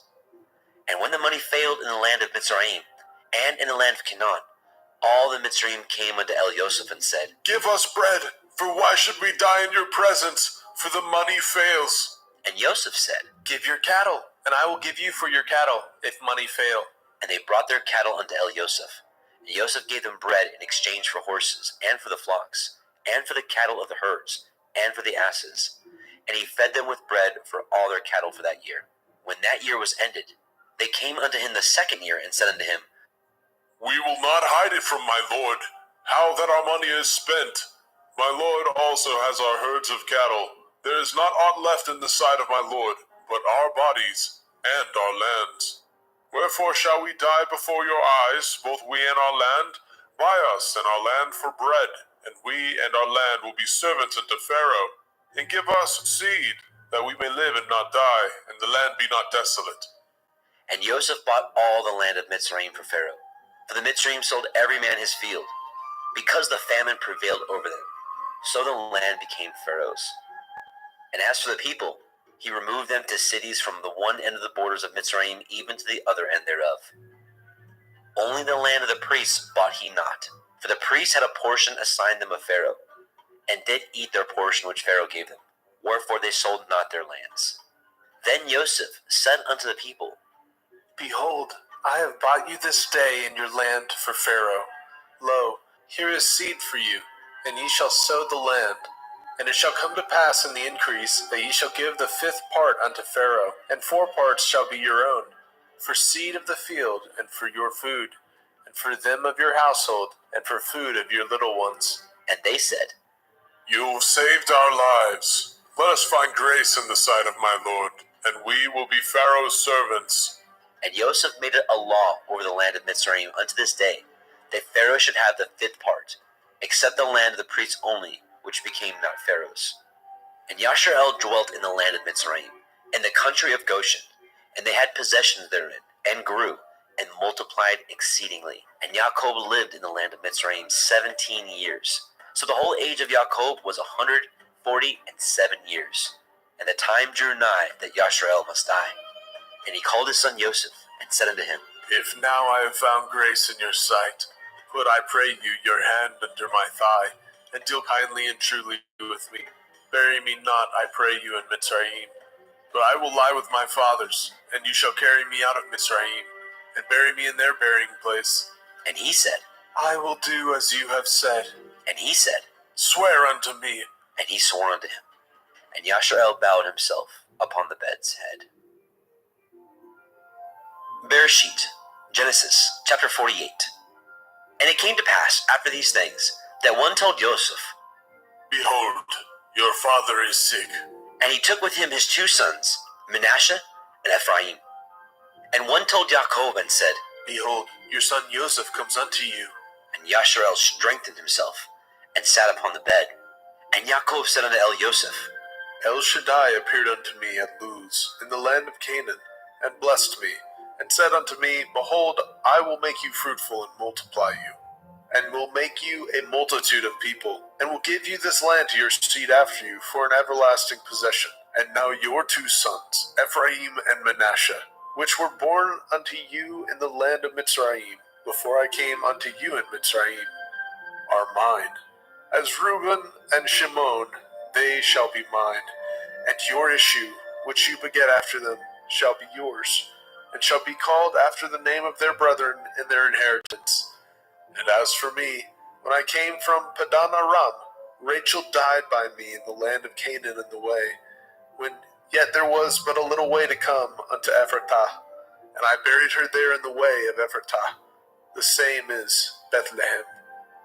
And Yasharel beheld Joseph's sons, and said, Who are these? And Joseph said unto his father, They are my sons, whom Elohim has given me in this place. And he said, Bring them, I pray you, unto me, and I will bless them. Now the eyes of Yasharel were dim for age, so that he could not see. And he brought them near unto him, and he kissed them, and embraced them. And Yasharel said unto Elioseph, I had thought not to see your face, and lo, Elohim has showed me also your seed. And Joseph brought them out from between his knees, and he bowed himself with his face to the earth.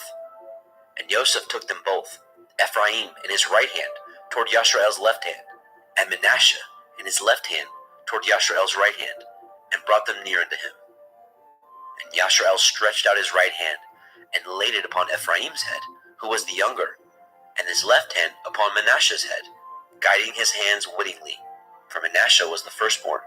And he blessed Joseph and said, Elohim, before whom my fathers Abraham and Yitzhak did walk, the Elohim which fed me all my life long unto this day, the angel which redeemed me from all evil, bless the lads, and let my name be named on them, and the name of my fathers Abraham and Yitzhak, and let them grow into a multitude in the midst of the earth.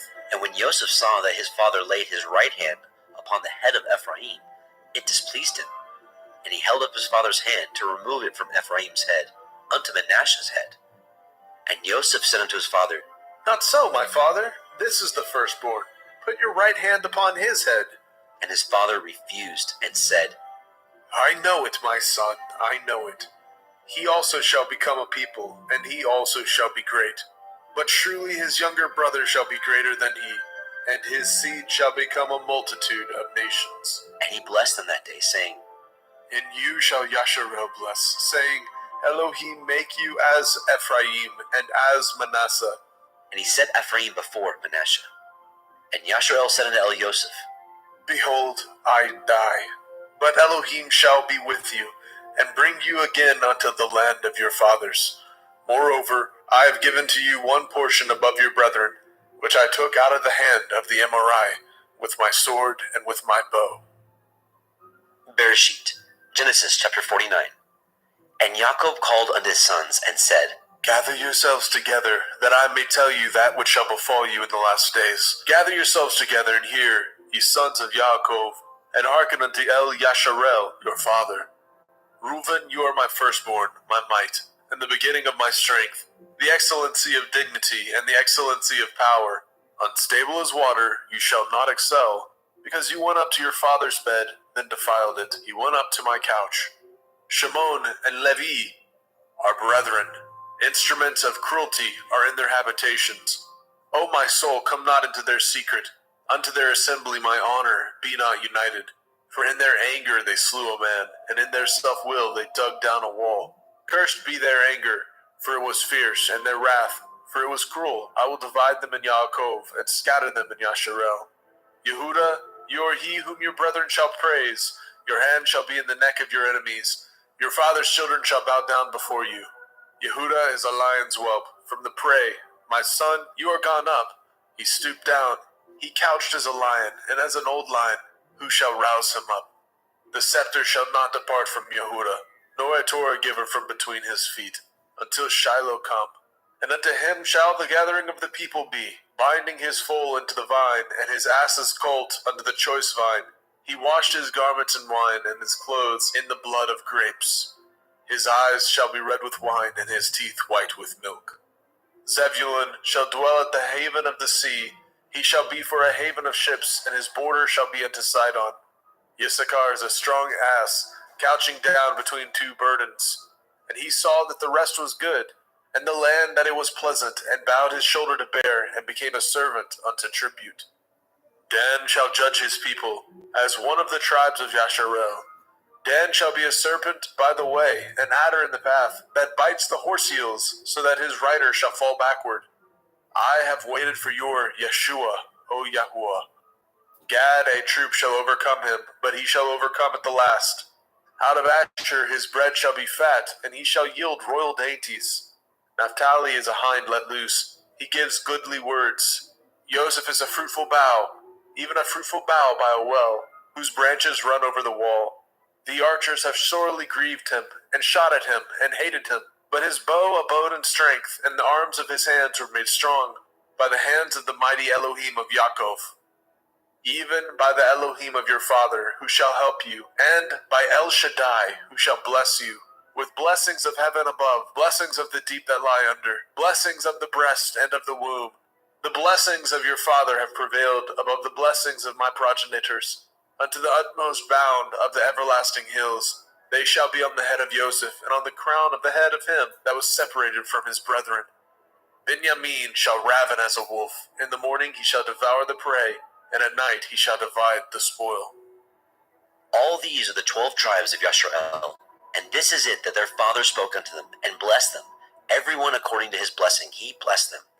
And he charged them, and said unto them, I am to be gathered unto my people. Bury me with my fathers in the cave that is in the field of Ephron the Hittite, in the cave that is in the field of Machpelah, which is before Mamre, in the land of Canaan, which Abraham bought with the field of Ephron the Hittite for a possession of a burying place. There they buried Abraham and Sarah his woman.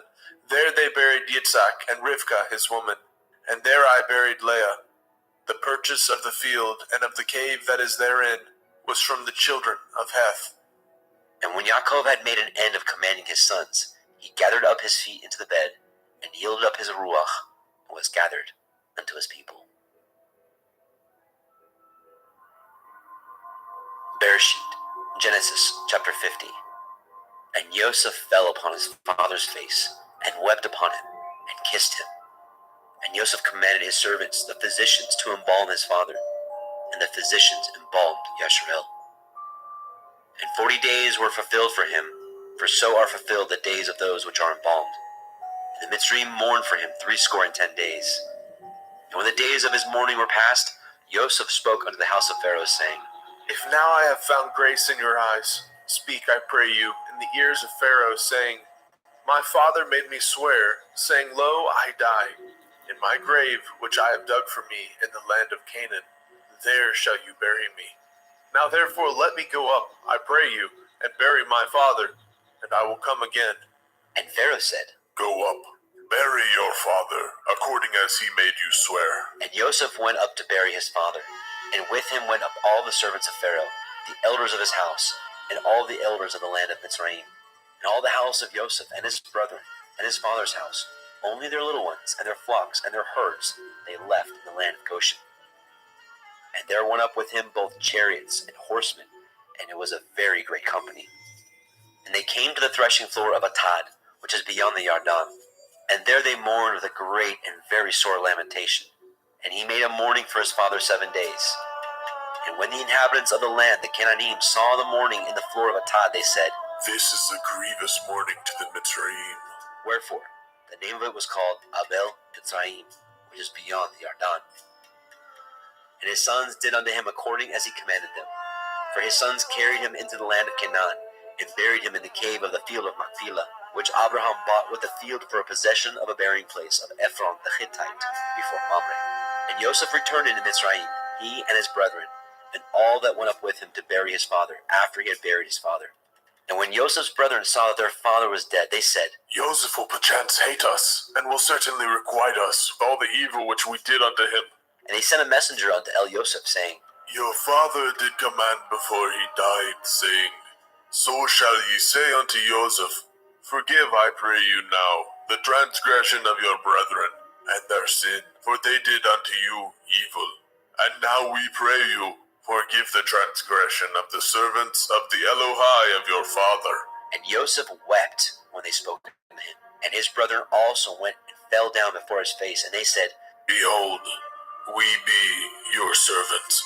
And Joseph said unto them, Fear not, for am I in the place of Elohim? But as for you, ye thought evil against me, but Elohim meant it unto good, to bring to pass, as it is this day, to save much people alive. Now therefore fear ye not, I will nourish you, and your little ones. And he comforted them, and spoke kindly unto them. And Joseph dwelt in Mitzrayim, he and his father's house. And Joseph lived 110 years. And Joseph saw Ephraim's children of the 3rd generation. The children also of Machir the son of Manasseh were brought up upon Joseph's knees. And Joseph said unto his brethren, I die, and Elohim will surely visit you, and bring you out of this land unto the land which he swore to Abraham, to Yitzhak, and to Yaakov. And Joseph took an oath of the children of Yasharel, saying, Elohim will surely visit you, and ye shall carry up my bones from hence.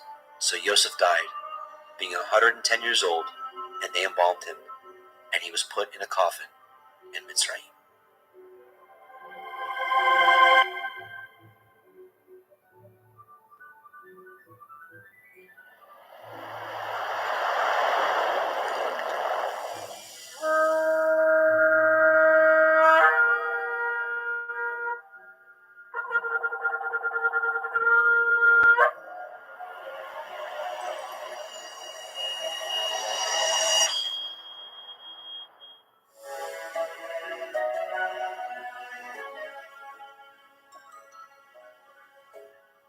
Vayikra, Leviticus chapter 1. And Yahweh called unto Moshe, and spoke unto him out of the tabernacle of the assembly, saying, Speak unto the children of Yasharel, and say unto them, If any man of you bring an offering unto Yahweh, ye shall bring your offering of the cattle, even of the herd and of the flock. If his offering be a burnt sacrifice of the herd, let him offer a male without blemish. He shall offer it of his own voluntary will, at the door of the tabernacle of the assembly, before Yahweh.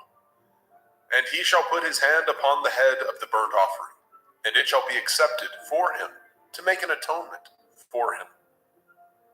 And he shall kill the bullock before Yahweh, and the priests, Aharon's sons, shall bring the blood, and sprinkle the blood round about upon the altar that is by the door of the tabernacle of the assembly.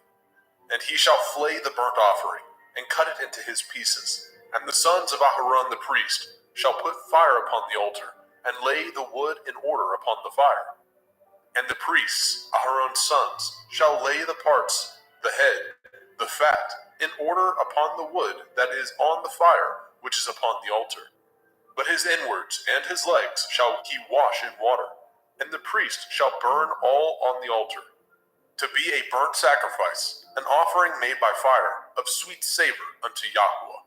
And if his offering be of the flocks, namely of the sheep, or of the goats, for a burnt sacrifice, he shall bring it a male without blemish. And he shall kill it on the side of the altar northward, before Yahweh and the priest. Aharon's sons shall sprinkle his blood round about upon the altar. And he shall cut it into his pieces, with his head and his fat, and the priest shall lay them in order on the wood that is on the fire, which is upon the altar. But he shall wash the inwards of the legs with water, and the priest shall bring it all, and burn it upon the altar. It is a burnt sacrifice, an offering made by fire, of sweet savor unto Yahweh. And if the burnt sacrifice for his offering to Yahweh be of fowls, then he shall bring his offering of turtle doves, or of young pigeons. And the priest shall bring it unto the altar, and wring off his head, and burn it on the altar, and the blood thereof shall be wrung out at the side of the altar. And he shall pluck away his crop with his feathers, and cast it beside the altar on the east part, by the place of the ashes. And he shall cleave it with the wings thereof, but shall not divide it asunder. And the priest shall burn it upon the altar, upon the wood that is upon the fire. It is a burnt sacrifice, an offering made by fire, of sweet savor unto Yahweh. Vayikra, Leviticus chapter 2. And when any will offer a meat offering unto Yahweh, his offering shall be of fine flour, and he shall pour oil upon it, and put frankincense thereon. And he shall bring it to Aharon's sons, the priests, and he shall take thereout his handful of the flour thereof, and of the oil thereof, with all the frankincense thereof. And the priest shall burn the memorial of it upon the altar, to be an offering made by fire, of a sweet savor unto Yahweh. And the remnant of the meat offering shall be Aharon's and his sons. It is a thing most holy of the offerings of Yahweh, made by fire. And if you bring an oblation of meat offering, baken in the oven, it shall be matzah cakes of fine flour, mingled with oil, or matzah wafers anointed with oil. And if your oblation be a meat offering, baken in a pan, it shall be of fine flour, unleavened, mingled with oil. You shall part it in pieces, and pour oil thereon. It is a meat offering. And if your oblation be a meat offering, baken in the frying pan, it shall be made of fine flour with oil. And you shall bring the meat offering that is made of these things unto Yahweh. And when it is presented unto the priest, he shall bring it unto the altar. And the priest shall take from the meat offering a memorial thereof, and shall burn it upon the altar. It is an offering made by fire, of sweet savor unto Yahweh. And that which is left of the meat offering shall be Aharon's and his sons. It is a thing most holy of the offerings of Yahweh made by fire. No meat offering which ye shall bring unto Yahweh shall be made with leaven, for ye shall burn no leaven, nor any honey, in any offering of Yahweh made by fire. As for the oblation of the firstfruits, ye shall offer them unto Yahweh, but they shall not be burnt on the altar for a sweet savor. And every oblation of your meat offering shall ye season with salt, neither shall ye suffer the salt of the covenant of your Elohim to be lacking from your meat offering. And all your offerings you shall offer salt. And if you offer a meat offering of your firstfruits unto Yahweh, you shall offer the meat offering of your firstfruits, green ears of grain dried by the fire, even grain beaten out of full ears. And you shall put oil upon it, and lay frankincense thereon. It is a meat offering. And the priest shall burn the memorial of it, part of the beaten grain thereof, and part of the oil thereof, with all the frankincense thereof. It is an offering made by fire unto Yahweh. Vayikra, Leviticus chapter 3. And if his oblation be a sacrifice of peace offering, if he offer it of the herd, whether it be a male or a female, he shall offer it without blemish before Yahweh. And he shall lay his hand upon the head of his offering, and kill it at the door of the tabernacle of the assembly. And Aharon's sons, the priests, shall sprinkle the blood upon the altar round about. And he shall offer of the sacrifice of the peace offering an offering made by fire unto Yahweh, the fat that covers the inwards, and all the fat that is upon the inwards, and the 2 kidneys, and the fat that is on them, which is by the flanks, and the caul above the liver, with the kidneys, it shall he take away. And Aharon's sons shall burn it on the altar upon the burnt sacrifice, which is upon the wood that is on the fire. It is an offering made by fire, of sweet savor unto Yahweh.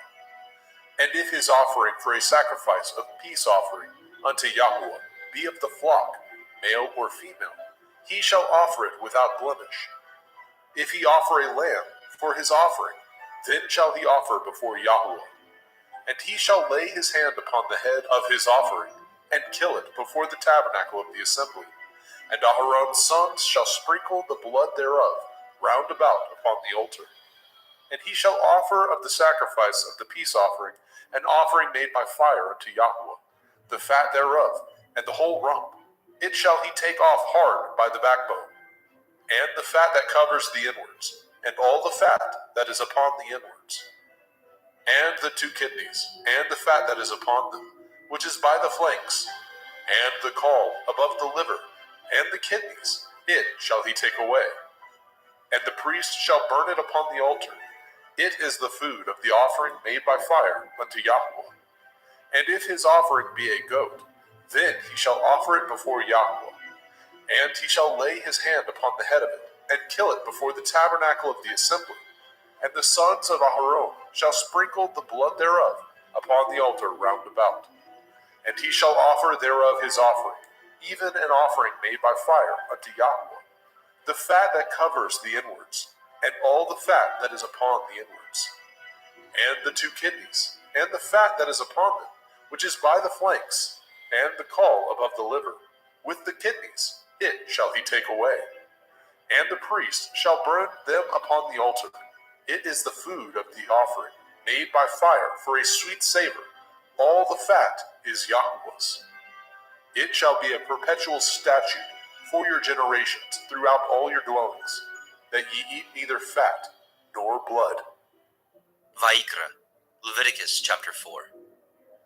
And Yahweh spoke unto Moshe, saying, Speak unto the children of Yasharel, saying, If a soul shall sin through ignorance against any of the commandments of Yahweh concerning things which ought not to be done, and shall do against any of them, if the priest that is anointed do sin according to the sin of the people, then let him bring for his sin, which he has sinned, a young bullock, without blemish unto Yahweh, for a sin offering. And he shall bring the bullock unto the door of the tabernacle of the assembly before Yahweh, and shall lay his hands upon the bullock's head, and kill the bullock before Yahweh. And the priest that is anointed shall take of the bullock's blood, and bring it to the tabernacle of the assembly.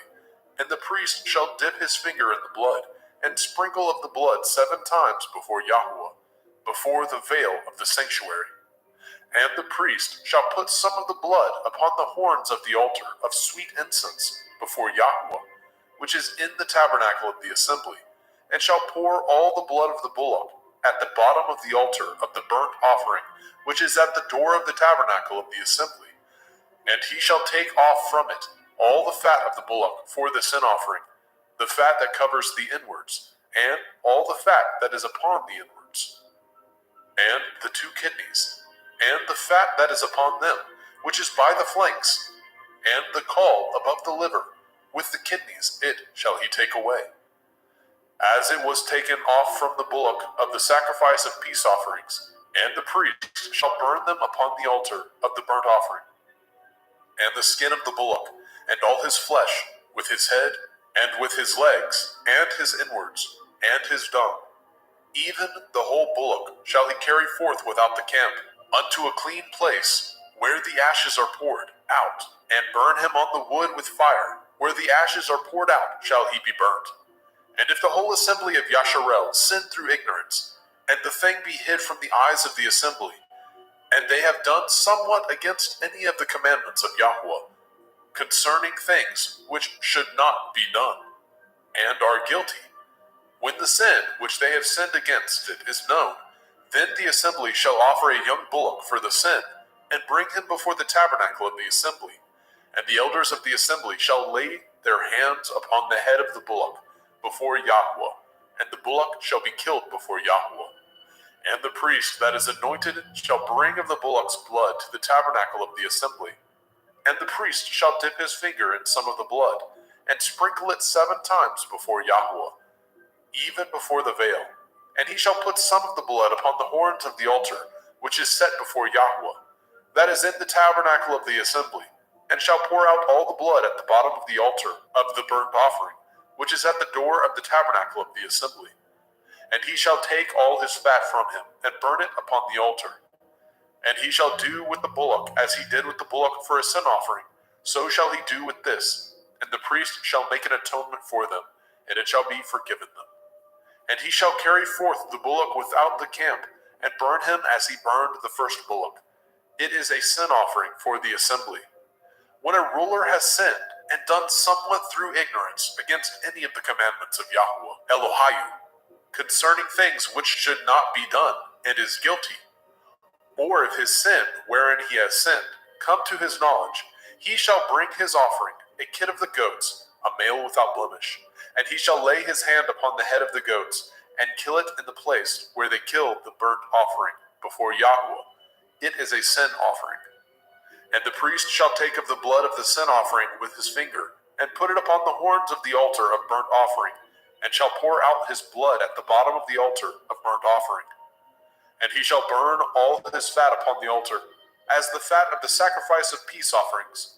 And the priest shall make an atonement for him, as concerning his sin, and it shall be forgiven him. And if any one of the common people sin through ignorance, which he does somewhat against any of the commandments of Yahweh, concerning things which ought not to be done, and be guilty, or if his sin, which he has sinned, come to his knowledge, then he shall bring his offering, a kid of the goats, a female without blemish, for his sin which he has sinned. And he shall lay his hand upon the head of the sin offering, and slay the sin offering in the place of the burnt offering. And the priest shall take of the blood thereof with his finger, and put it upon the horns of the altar of burnt offering, and shall pour out all the blood thereof at the bottom of the altar. And he shall take away all the fat thereof, as the fat is taken away from off the sacrifice of peace offerings. And the priest shall burn it upon the altar for a sweet savor unto Yahweh. And the priest shall make an atonement for him, and it shall be forgiven him. And if he bring a lamb for a sin offering, he shall bring it a female without blemish. And he shall lay his hand upon the head of the sin offering, and slay it for the sin offering in the place where they killed the burnt offering. And the priest shall take of the blood of the sin offering with his finger, and put it upon the horns of the altar of burnt offering, and shall pour out all the blood thereof at the bottom of the altar. And he shall take away all the fat thereof, as the fat of the lamb is taken away from the sacrifice of the peace offering. And the priest shall burn them upon the altar, according to the offering made by fire unto Yahweh. And the priest shall make an atonement for his sin that he has committed, and it shall be forgiven him. Vayikra, Leviticus chapter 5. And if a soul sin, and hear the voice of swearing, and is a witness, whether he has seen or known of it, if he do not utter it, then he shall bear his iniquity. Or if a soul touch any unclean thing, whether it be a carcass of an unclean beast, or a carcass of unclean cattle, or the carcass of unclean creeping things, and if it be hidden from him, he also shall be unclean and guilty. Or if he touch the uncleanness of man, whatsoever uncleanness it be that a man shall be defiled withal, and it be hid from him, when he knows of it, then he shall be guilty. Or if a soul swear, pronouncing with his lips to do evil, or to do good, whatsoever it be that a man shall pronounce with an oath, and it be hid from him, when he knows of it, then he shall be guilty in one of these. And it shall be, when he shall be guilty in one of these things, that he shall confess that he has sinned in that thing. And he shall bring his trespass offering unto Yahweh, for his sin which he has sinned, a female from the flock, a lamb or a kid of the goats, for a sin offering, and the priest shall make an atonement for him concerning his sin. And if he is not able to bring a lamb, then he shall bring for his trespass which he has committed 2 turtle doves, or 2 young pigeons unto Yahweh, one for a sin offering, and the other for a burnt offering. And he shall bring them unto the priest, who shall offer that which is for the sin offering first, and wring off his head from his neck, but shall not divide it asunder. And he shall sprinkle of the blood of the sin offering upon the side of the altar, and the rest of the blood shall be wrung out at the bottom of the altar. It is a sin offering.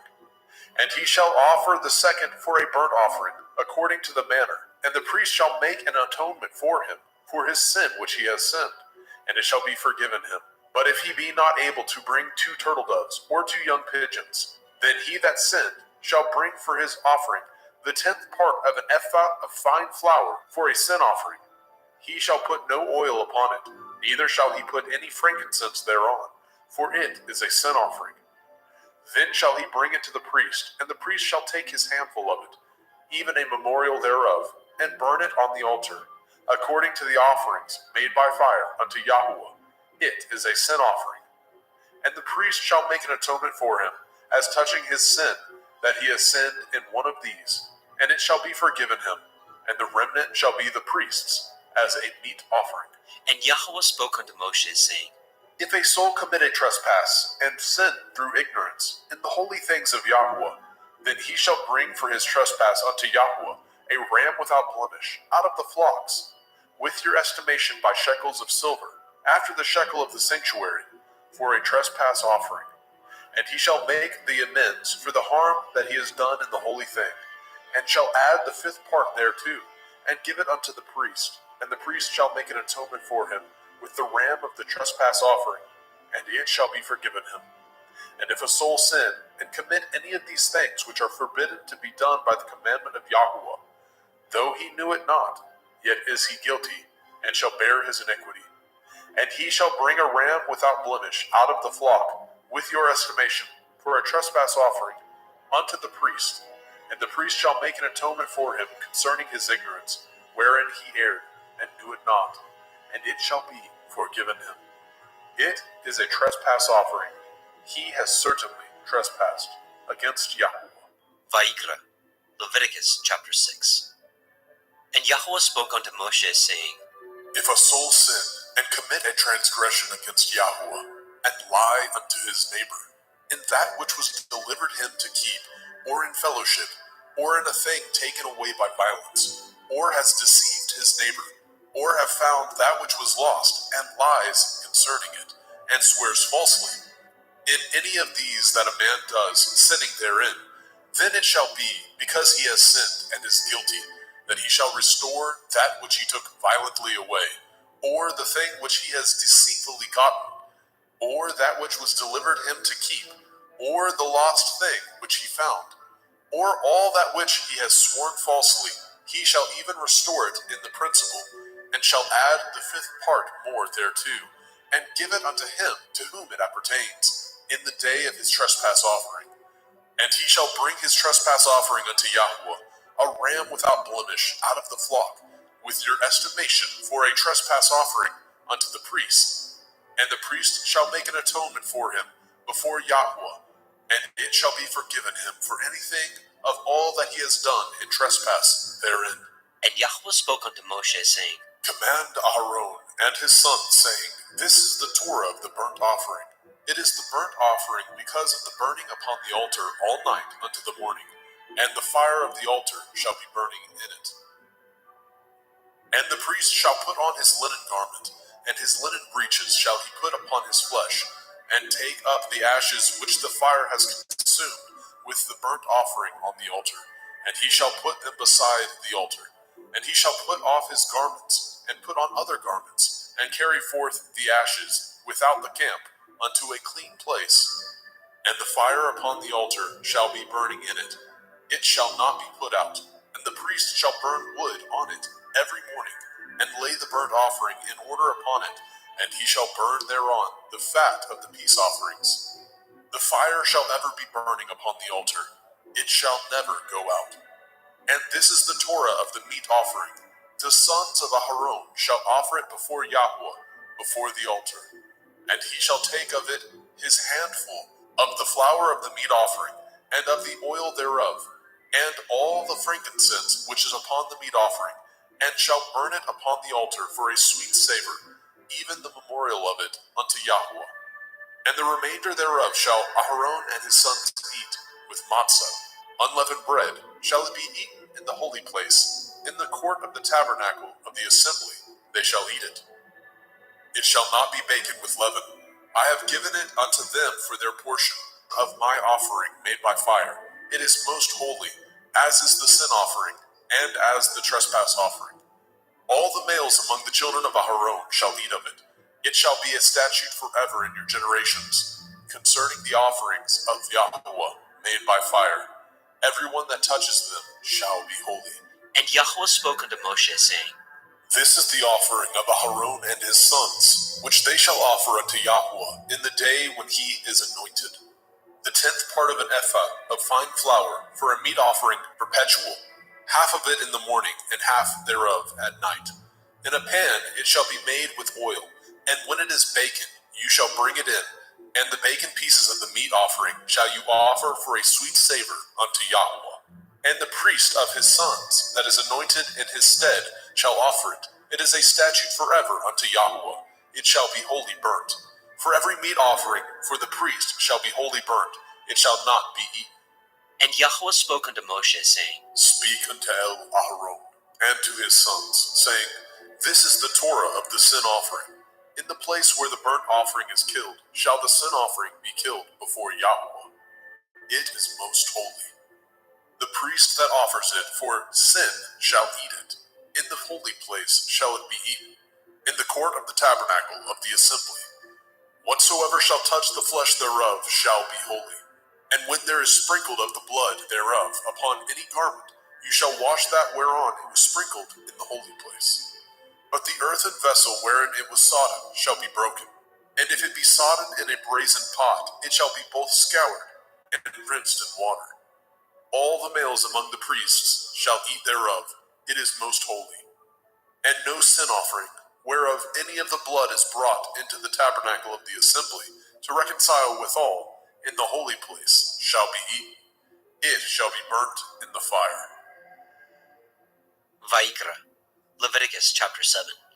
Likewise, this is the Torah of the trespass offering. It is most holy. In the place where they kill the burnt offering, shall they kill the trespass offering, and the blood thereof shall he sprinkle round about upon the altar. And he shall offer it of all the fat thereof, the rump, the fat that covers the inwards, and the 2 kidneys, and the fat that is on them, which is by the flanks, and the caul that is above the liver. With the kidneys it shall he take away.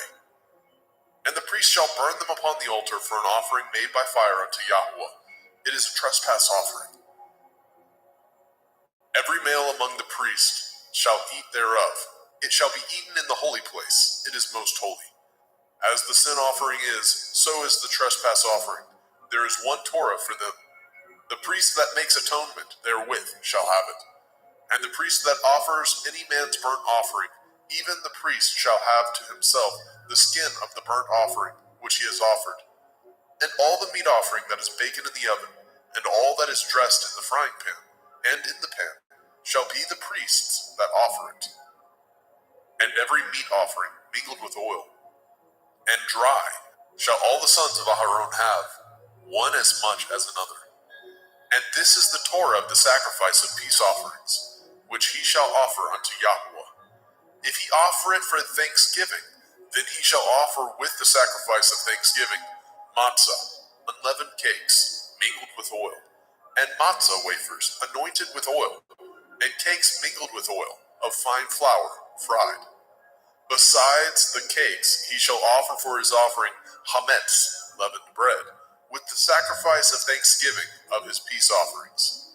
And of it he shall offer one out of the whole oblation, for a heave offering unto Yahweh, and it shall be the priest that sprinkles the blood of the peace offerings. And the flesh of the sacrifice of his peace offerings for thanksgiving shall be eaten the same day that it is offered. He shall not leave any of it until the morning. But if the sacrifice of his offering be a vow, or a voluntary offering, it shall be eaten the same day that he offers his sacrifice. On the morrow also the remainder of it shall be eaten. But the remainder of the flesh of the sacrifice on the third day shall be burnt with fire. And if any of the flesh of the sacrifice of his peace offerings be eaten at all on the third day, it shall not be accepted, neither shall it be imputed unto him that offers it. It shall be an abomination, and the soul that eats of it shall bear his iniquity. And the flesh that touches any unclean thing shall not be eaten. It shall be burnt with fire. And as for the flesh, all that be clean shall eat thereof. But the soul that eats of the flesh of the sacrifice of peace offerings that pertain unto Yahweh, having his uncleanness upon him, even that soul shall be cut off from his people. Moreover, the soul that shall touch any unclean thing, as the uncleanness of man, or any unclean beast, or any abominable unclean thing, and eat of the flesh of the sacrifice of peace offerings, which pertain unto Yahweh, even that soul shall be cut off from his people. And Yahweh spoke unto Moshe, saying, Speak unto the children of Yasharel, saying, Ye shall eat no manner of fat, of ox, or of sheep, or of goat, and the fat of the beast that dies of itself, and the fat of that which is torn with beast, may be used in any other use, but ye shall in no wise eat of it. For whosoever eats the fat of the beast, of which men offer an offering made by fire unto Yahweh, even the soul that eats it shall be cut off from his people. Moreover, ye shall eat no manner of blood, whether it be of fowl or of beast, in any of your dwellings. Whatsoever soul it be that eats any manner of blood, even that soul shall be cut off from his people. And Yahweh spoke unto Moshe, saying, Speak unto the children of Yasharel, saying, He that offers the sacrifice of his peace offerings unto Yahweh shall bring his oblation unto Yahweh of the sacrifice of his peace offerings. His own hand shall bring the offerings of Yahweh made by fire. The fat with the breast it shall he bring, that the breast may be waved for a wave offering before Yahweh. And the priest shall burn the fat upon the altar, but the breast shall be Aharon's and his sons'. And the right shoulder shall ye give unto the priest for a heave offering of the sacrifices of your peace offerings. He among the sons of Aharon that offers the blood of the peace offerings and the fat shall have the right shoulder for his part. For the wave breast and the heave shoulder have I taken of the children of Yasharel from off the sacrifices of their peace offerings, and have given them unto Aharon the priest, and unto his sons by a statute forever, from among the children of Yasharel. This is the portion of the anointing of Aharon, and of the anointing of his sons, out of the offerings of Yahweh made by fire, in the day when he presented them to minister unto Yahweh in the priest's office, which Yahweh commanded to be given them of the children of Yasharel, in the day that he anointed them, by a statute forever throughout their generations. This is the Torah of the burnt offering, of the meat offering, and of the sin offering, and of the trespass offering, and of the consecrations, and of the sacrifice of the peace offerings. which Yahweh commanded Moshe in Mount Sinai in the day that he commanded the children of Yisrael to offer their oblations unto Yahweh in the wilderness of Sinai. Vayikra, Leviticus chapter 8. And Yahweh spoke unto Moshe, saying, Take Aharon and his sons with him, and the garments, and the anointing oil, and a bullock for the sin offering, and 2 rams, and a basket of matzah, unleavened bread, and gather all the assembly together unto the door of the tabernacle of the assembly. And Moshe did as Yahweh commanded him, and the assembly was gathered together unto the door of the tabernacle of the assembly. And Moshe said unto the assembly, This is the thing which Yahweh commanded to be done. And Moshe brought Aharon and his sons, and washed them with water.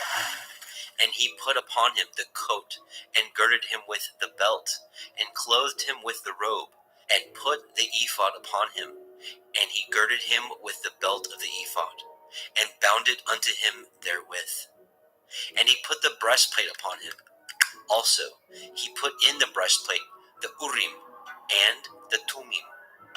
And he put the turban upon his head. Also upon the turban, even upon his forefront, did he put the golden plate, the holy crown, as Yahweh commanded Moshe. And Moshe took the anointing oil, and anointed the tabernacle, and all that was therein, and sanctified them. And he sprinkled thereof upon the altar 7 times, and anointed the altar and all his vessels, both the laver and his foot, to sanctify them. And he poured of the anointing oil upon Aharon's head, and anointed him, to sanctify him. And Moshe brought Aharon's sons, and put coats upon them, and girded them with belts, and put bonnets upon them, as Yahweh commanded Moshe. And he brought the bullock for the sin offering, and Aharon and his sons laid their hands upon the head of the bullock for the sin offering, and he slew it. And Moshe took the blood, and put it upon the horns of the altar round about with his finger, and purified the altar, and poured the blood at the bottom of the altar, and sanctified it, to make reconciliation upon it. And he took all the fat that was upon the inwards, and the caul above the liver, and the 2 kidneys, and their fat, and Moshe burned it upon the altar. But the bullock, and his hide, and his flesh, and his dung, he burnt with fire without the camp, as Yahweh commanded Moshe. And he brought the ram for the burnt offering, and Aharon and his sons laid their hands upon the head of the ram, and he killed it. And Moshe sprinkled the blood upon the altar round about. And he cut the ram into pieces, and Moshe burnt the head, and the pieces, and the fat. And he washed the inwards and the legs in water, and Moshe burnt the whole ram upon the altar. It was a burnt sacrifice for a sweet savor, and an offering made by fire unto Yahweh, as Yahweh commanded Moshe. And he brought the other ram, the ram of consecration, and Aharon and his sons laid their hands upon the head of the ram, and he slew it. And Moshe took of the blood of it, and put it upon the tip of Aharon's right ear, and upon the thumb of his right hand, and upon the great toe of his right foot. And he brought Aharon's sons, and Moshe put of the blood upon the tip of their right ear, and upon the thumbs of their right hands, and upon the great toes of their right feet.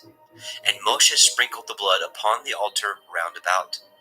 And he took the fat, and the rump, and the fat that was upon the inwards, and the caul above the liver, and the 2 kidneys, and their fat, and the right shoulder.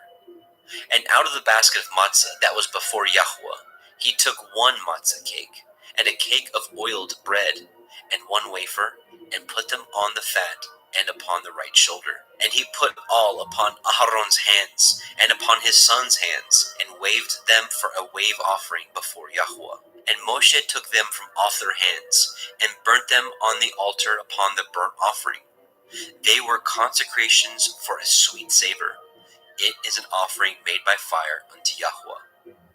And Moshe took the breast, and waved it for a wave offering before Yahweh. For of the ram of consecration it was Moshe's part, as Yahweh commanded Moshe. And Moshe took of the anointing oil, and of the blood which was upon the altar, and sprinkled it upon Aharon, and his garments, and upon his sons, and upon his sons' garments with him, and sanctified Aharon and his garments, and his sons' garments with him. And Moshe said unto Aharon and to his sons, Boil the flesh at the door of the tabernacle of the assembly, and there eat it, with the bread that is in the basket of consecrations, as I commanded, saying, Aharon and his sons shall eat it. And that which remains of the flesh and of the bread shall ye burn with fire. And ye shall not go out of the door of the tabernacle of the assembly in 7 days, until the days of your consecration be at an end. For 7 days shall he consecrate you. As he has done this day, so Yahweh has commanded to do, to make an atonement for you. Therefore shall ye abide at the door of the tabernacle of the assembly day and night 7 days, and guard the watch of Yahweh, that ye die not. For so I am commanded. So Aharon and his sons did all the things which Yahweh commanded by the hand of Moshe. Vaikra, Leviticus chapter 9. And it came to pass on the 8th day that Moshe called Aharon and his sons and the elders of Yisrael. And he said unto Aharon, Take a young calf for a sin offering, and a ram for a burnt offering, without blemish, and offer them before Yahweh. And unto the children of Yisrael you shall speak, saying, Take ye a kid of the goats for a sin offering, and a calf and a lamb, both of the first year, without blemish, for a burnt offering.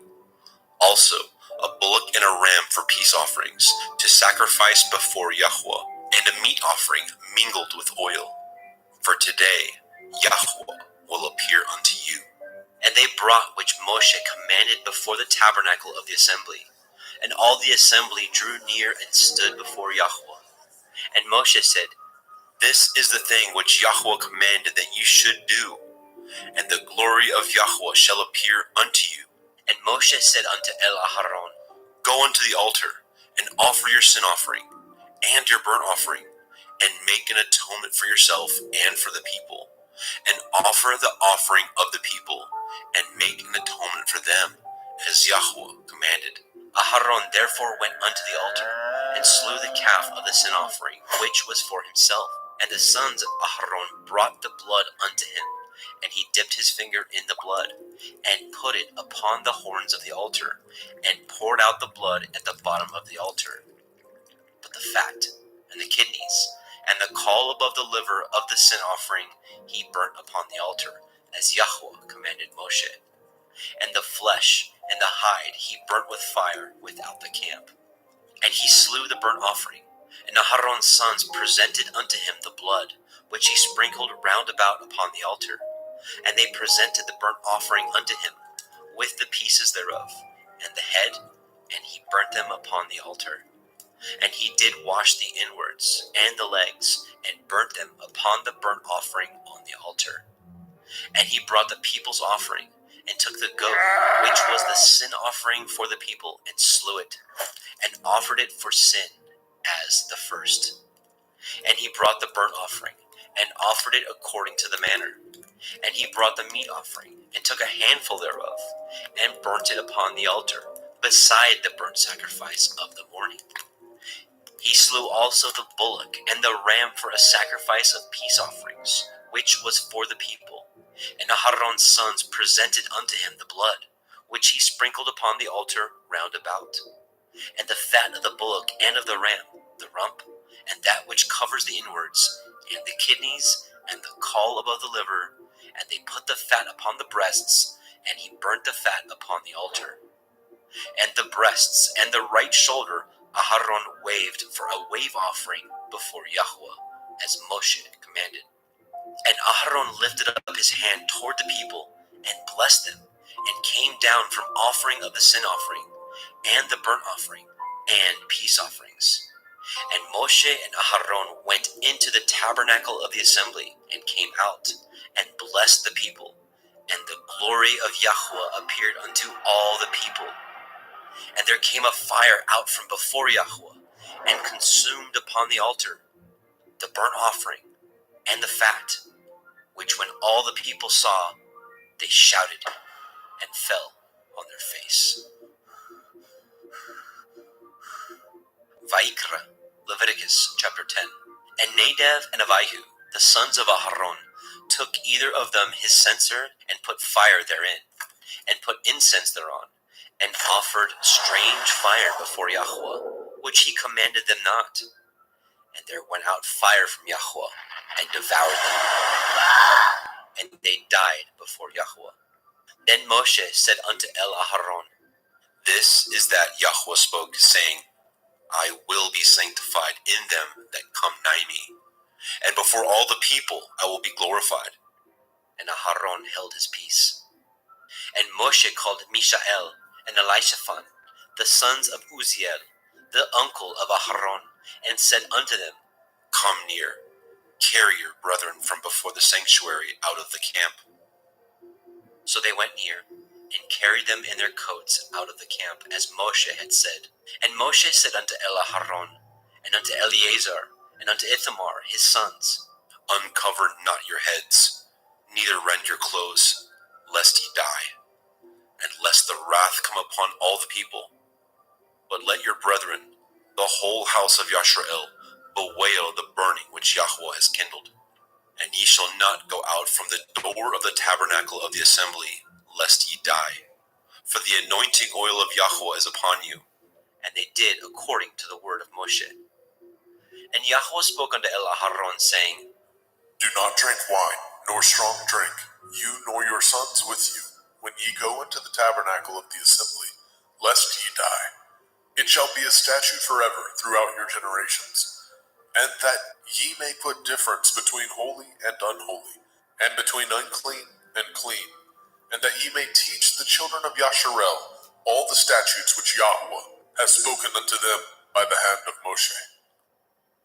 And Moshe spoke unto Aharon, and unto Eleazar, and unto Ithamar, his sons that were left, Take the meat offering that remains of the offerings of Yahweh made by fire, and eat it without leaven beside the altar, for it is most holy.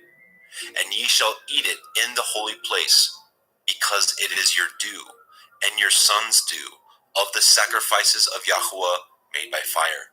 For so I am commanded. And the wave breast and the heave shoulder shall ye eat in a clean place, you and your sons and your daughters with you, for they be your due, and your sons' due, which are given out of the sacrifices of peace offerings of the children of Yashrael. The heave shoulder and the wave breast shall they bring with the offerings made by fire of the fat, to wave it for a wave offering before Yahweh. And it shall be yours and your sons with you by a statute forever, as Yahweh has commanded. And Moshe diligently sought the goat of the sin offering, and behold, it was burnt. And he was angry with Eleazar and Ithamar, the sons of Aharon, which were left alive, saying, Wherefore have ye not eaten the sin offering in the holy place, seeing it is most holy? And Elohim has given it to you to bear the iniquity of the assembly, to make an atonement for them before Yahweh. Behold, the blood of it was not brought in within the holy place. Ye should indeed have eaten it in the holy place, as I commanded. And Aharon said unto Moshe, Behold, this day have they offered their sin offering and their burnt offering before Yahweh, and such things have befallen me. And if I had eaten the sin offering today, should it have been accepted in the sight of Yahweh? And when Moshe heard that, he was content.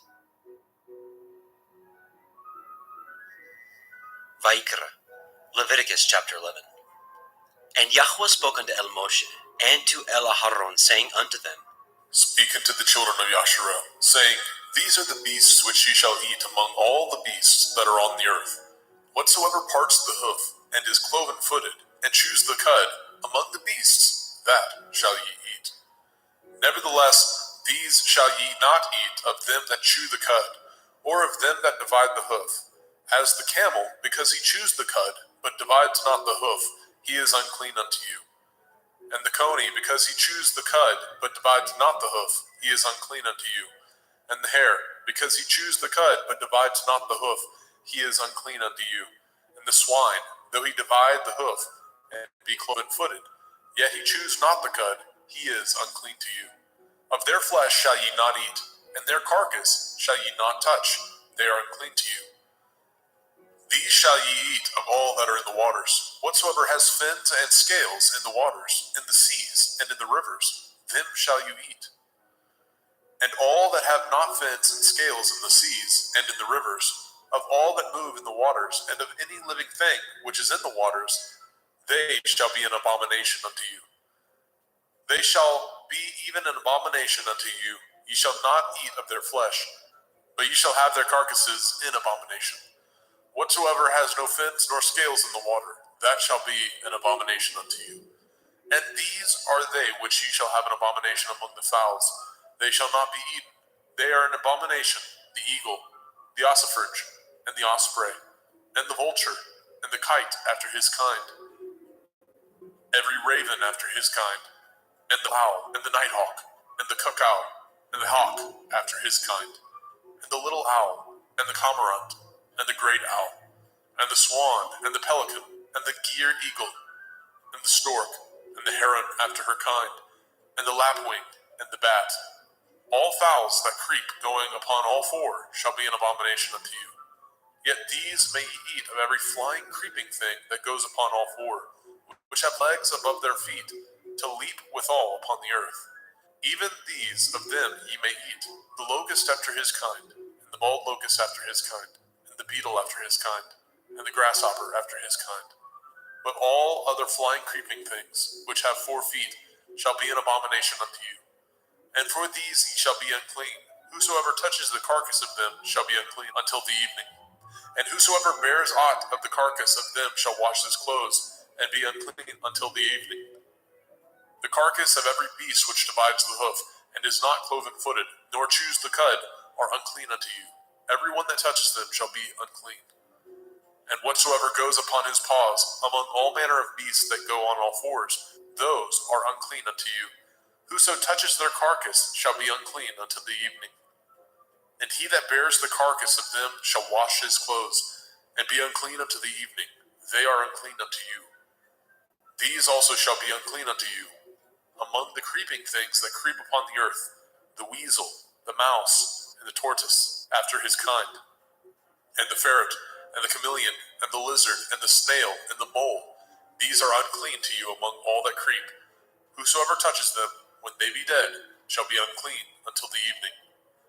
And upon whatsoever any of them, when they are dead, does fall, it shall be unclean, whether it be any vessel of wood, or raiment, or skin, or sack. Whatsoever vessel it be, wherein any work is done, it must be put into water, and it shall be unclean until the evening, so it shall be cleansed. And every earthen vessel, where into any of them that falls, whatsoever is in it shall be unclean, and ye shall break it. Of all meat which may be eaten, that on which such water comes shall be unclean, and all drink that may be drunk in every vessel shall be unclean. And everything whereupon any part of their carcass falls shall be unclean, whether it be oven or range for pots, they shall be broken down, for they are unclean, and shall be unclean unto you. Nevertheless, a fountain or pit, wherein there is plenty of water, shall be clean, but that which touches their carcass shall be unclean. And if any part of their carcass falls upon any sowing seed which is to be sown, it shall be clean. But if any water be put upon the seed, and any part of their carcass fall thereon, it shall be unclean unto you. And if any beast of which ye may eat die, he that touches the carcass thereof shall be unclean until the evening. And he that eats of the carcass of it shall wash his clothes, and be unclean until the evening. He also that bears the carcass of it shall wash his clothes, and be unclean until the evening. And every creeping thing that creeps upon the earth shall be an abomination. It shall not be eaten. Whatsoever goes upon the belly, and whatsoever goes upon all fours, or whatsoever has more feet among all creeping things that creep upon the earth, them shall ye not eat, for they are an abomination. Ye shall not make yourselves abominable with any creeping thing that creeps, neither shall ye make yourselves unclean with them, that ye should be defiled thereby. For I am Yahuwah Elohim. Ye shall therefore sanctify yourselves, and ye shall be holy, for I am holy. Neither shall ye defile yourselves with any manner of creeping thing that creeps upon the earth. For I am Yahuwah, that brings you up out of the land of Mitzrayim, to be your Elohim. Ye shall therefore be holy, for I am holy. This is the Torah of the beasts, and of the fowl, and of every living creature that moves in the waters. and of every creature that creeps upon the earth, to make a difference between the unclean and the clean, and between the beast that may be eaten and the beast that may not be eaten.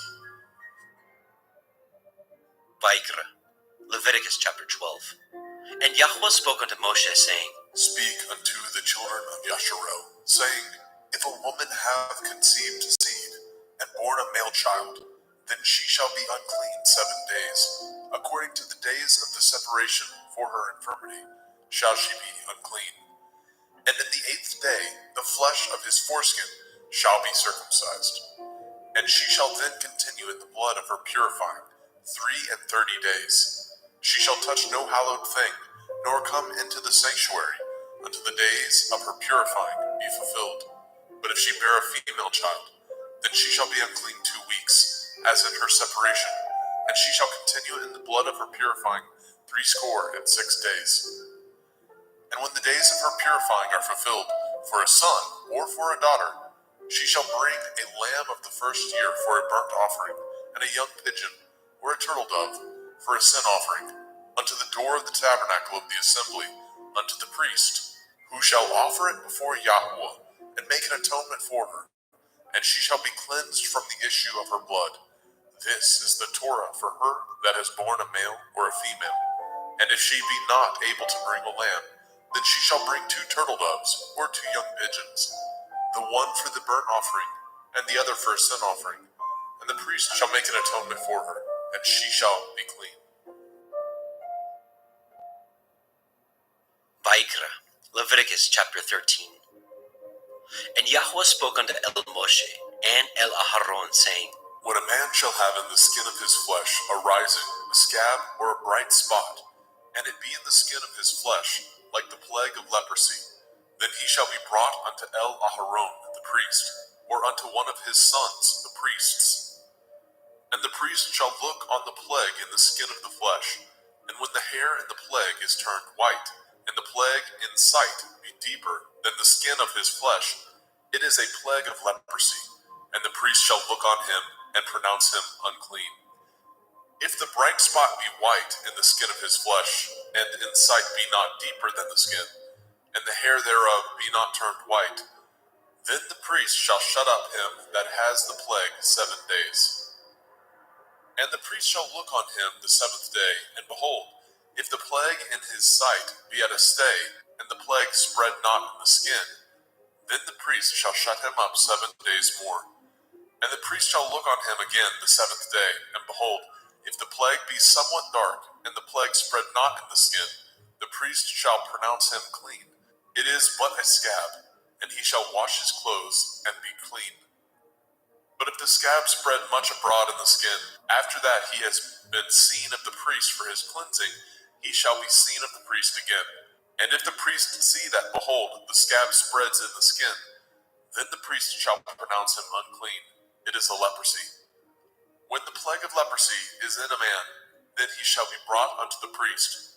And the priest shall see him, and behold, if the rising be white in the skin, and it have turned the hair white, and there be quick raw flesh in the rising, it is an old leprosy in the skin of his flesh, and the priest shall pronounce him unclean, and shall not shut him up, for he is unclean. And if a leprosy break out abroad in the skin, and the leprosy cover all the skin of him that has the plague from his head even to his foot, wheresoever the priest looks, then the priest shall consider, and behold, if the leprosy have covered all his flesh, he shall pronounce him clean that has the plague. It is all turned white, he is clean. But when raw flesh appears in him, he shall be unclean. And the priest shall see the raw flesh and pronounce him to be unclean, for the raw flesh is unclean. It is a leprosy. Or if the raw flesh turn again, and be changed unto white, he shall come unto the priest. And the priest shall see him, and behold, if the plague be turned unto white, then the priest shall pronounce him clean that has the plague. He is clean. The flesh also, in which even in the skin thereof was a boil, and is healed. And in the place of the boil, where there be a white rising, or a bright spot, white, and somewhat reddish, and it be showed to the priest. And if, when the priest sees it, behold, it be in sight lower than the skin, and the hair thereof be turned white, the the priest shall pronounce him unclean. It is a plague of leprosy, broken out of the boil. But if the priest look on it, and behold, there be no white hairs therein, and if it be not lower than the skin, but be somewhat dark, then the priest shall shut him up 7 days. And if it spread much abroad in the skin, then the priest shall pronounce him unclean. It is a plague. But if the bright spot stay in his place, and spread not, it is a burning boil, and the priest shall pronounce him clean. Or if there be any flesh in the skin whereof there is a hot burning, and the quick flesh that burns have a white bright spot, somewhat reddish or white, then the priest shall look upon it, and behold, if the hair in the bright spot be turned white, and it be in sight deeper than the skin, it is a leprosy broken out of the burning, wherefore the priest shall pronounce him unclean. It is the plague of leprosy. But if the priest look on it, and behold, there be no white hair in the bright spot, and it be no lower than the other skin, but be somewhat dark, then the priest shall shut him up 7 days. And the priest shall look upon him the 7th day, and if it be spread much abroad in the skin, then the priest shall pronounce him unclean. It is the plague of leprosy.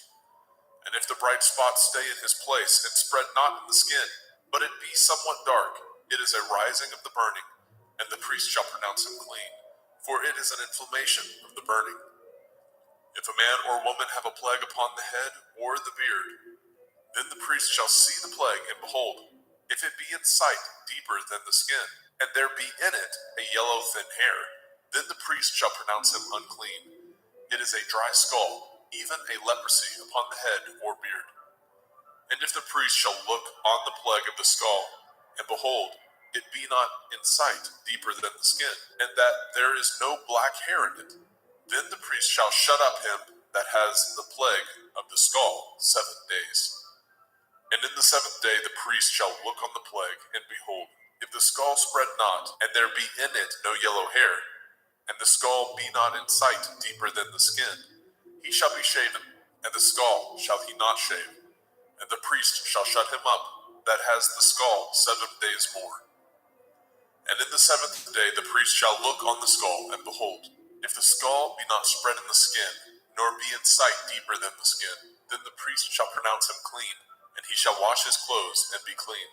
But if the skull spread much in the skin after his cleansing, then the priest shall look on him, and behold, if the skull be spread in the skin, the priest shall not seek for yellow hair, he is unclean.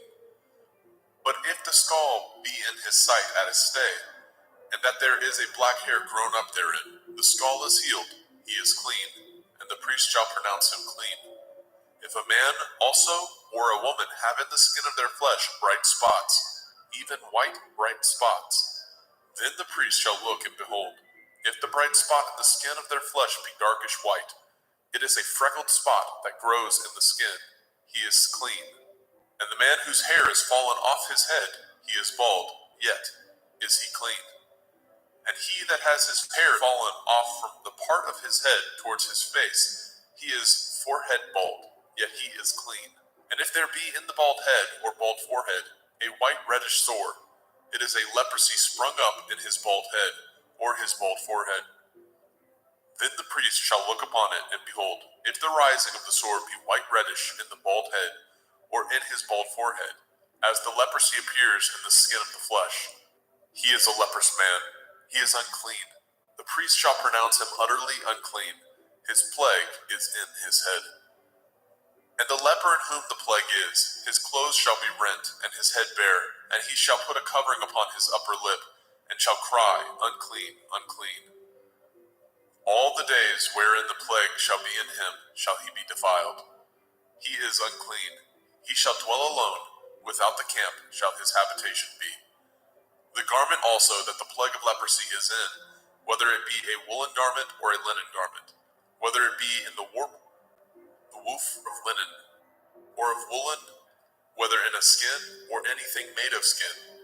And if the plague be greenish or reddish in the garment or in the skin, either in the warp or in the woof or in anything of skin, it is a plague of leprosy, and shall be showed unto the priest. And the priest shall look upon the plague, and shut up it that has the plague 7 days. And he shall look on the plague on the 7th day. If the plague be spread in the garment, either in the warp or in the woof or in a skin, or in any work that is made of skin. The plague is a fretting leprosy. It is unclean. He shall therefore burn that garment, whether warp or woof, in woolen or in linen, anything of skin wherein the plague is, for it is a fretting leprosy. It shall be burnt in the fire.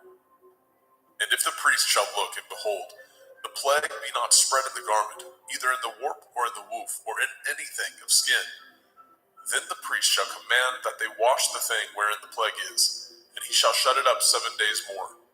And the priest shall look on the plague after that it is washed, and behold, if the plague have not changed his color, and the plague be not spread, it is unclean.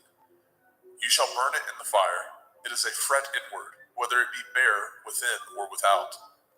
And if the priest look and behold the plague be somewhat dark after the washing of it, then he shall rend it out of the garment, or out of the skin, or out of the warp, or out of the woof. And if it appear still in the garment, either in the warp or in the woof, or in anything of skin, it is a spreading plague. You shall burn that wherein the plague is with fire. And the garment, either warp or woof, or whatsoever thing of skin it be, which you shall wash, if the plague be departed from them, then it shall be washed the second time, and shall be clean. This is the Torah of the plague of leprosy, in a garment of woolen or linen, either in warp or woof, or in anything of skins, to pronounce it clean, or to pronounce it unclean. Vaikra, Leviticus chapter 14. And Yahweh spoke unto Moshe, saying, This shall be the Torah of the leper in the day of his cleansing. He shall be brought unto the priest, and the priest shall go forth out of the camp, and the priest shall look, and behold, if the plague of leprosy be healed in the leper, then shall the priest command to take for him that is to be cleansed 2 birds alive and clean, and cedar wood, and scarlet and hyssop. And the priest shall command that one of the birds be killed in an earthen vessel over running water. As for the living bird, he shall take it, and the cedar wood, and the scarlet, and the hyssop, and shall dip them, and the living bird in the blood of the bird that was killed over the running water. And he shall sprinkle upon him that is to be cleansed from the leprosy 7 times, and shall pronounce him clean, and shall let the living bird loose into the open field. And he that is to be cleansed shall wash his clothes, and shave off all his hair, and wash himself in water, that he may be clean. And after that he shall come into the camp, and shall tarry abroad out of his tent 7 days. But it shall be on the 7th day that he shall shave all his hair off his head, and his beard, and his eyebrows, even all his hair he shall shave off, and shall wash his clothes.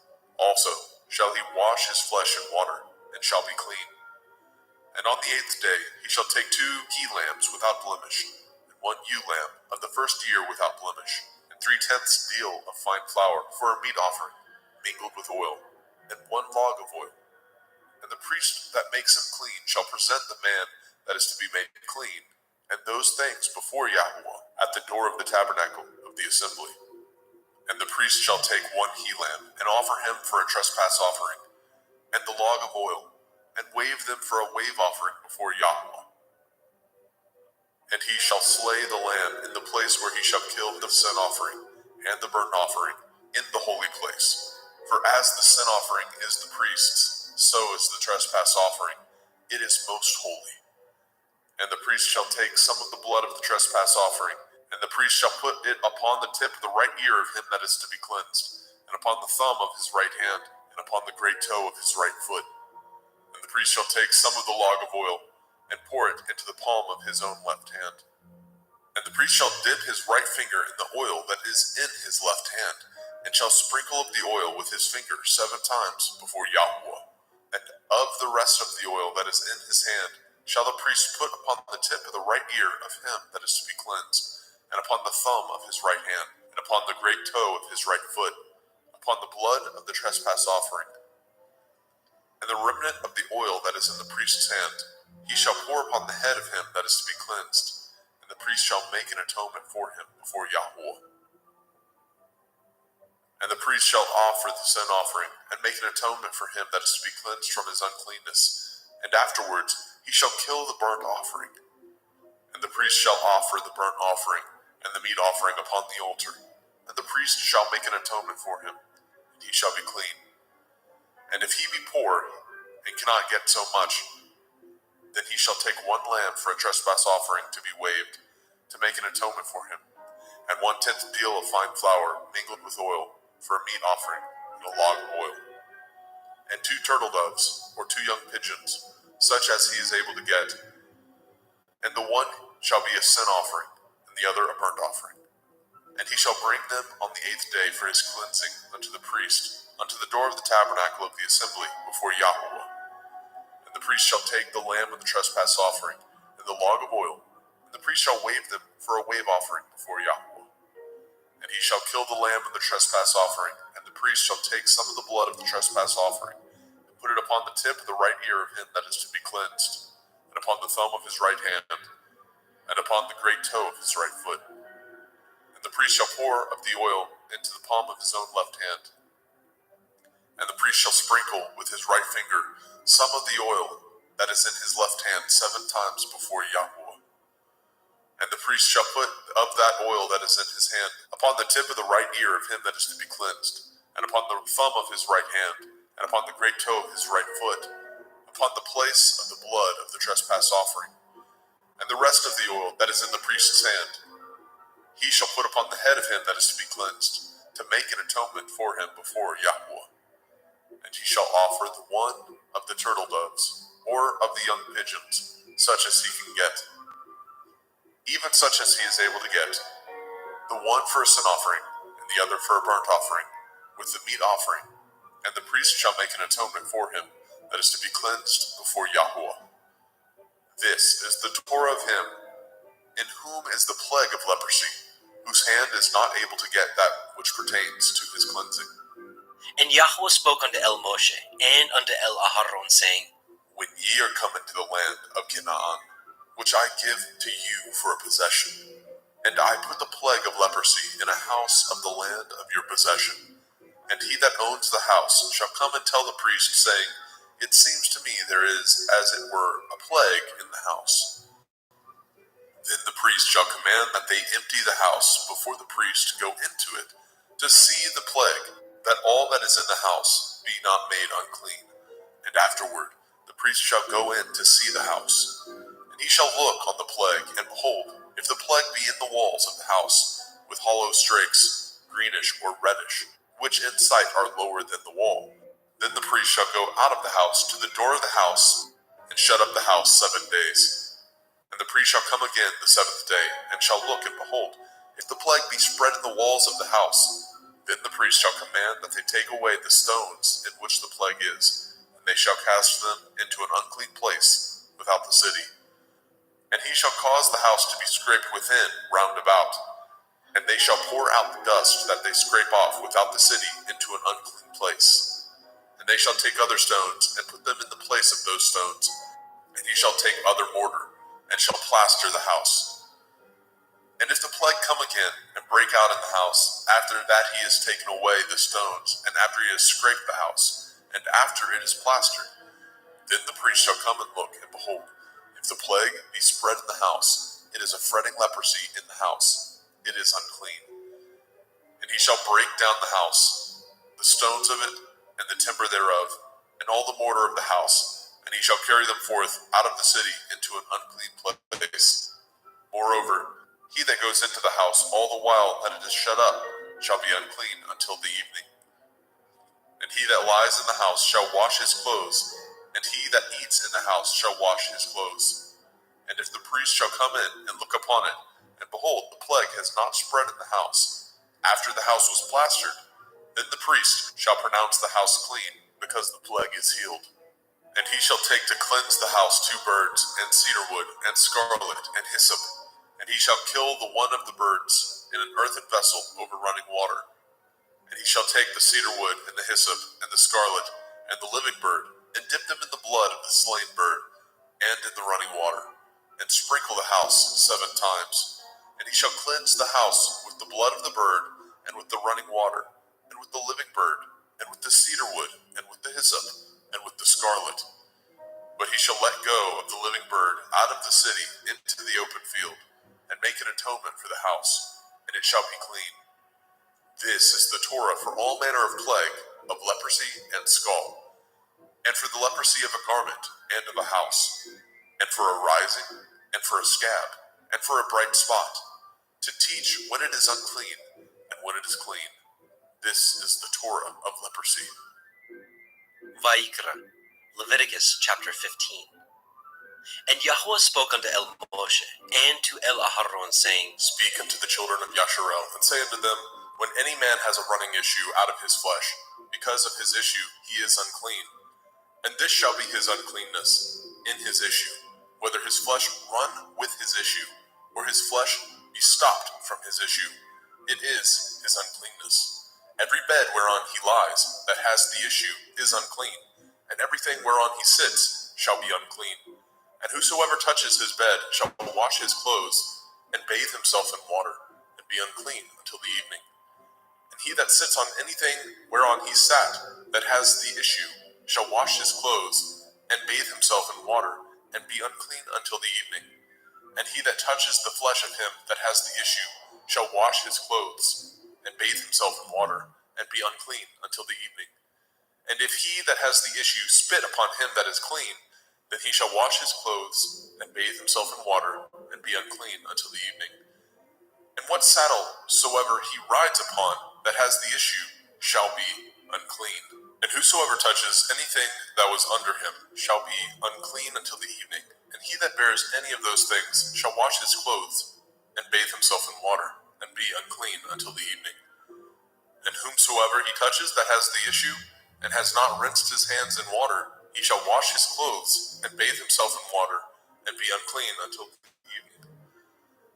And the vessel of earth that he touches, which has the issue, shall be broken, and every vessel of wood shall be rinsed in water. And when he that has an issue is cleansed of his issue, then he shall number to himself 7 days for his cleansing, and wash his clothes, and bathe his flesh in running water, and shall be clean. And on the 8th day he shall take to him 2 turtle doves or 2 young pigeons, and come before Yahweh unto the door of the tabernacle of the assembly, and give them unto the priest. And the priest shall offer them, the one for a sin offering, and the other for a burnt offering. And the priest shall make an atonement for him before Yahweh for his issue. And if any man's seed of copulation go out from him, then he shall wash all his flesh in water, and be unclean until the evening. And every garment and every skin whereon is the seed of copulation shall be washed with water, and be unclean until the evening. The woman also with whom the man shall lie with seed of copulation, they shall both bathe themselves in water, and be unclean until the evening. And if a woman have an issue, and her issue in her flesh be blood, she shall be put apart 7 days, and whosoever touches her shall be unclean until the evening. And everything that she lies upon in her separation shall be unclean. Everything also that she sits upon shall be unclean. And whosoever touches her bed shall wash his clothes, and bathe himself in water, and be unclean until the evening. And whosoever touches anything that she sat upon shall wash his clothes, and bathe himself in water, and be unclean until the evening. And if it be on her bed, or on anything whereon she sits, when he touches it, he shall be unclean until the evening. And if any man lie with her at all, and her flower be upon him, he shall be unclean 7 days, and all the bed whereon he lies shall be unclean. And if a woman have an issue of her blood many days out of the time of her separation, or if it run beyond the time of her separation, all the days of the issue of her uncleanness shall be as the days of her separation. She shall be unclean. Every bed whereon she lies, all the days of her issue shall be unto her as the bed of her separation, and whatsoever she sits upon shall be unclean, as the uncleanness of her separation. And whosoever touches those things shall be unclean, and shall wash his clothes, and bathe himself in water, and be unclean until the evening. But if she be cleansed of her issue, then she shall number to herself 7 days, and after that she shall be clean. And on the 8th day she shall take unto her 2 turtle doves, or 2 young pigeons, and bring them unto the priest to the door of the tabernacle of the assembly. And the priest shall offer the one for a sin offering, and the other for a burnt offering. And the priest shall make an atonement for her before Yahweh for the issue of her uncleanness. Thus shall ye separate the children of Yasharel from their uncleanness, that they die not in their uncleanness, when they defile my tabernacle that is among them. This is the Torah of him that has an issue, and of him whose seed goes from him, and is defiled therewith, and of her that is sick of her flowers, and of him that has an issue, of the man and of the woman, and of him that lies with her that is unclean. Vayikra, Leviticus chapter 16. And Yahweh spoke unto Moshe after the death of the two sons of Aharon, when they offered before Yahweh and died.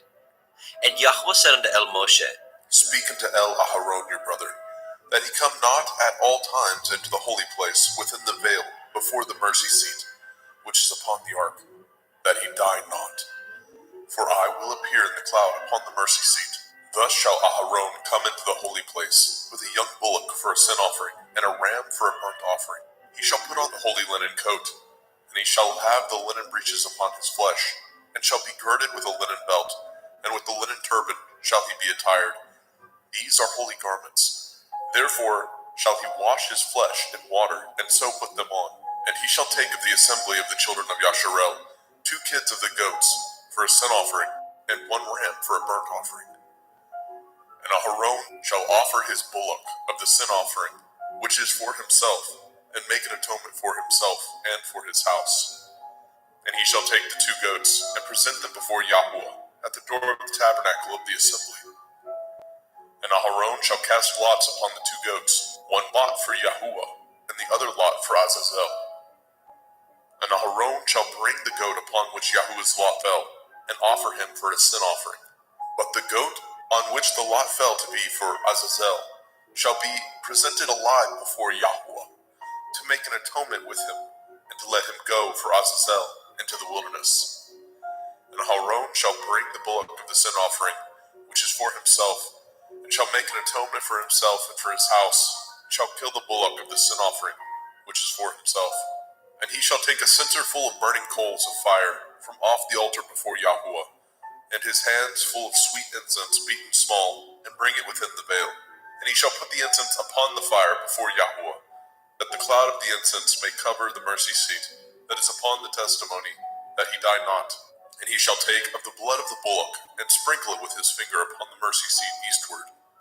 And before the mercy seat shall he sprinkle of the blood with his finger 7 times. Then shall he kill the goat of the sin offering that is for the people, and bring his blood within the veil, and do with that blood as he did with the blood of the bullock, and sprinkle it upon the mercy seat, and before the mercy seat. And he shall make an atonement for the holy place, because of the uncleanness of the children of Yasharel, and because of their transgressions, in all their sins. And so shall he do for the tabernacle of the assembly, that remains among them in the midst of their uncleanness. And there shall be no man in the tabernacle of the assembly, when he goes to make an atonement in the holy place, until he comes out, and have made an atonement for himself, and for his household, and for all the assembly of Yasharel. And he shall go out unto the altar that is before Yahuwah, and make an atonement for it, and shall take of the blood of the bullock, and of the blood of the goat, and put it upon the horns of the altar round about. And he shall sprinkle the blood upon it with his finger 7 times, and cleanse it, and hallow it from the uncleanness of the children of Yasharel. And when he has made an end of reconciling the holy place, and the tabernacle of the assembly, and the altar, he shall bring the live goat. And Aharon shall lay both his hands upon the head of the live goat, and confess over him all the iniquities of the children of Yasharel, and all their transgression in all their sins, putting them upon the head of the goat, and shall send him away by the hand of a fit man into the wilderness. And the goat shall bear upon him all their iniquities, unto a land not inhabited, and he shall let go the goat in the wilderness. And Aharon shall come into the tabernacle of the assembly, and shall put off the linen garments which he put on when he went into the holy place, and shall leave them there. And he shall wash his flesh with water in the holy place, and put on his garments, and come forth, and offer his burnt offering, and the burnt offering of the people, and make an atonement for himself and for the people. And the fat of the sin offering shall he burn upon the altar. And he that let go the goat for Azazel shall wash his clothes, and bathe his flesh in water, and afterwards come into the camp. And the bullock for the sin offering, and the goat for the sin offering, and whose blood was brought in to make an atonement in the holy place, shall one carry forth without the camp, and they shall burn in the fire their skins, and their flesh, and their dung. And he that burns them shall wash his clothes, and bathe his flesh in water, and afterwards he shall come into the camp. And this shall be a statute forever unto you, that in the 7th month, on the 10th day of the month, ye shall afflict your souls, and do no work at all, whether it be one of your own country, or a stranger that sojourns among you. For on that day shall the priest make an atonement for you, to cleanse you, that ye may be clean from all your sins before Yahweh. It shall be a Sabbath of rest unto you. Ye shall afflict your souls by a statute forever, and the priest whom he shall anoint, and whom he shall consecrate to minister in the priest's office in his father's stead, shall make the atonement, and shall put on the linen clothes, even the holy garments. And he shall make an atonement for the holy sanctuary, and he shall make an atonement for the tabernacle of the assembly, and for the altar, and he shall make an atonement for the priests, and for all the people of the assembly. And this shall be an everlasting statute unto you, to make an atonement for the children of Yasharel for all their sins once a year. And he did as Yahweh commanded Moshe.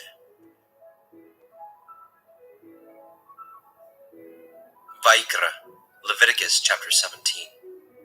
And Yahweh spoke unto Moshe, saying, Speak unto El-Aharon and unto his sons, and unto all the children of Yasharel, and say unto them, This is the thing which Yahweh has commanded, saying, What man soever there be of the house of Yasharel, that kills an ox, or lamb, or goat, in the camp, or that kills it out of the camp, and brings it not unto the door of the tabernacle of the assembly, to offer an offering unto Yahweh before the tabernacle of Yahweh, blood shall be imputed unto that man. He has shed blood, and that man shall be cut off from among his people, to the end that the children of Yasharel may bring their sacrifices, which they offer in the open field, even that they may bring them unto Yahweh, unto the door of the tabernacle of the assembly, unto the priest, and offer them for peace offerings unto Yahweh. And priests shall sprinkle the blood upon the altar of Yahweh, at the door of the tabernacle of the assembly, and burn the fat for a sweet savor unto Yahweh. And they shall no more offer their sacrifices unto devils, after whom they have gone a-whoring. This shall be a statute forever unto them throughout their generations. And ye shall say unto them, Whatsoever man there be of the house of Yasharel, or of the strangers, which sojourn among you, that offers a burnt offering or sacrifice, and brings it not unto the door of the tabernacle of the assembly, to offer it unto Yahweh, even that man shall be cut off from among his people.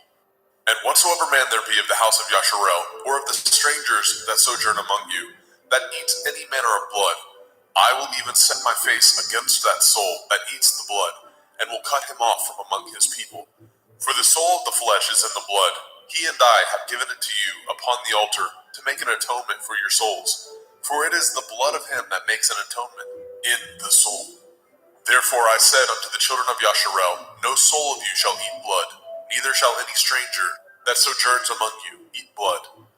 And whatsoever man there be of the children of Yasharel, or of the strangers that sojourn among you, which hunts and catches a beast or fowl that may be eaten, he shall even pour out the blood thereof, and cover it with dust. For it is the life of all flesh, the blood of it is for the life thereof. Therefore I said unto the children of Yasharel, Ye shall eat the blood of no manner of flesh, for the life of all flesh is the blood thereof. Whosoever eats it shall be cut off. And every soul that eats that which died of itself, or that which was torn with beasts, whether it be one of your own country or a stranger, he shall both wash his clothes and bathe himself in water, and be unclean until the evening. Then shall he be clean. But if he wash them not, nor bathe his flesh, then he shall bear his iniquity.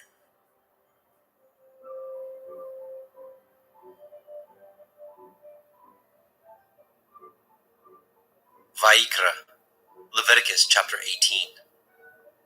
And Yahweh spoke unto Moshe, saying, Speak unto the children of Yasharel, and say unto them, I am Yahweh Elohim. After the doings of the land of Mitzrayim, where ye dwell, shall ye not do. And after the doings of the land of Canaan, whither I bring you, shall ye not do, neither shall ye walk in their ordinances. Ye shall do my judgments, and guard my ordinances, to walk therein. I am Yahuwah Elohim. Ye shall therefore guard my statutes and my judgments, which if a man do, he shall live in them. I am Yahweh. None of you shall approach to any that is near of kin to him, to uncover their nakedness. I am Yahweh. The nakedness of your father, or the nakedness of your mother, shall you not uncover. She is your mother. You shall not uncover her nakedness. The nakedness of your father's woman shall you not uncover. It is your father's nakedness. The nakedness of your sister, the daughter of your father, the daughter of your mother, whether she be born at home or born abroad, even their nakedness you shall not uncover.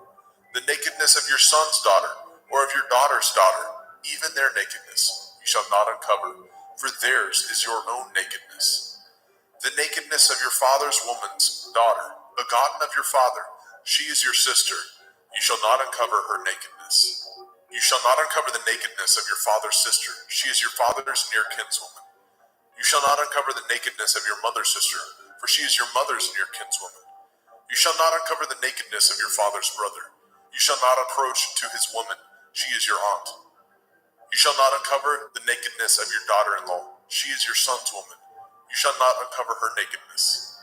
You shall not uncover the nakedness of your brother's woman. It is your brother's nakedness.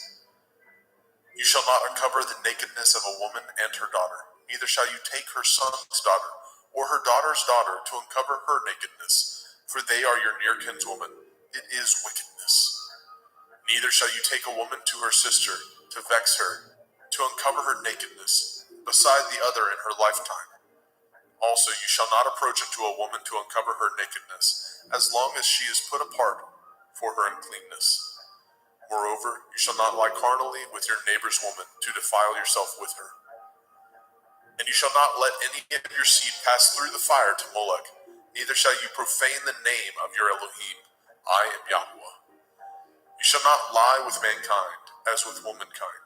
It is an abomination.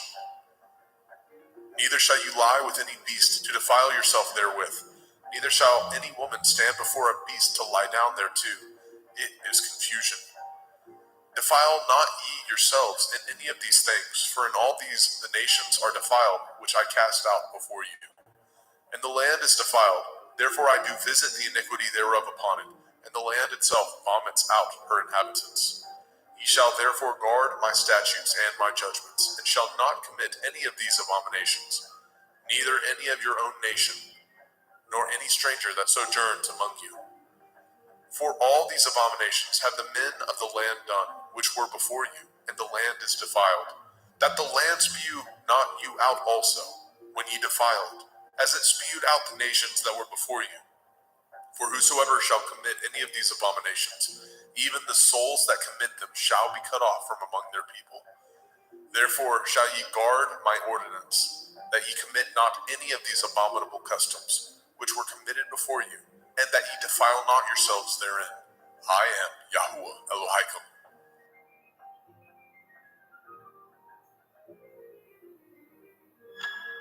Vaikra, Leviticus chapter 19.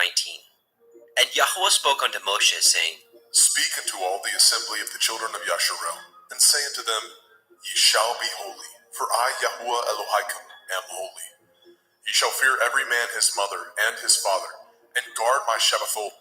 I am Yahweh Elohim. Turn ye not unto idols, nor make to yourselves molten Elohim. I am Yahweh Elohim. And if ye offer a sacrifice of peace offerings unto Yahweh, ye shall offer it at your own will. It shall be eaten the same day ye offer it, and on the morrow. And if aught remain unto the third day, it shall be burnt in the fire. And if it be eaten at all on the third day, it is abominable. It shall not be accepted. Therefore everyone that eats it shall bear his iniquity, because he has profaned the hallowed thing of Yahweh, and that soul shall be cut off from among his people. And when ye reap the harvest of your land, ye shall not wholly reap the corners of your field, neither shall you gather the gleanings of your harvest. And you shall not glean your vineyard, neither shall you gather every grape of your vineyard. You shall leave them for the poor and stranger. I am Yahuwah Elohim. Ye shall not steal, neither deal falsely, neither lie one to another. And ye shall not swear by my name falsely, neither shall you profane the name of your Elohim. I am Yahuwah. You shall not defraud your neighbor, neither rob him. The wages of him that is hired shall not abide with you all night until the morning. You shall not curse the deaf, nor put a stumbling block before the blind, but shall fear your Elohim. I am Yahuwah. Ye shall do no unrighteousness in judgment. You shall not respect the person of the poor, nor honor the person of the mighty, but in righteousness shall you judge your neighbor. You shall not go up and down as a talebearer among your people, neither shall you stand against the blood of your neighbor. I am Yahuwah. You shall not hate your brother in your heart. You shall in any wise rebuke your neighbor, and not suffer sin upon him. You shall not avenge, nor bear any grudge against the children of your people, but you shall love your neighbor as yourself. I am Yahuwah. Ye shall guard my statutes. You shall not let your cattle gender with a diverse kind. You shall not sow your field with mingled seed, neither shall a garment mingled of linen and woolen come upon you. And whosoever lies carnally with a woman that is a bondmaid, betrothed to a man, and not at all redeemed, nor freedom given her, she shall be scourged. They shall not be put to death, because she was not free. And he shall bring his trespass offering unto Yahuwah, unto the door of the tabernacle of the assembly, even a ram for a trespass offering. And the priest shall make an atonement for him with the ram of the trespass offering before Yahuwah, for his sin which he has done, and the sin which he has done shall be forgiven him. And when ye come into the land, and shall have planted all manner of trees for food, then ye shall count the fruit thereof as uncircumcised. 3 years shall it be as uncircumcised unto you. It shall not be eaten of. But in the 4th year, all the fruit thereof shall be holy to praise Yahuwah withal.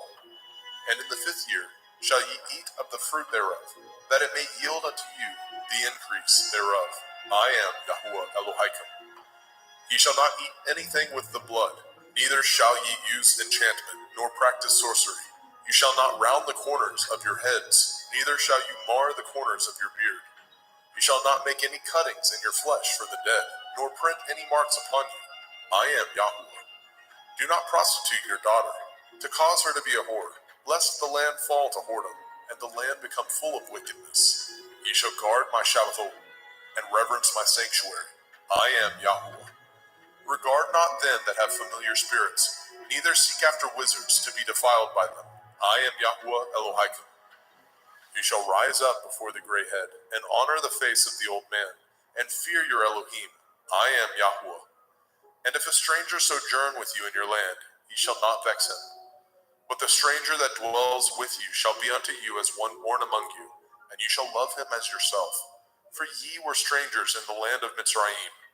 I am Yahuwah Elohim. Ye shall do no unrighteousness in judgment, in meat yard, in weight, or in measure. Just balances, just weights, a just ephah, and a just hin shall ye have. I am Yahuwah Elohim, which brought you out of the land of Mitzrayim. Therefore shall ye guard all my statutes, and all my judgments, and do them. I am Yahuwah.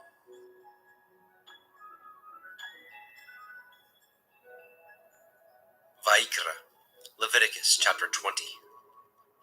And Yahuwah spoke unto Moshe, saying, Again you shall say to the children of Yasharel, whosoever he be of the children of Yasharel, or of the strangers that sojourn in Yasharel, that gives any of his seed unto Molech, he shall surely be put to death. The people of the land shall stone him with stones.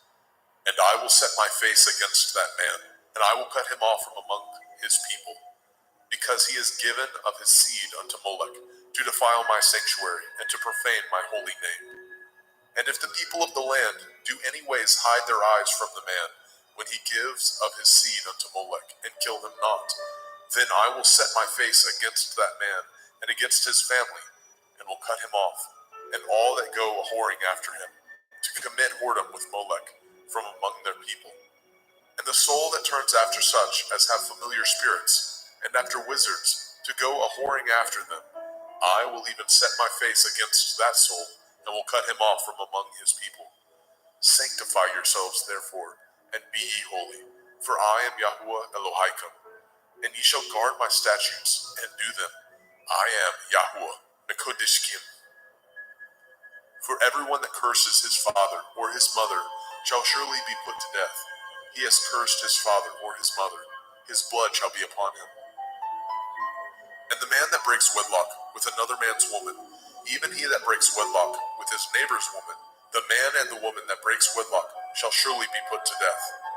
And the man that lies with his father's woman has uncovered his father's nakedness. Both of them shall surely be put to death. Their blood shall be upon them. And if a man lie with his daughter-in-law, both of them shall surely be put to death. They have wrought confusion. Their blood shall be upon them. If a man also lie with mankind, as he lies with a woman, both of them have committed an abomination. They shall surely be put to death. Their blood shall be upon them. And if a man take a woman and her mother, it is wickedness. They shall be burnt with fire, both he and they, that there be no wickedness among you. And if a man lie with a beast, he shall surely be put to death, and ye shall slay the beast. And if a woman approach unto any beast and lie down thereto, you shall kill the woman and the beast. They shall surely be put to death. Their blood shall be upon them. And if a man shall take his sister, his father's daughter, or his mother's daughter, and see her nakedness, and she see his nakedness, it is a wicked thing, and they shall be cut off in the sight of their people. He has uncovered his sister's nakedness. He shall bear his iniquity. And if a man shall lie with a woman having her sickness, and shall uncover her nakedness, he has discovered her fountain, and she has uncovered the fountain of her blood, and both of them shall be cut off from among their people. And you shall not uncover the nakedness of your mother's sister, nor of your father's sister, for he uncovers his near kin. They shall bear their iniquity. And if a man shall lie with his uncle's woman, he has uncovered his uncle's nakedness. They shall bear their sin. They shall die childless. And if a man shall take his brother's woman, it is an unclean thing. He has uncovered his brother's nakedness. They shall be childless. Ye shall therefore guard all my statutes and all my judgments, and do them, that the land whither I bring you to dwell therein spew you not out. And ye shall not walk in the manner of the nation which I cast out before you. For they committed all these things, and therefore I abhorred them. But I have said unto you, ye shall inherit their land, and I will give unto you to possess it, a land that flows with milk and honey. I am Yahweh Elohim, which have separated you from other people. Ye shall therefore put difference between clean beasts and unclean, and between unclean fowls and clean. And ye shall not make your souls abominable by beast, or by fowl, or by any manner of living thing that creeps on the ground, which I have separated from you as unclean. And ye shall be holy unto me, for I, Yahweh, am holy, and have severed you from other people, that ye should be mine. A man also, or a woman that has a familiar spirit, or that is a wizard, shall surely be put to death. They shall stone them with stones. Their blood shall be upon them. Vayikra, Leviticus chapter 21. And Yahweh said unto Moshe, Speak unto the priests, the sons of Aharon, and say unto them, There shall none be defiled for the dead among his people, but for his kin that is near unto him, that is, for his mother, and for his father, and for his son, and for his daughter, and for his brother, and for his sister a virgin, that is nigh unto him, which has had no man, for her may he be defiled. But he shall not defile himself, being a chief among his people, to profane himself. They shall not make baldness upon their head, neither shall they shave off the corners of their beard, nor make any cuttings in their flesh. They shall be holy unto their Elohim, and not profane the name of their Elohim. For the offerings of Yahweh made by fire, and the bread of their Elohim they do offer. Therefore they shall be holy. They shall not take a woman that is a whore, or profane, neither shall they take a woman put away from her man, for he is holy unto his Elohim. You shall sanctify him therefore, for he offers the bread of your Elohim. He shall be holy unto you, for I, Yahweh, which sanctify you, am holy. And the daughter of any priest, if she profane herself by playing the whore, she profanes her father, she shall be burnt with fire. And he that is high priest among his brethren, upon whose head the anointing oil was poured, and that is consecrated to put on the garments shall not uncover his head, nor rend his clothes. Neither shall he go in to any dead body, nor defile himself for his father, or for his mother. Neither shall he go out of the sanctuary, nor profane the sanctuary of his Elohim, for the crown of the anointing oil of his Elohim is upon him. I am Yahuwah. And he shall take a woman in her virginity, a widow or a divorced woman, or profane, or a harlot, these shall he not take, but he shall take a virgin of his own people to be his woman. Neither shall he profane his seed among his people, for I, Yahuwah, do sanctify him. And Yahuwah spoke unto Moshe, saying, Speak unto Aharon, saying, Whosoever he be of your seed in their generations, that has any blemish, let him not approach to offer the bread of his Elohim. For whosoever man he be that has a blemish, he shall not approach, a blind man or a lame, or he that has a flat nose, or anything superfluous, or a man that is broken-footed, or broken-handed, or crook-backed, or a dwarf, or that has a blemish in his eye, or be scurvy, or scabbed, or has his stones broken. No man that has a blemish of the seed of Aharon the priest shall come nigh to offer the offerings of Yahuwah, made by fire. He has a blemish. He shall not come nigh to offer the bread of his Elohim. He shall not eat the bread of his Elohim, both of the most holy and of the holy. Only he shall not go in unto the veil, nor come nigh unto the altar, because he has a blemish, that he profane not my sanctuaries, for I, Yahuwah, do sanctify them. And Moshe told it unto Aharon, and to his sons, and to all the children of Yisrael. Vayikra, Leviticus chapter 22. And Yahuwah spoke unto Moshe, saying, Speak unto Aharon and to his sons, that they separate themselves from the holy things of the children of Yisrael, and that they profane not my holy name in those things which they hallow unto me. I am Yahuwah. Say unto them, Whosoever he be of all your seed among your generations, that goes unto the holy things which the children of Yisrael hallow unto Yahuwah, having his uncleanness upon him, that soul shall be cut off from my presence. I am Yahuwah. What man soever of the seed of Aharon is a leper, or has a running issue, he shall not eat of the holy things until he be clean.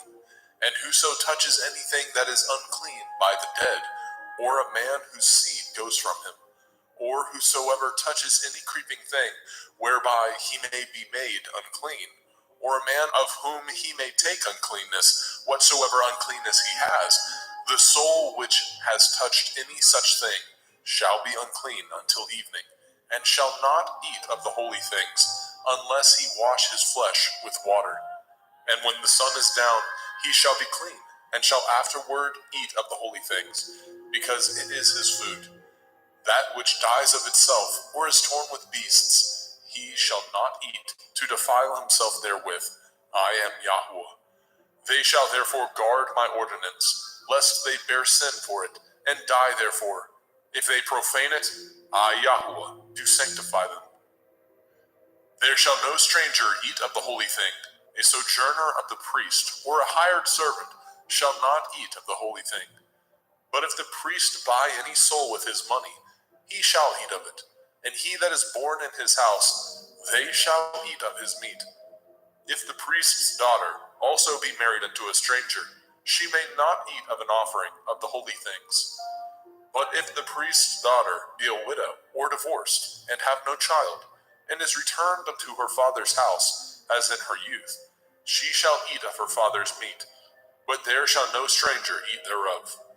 And if a man eat of the holy thing unwittingly, then he shall put the fifth part thereof unto it, and shall give it unto the priest with the holy thing. And they shall not profane the holy things of the children of Yisrael, which they offer unto Yahuwah, or suffer them to bear the iniquity of trespass when they eat their holy things. For I, Yahuwah, do sanctify them. And Yahuwah spoke unto Moshe, saying, Speak unto Aharon, and to his sons, and unto all the children of Yasharel, and say unto them, Whatsoever he be of the house of Yasharel, or of the strangers in Yasharel, that will offer his oblation for all his vows, and for all his freewill offerings, which they will offer unto Yahweh for a burnt offering, ye shall offer at your own will a male without blemish, of the cattle, of the sheep, or of the goats. But whatsoever has a blemish, that shall ye not offer, for it shall not be acceptable for you. And whosoever offers a sacrifice of peace offerings unto Yahweh to accomplish his vow, or a freewill offering in cattle or sheep, it shall be perfect to be accepted. There shall be no blemish therein. Blind or broken, or maimed, or having a running sore, or scurvy, or scab, ye shall not offer these unto Yahweh, nor make an offering by fire of them upon the altar unto Yahweh. Either a bullock or a lamb that has anything superfluous or lacking in his parts, that may you offer for a freewill offering, but for a vow it shall not be accepted. Ye shall not offer unto Yahweh that which is bruised, or crushed, or broken, or cut, neither shall ye make any offerings thereof in your land. Neither from a stranger's hand shall ye offer the bread of your Elohim of any of these, because their corruption is in them, and blemishes be in them. They shall not be accepted for you.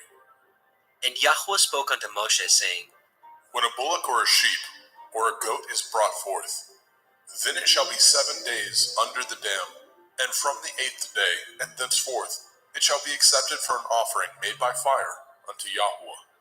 And whether it be cow or ewe, ye shall not kill it, and her young, both in 1 day. And when ye offer a sacrifice of thanksgiving unto Yahweh, offer it at your own will. On the same day it shall be eaten up. Ye shall leave none of it until the morrow. I am Yahweh. Therefore shall ye guard my commandments, and do them. I am Yahweh. Neither shall ye profane my holy name, but I will be hallowed among the children of Yasharel. I am Yahweh, which hallow you, that brought you out of the land of Mizraim, to be your Elohim. I am Yahweh.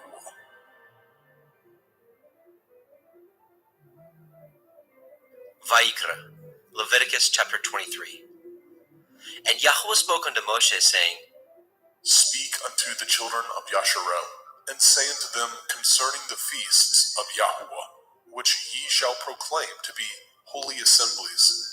Even these are my feasts. 6 days shall work be done, but the 7th day is the Sabbath of rest, a holy assembly. Ye shall do no work therein. It is the Sabbath of Yahweh in all your dwellings. These are the feasts of Yahweh, even holy assemblies, which ye shall proclaim in their appointed times. In the 14th day of the 1st month, at evening, is Yahweh's Pesach.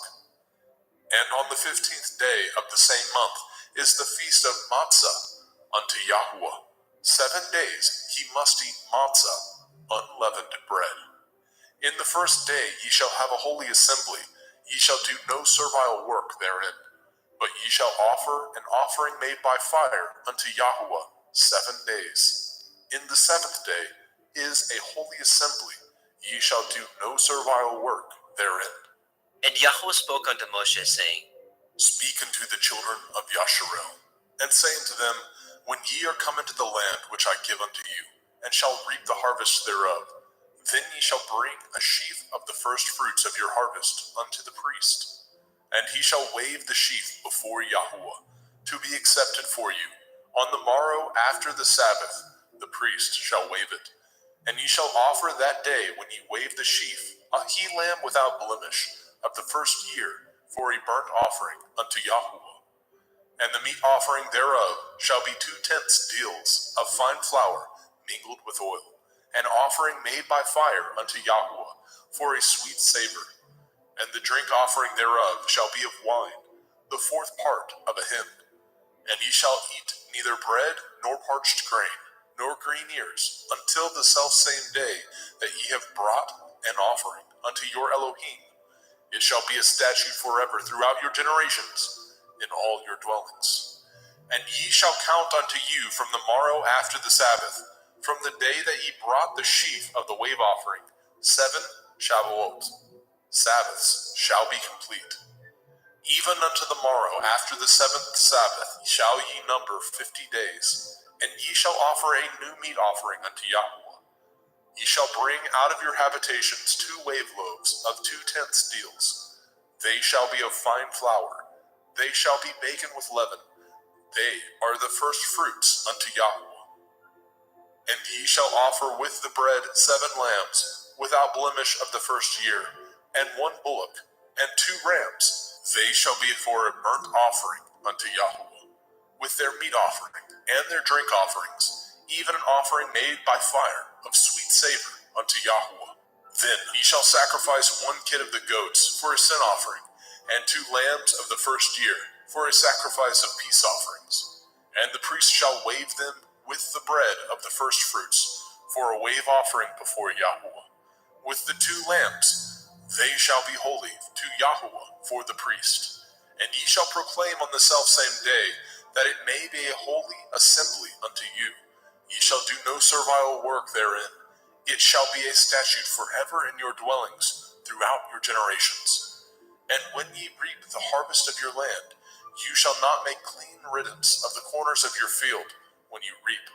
Neither shall you gather any gleanings of your harvest. You shall leave them unto the poor and to the stranger. I am Yahweh Elohim. And Yahweh spoke unto Moshe, saying, Speak unto the children of Yasharel, saying, In the 7th month, on the first day of the month, shall ye have a Sabbath, a memorial of blowing of shofarot, Yom Teruah, the feast of trumpets, the day of the awakening blast, a holy assembly. Ye shall do no servile work therein, but ye shall offer an offering made by fire unto Yahweh. And Yahweh spoke unto Moshe, saying, Also on the 10th day of this 7th month is Yom Kippurim, the day of atonement. It shall be a holy assembly unto you, and ye shall afflict your souls, and offer an offering made by fire unto Yahweh. And ye shall do no work in that same day, for it is Yom Kippurim, to make an atonement for you before Yahweh Elohim. For whatsoever soul it be that shall not be afflicted in that same day, he shall be cut off from among his people. And whatsoever soul it be that does any work in that same day, the same soul will I destroy from among his people. Ye shall do no manner of work.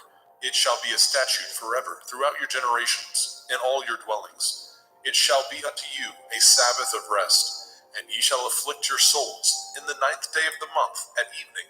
From evening unto evening shall ye celebrate your Sabbath. And Yahweh spoke unto Moshe, saying, Speak unto the children of Yasharel, saying, The 15th day of this 7th month shall be the feast of Sukkot, tabernacles, for 7 days unto Yahweh. On the first day shall be a holy assembly. Ye shall do no servile work therein. 7 days ye shall offer an offering made by fire unto Yahweh. On the 8th day shall be a holy assembly unto you, and ye shall offer an offering made by fire unto Yahweh. It is a solemn assembly, and ye shall do no servile work therein. These are the feasts of Yahweh, which ye shall proclaim to be holy assemblies, to offer an offering made by fire unto Yahweh, a burnt offering and a meat offering, a sacrifice and drink offerings, everything upon his day. Besides the Shavuot, Sabbaths of Yahweh, and beside your gifts, and beside all your vows, and beside all your freewill offerings, which ye give unto Yahweh. Also in the 15th day of the 7th month, when ye have gathered in the fruit of the land, ye shall keep a feast unto Yahweh 7 days. On the first day shall be a Sabbath, and on the 8th day shall be a Sabbath. And ye shall take you on the first day the boughs of goodly trees, branches of palm trees, and the boughs of thick trees, and willows of the brook. And ye shall rejoice before Yahweh Elohim 7 days. And ye shall keep it a feast unto Yahweh 7 days in the year. It shall be a statute forever in your generations. Ye shall celebrate it in the 7th month. Ye shall dwell in sukkahs, booths, 7 days. All that are Yasharel born shall dwell in sukkahs. that your generations may know that I made the children of Yasharel to dwell in Sukkahs, when I brought them out of the land of Mitzrayim. I am Yahuwah Elohaikum. And Moshe declared unto the children of Yasharel the feasts of Yahuwah.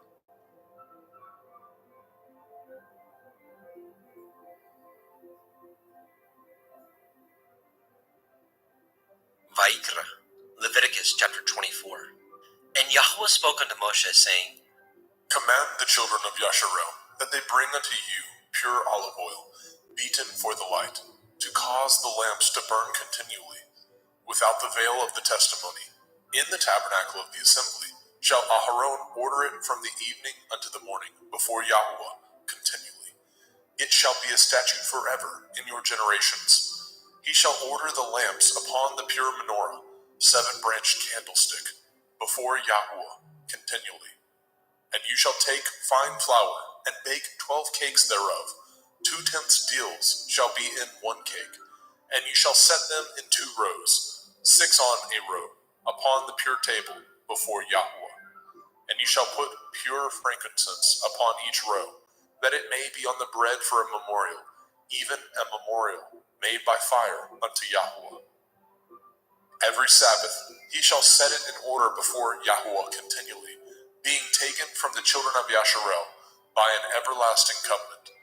And it shall be Aharon and his sons, and they shall eat it in the holy place, for it is most holy unto him of the offerings of Yahuwah, made by fire, by a perpetual statute. And the son of a Yashareliteth woman, whose father was a Mitzri, went out among the children of Yasharel.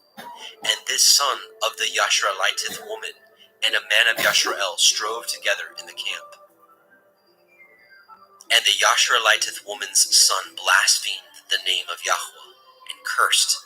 And they brought him unto Moshe, and his mother's name was Shelomith, the daughter of Divri, of the tribe of Dan. And they put him in ward, that the mind of Yahuwah might be showed them. And Yahuwah spoke unto Moshe, saying, Bring forth him that has cursed without the camp, and let all that heard him lay their hands upon his head, and let all the assembly stone him. And you shall speak unto the children of Yasharel, saying, Whosoever curses his Elohim shall bear his sin. And he that blasphemes the name of Yahuwah, he shall surely be put to death. And all the assembly shall certainly stone him, as well the stranger, as he that is born in the land, when he blasphemes the name of Yahuwah, shall be put to death. And he that kills any man shall surely be put to death. And he that kills a beast shall make it good, beast for beast. And if a man cause a blemish in his neighbor, as he has done, so shall it be done to him. Breach for breach, eye for eye, tooth for tooth. As he has caused a blemish in a man, so shall it be done to him again. And he that kills a beast, he shall restore it. And he that kills a man, he shall be put to death. Ye shall have one manner of law, as well for the stranger, as for one of your own country. For I am Yahuwah Elohaikum. And Moshe spoke to the children of Yasharel, that they should bring forth him that had cursed out of the camp, and stone him with stones. And the children of Yasharel did as Yahuwah commanded Moshe.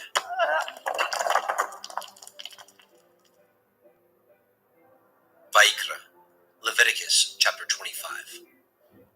And Yahuwah spoke unto Moshe in Mount Sinai, saying, Speak unto the children of Yasharel, and say unto them, When ye come into the land which I give you, then shall the land keep a Sabbath unto Yahuwah. 6 years you shall sow your field, and 6 years you shall prune your vineyard, and gather in the fruit thereof.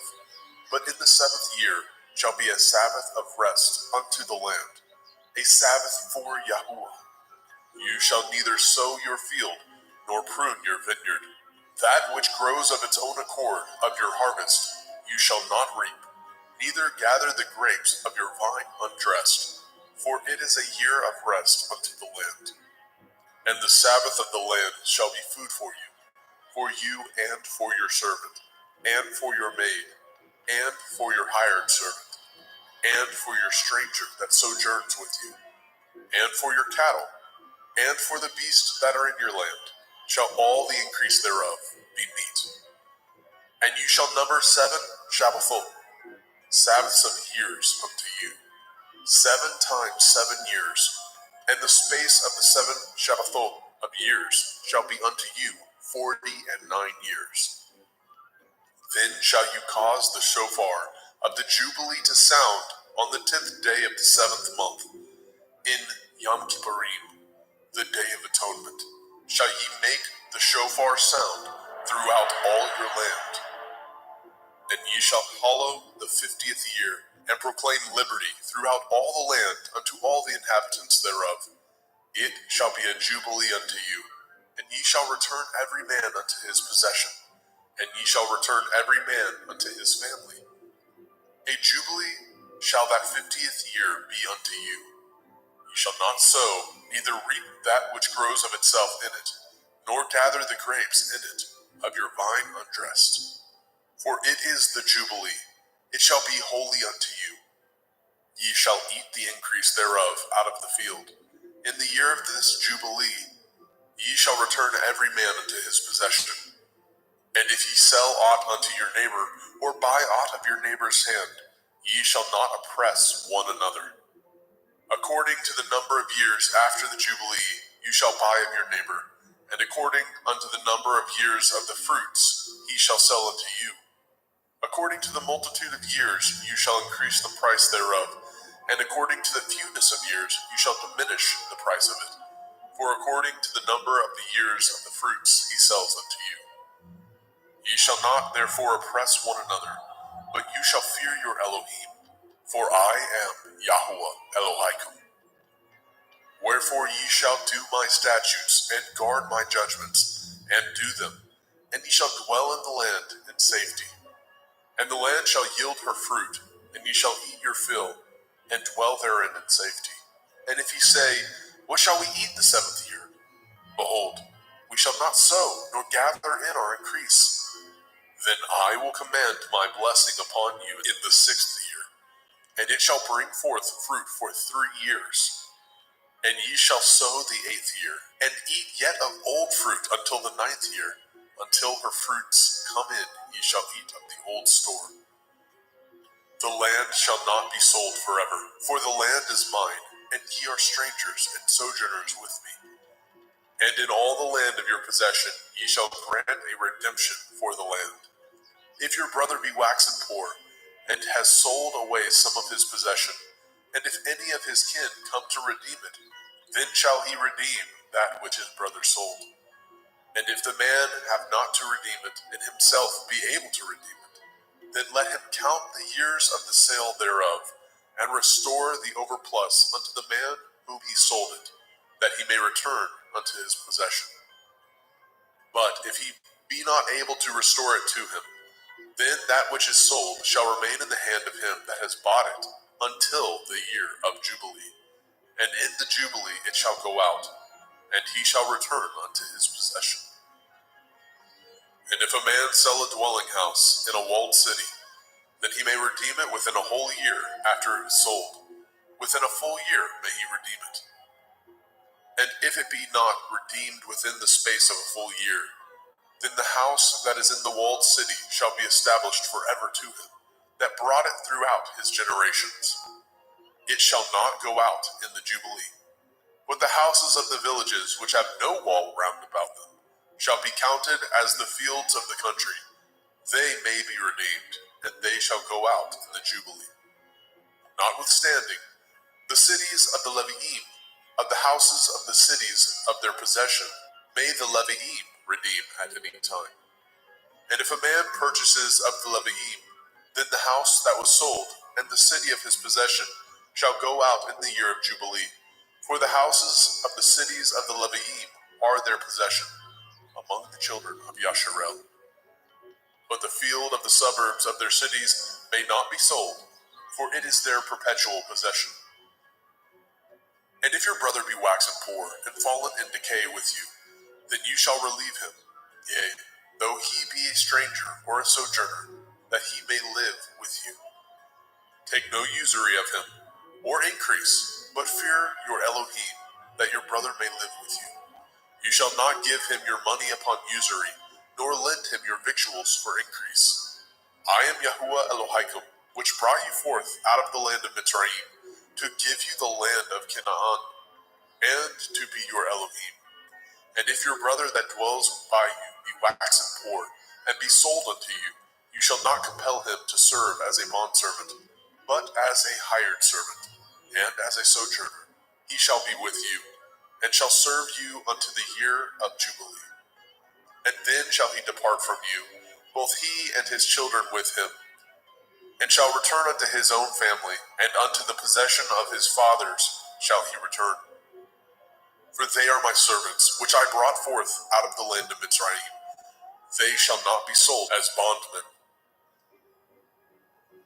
You shall not rule over him with rigor, but shall fear your Elohim.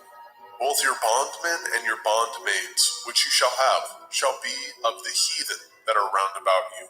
Of them shall ye buy bondmen and bondmaids.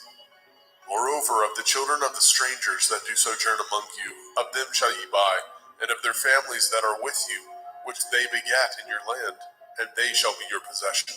And ye shall take them as an inheritance for your children after you, to inherit them for a possession. They shall be your bondmen forever. But over your brethren, the children of Yasharel, you shall not rule one over another with rigor.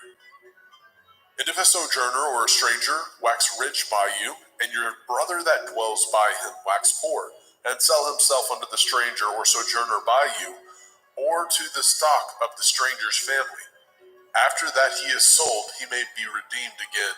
One of his brethren may redeem him. Either his uncle or his uncle's son may redeem him, or any that is nigh of kin unto him of his family may redeem him, or if he be able, he may redeem himself. And he shall reckon with him that bought him from the year that he was sold unto him, unto the year of Jubilee. And the price of his sale shall be according to the number of years, according to the time of a hired servant shall it be with him. If there be yet many years behind, according unto them he shall give again the price of his redemption, out of the money that he was bought for. And if there remain but few years unto the year of Jubilee, then he shall count with him, and according unto his years shall he give him again the price of his redemption. And as a yearly hired servant shall be with him, and the other shall not rule with rigor over him in your sight. And if he be not redeemed in these years, then he shall go out in the year of Jubilee, both he and his children with him. For unto me the children of Yasharel are servants. They are my servants, whom I brought forth out of the land of Mitzrayim. I am Yahuwah Elohaikum. Vaikra, Leviticus chapter 26. Ye shall make you no idols, nor graven image, neither rear you up a standing image, neither shall ye set up any image of stone in your land, to bow down unto it, for I am Yahuwah Elohaikum. Ye shall guard my Sabbaths, and reverence my sanctuary. I am Yahuwah. If ye walk in my statutes, and guard my commandments, and do them, then I will give you rain in due season, and the land shall yield her increase, and the trees of the field shall yield their fruit. And your threshing shall reach unto the vintage, and the vintage shall reach unto the sowing time. And ye shall eat your bread to the full, and dwell in your land safely. And I will give peace in the land, lying down with nothing to fear, and the Sabbath of life. Though evil be part of the land, there is no sword to bring in the land.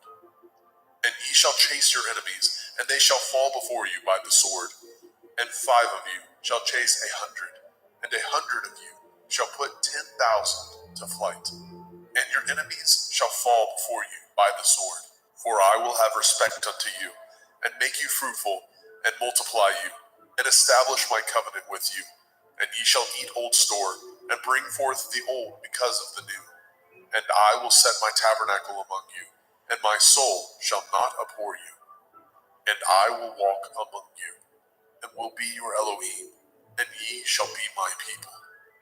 I am Yahuwah Elohaikum, which brought you forth out of the land of Mitzrayim, that ye should not be their bondmen. And I have broken the bands of your yoke, and made you go upright. But if ye will not hearken unto me, and will not do all these commandments, And if ye shall despise my statutes, or if your soul abhor my judgments, so that ye will not do all my commandments, but that ye break my covenant, I also will do this unto you. I will even appoint over you terror, consumption, and the burning on, that shall consume the eyes, and cause sorrow of heart, and ye shall sow your seed in vain, for your enemies shall eat it. And I will set my face against you, and ye shall be slain before your enemies. They that hate you shall reign over you, and ye shall flee when none pursues you. And if ye will not yet for all this hearken unto me, then I will punish you 7 times more for your sins. And I will break the pride of your power, and I will make your heaven as iron, and your earth as brass. And your strength shall be spent in vain, for your land shall not yield her increase, neither shall the trees of the land yield their fruits. And if ye walk contrary unto me, and will not hearken unto me, I will bring 7 times more plagues upon you according to your sins. I will also send wild beasts among you, which shall rob you of your children, and destroy your cattle, and make you few in number, and your highways shall be desolate. And if ye will not be reformed by me by these things, but will walk contrary unto me, then will I walk contrary unto you, and will punish you yet 7 times for your sins. And I will bring a sword upon you, that shall avenge the quarrel of my covenant. And when ye are gathered together within your cities, I will send the pestilence among you, and ye shall be delivered into the hand of the enemy.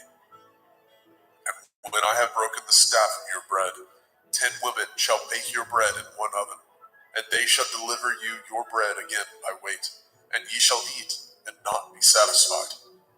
And if ye will not for all this hearken unto me, but walk contrary unto me, then I will walk contrary unto you also in fury, and I, even I, will chastise you 7 times for your sins.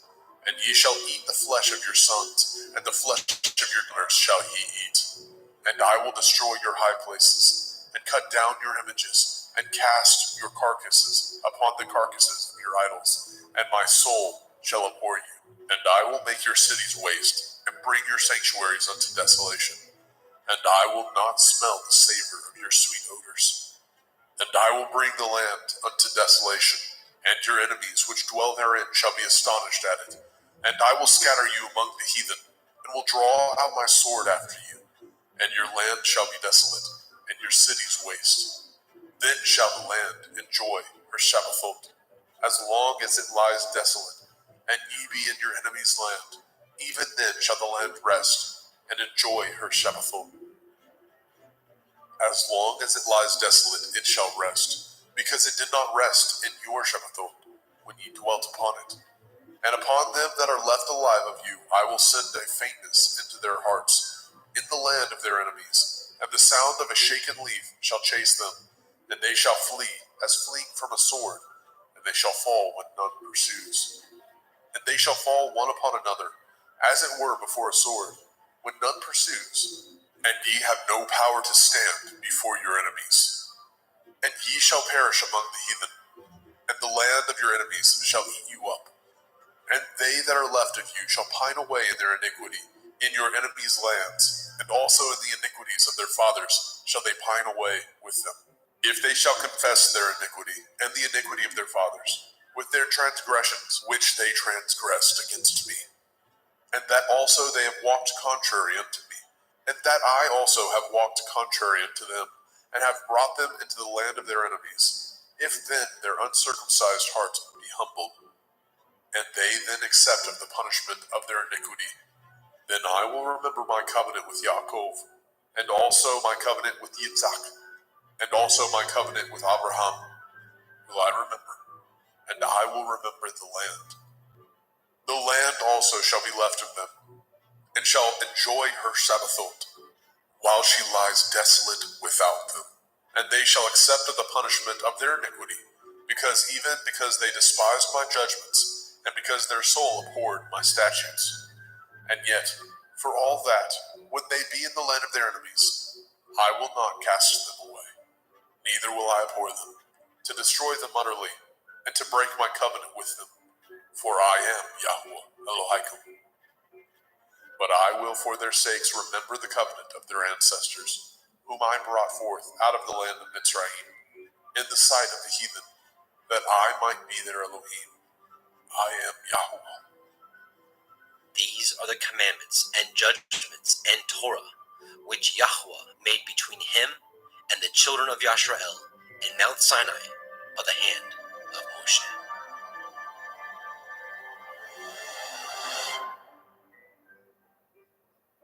Vayikra, Leviticus chapter 27.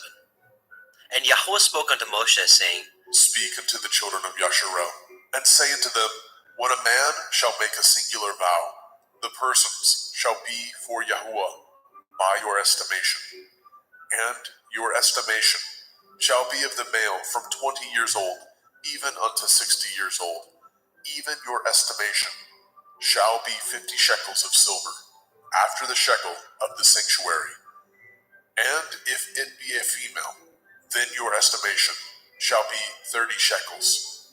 And if it be from 5 years old, even unto 20 years old, then your estimation shall be of the male 20 shekels, and for the female 10 shekels. And if it be from a month old, even unto 5 years old, then your estimation shall be of the male 5 shekels of silver, and for the female your estimation shall be 3 shekels of silver. And if it be from 60 years old and above, if it be a male, then your estimation shall be 15 shekels, and for the female 10 shekels. But if he be poorer than your estimation, then he shall present himself before the priest, and the priest shall value him according to his ability. That vowed shall the priest value him. And if it be a beast, whereof men bring an offering unto Yahuwah, all that any man gives of such unto Yahuwah shall be holy. He shall not alter it, nor change it, a good for a bad, or a bad for a good. And if he shall at all change beast for beast, then it and the exchange thereof shall be holy. And if it be any unclean beast, of which they do not offer a sacrifice unto Yahuwah, then he shall present the beast before the priest. And the priest shall value it, whether it be good or bad, as you value it. Who are the priest, so shall it be. But if he will at all redeem it, then he shall add a 5th part thereof unto your estimation. And when a man shall sanctify his house to be holy unto Yahuwah, then the priest shall estimate it, whether it be good or bad. As the priest shall estimate it, so shall it stand. And if he that sanctified it will redeem his house, then he shall add the 5th part of the money of your estimation unto it, and it shall be his.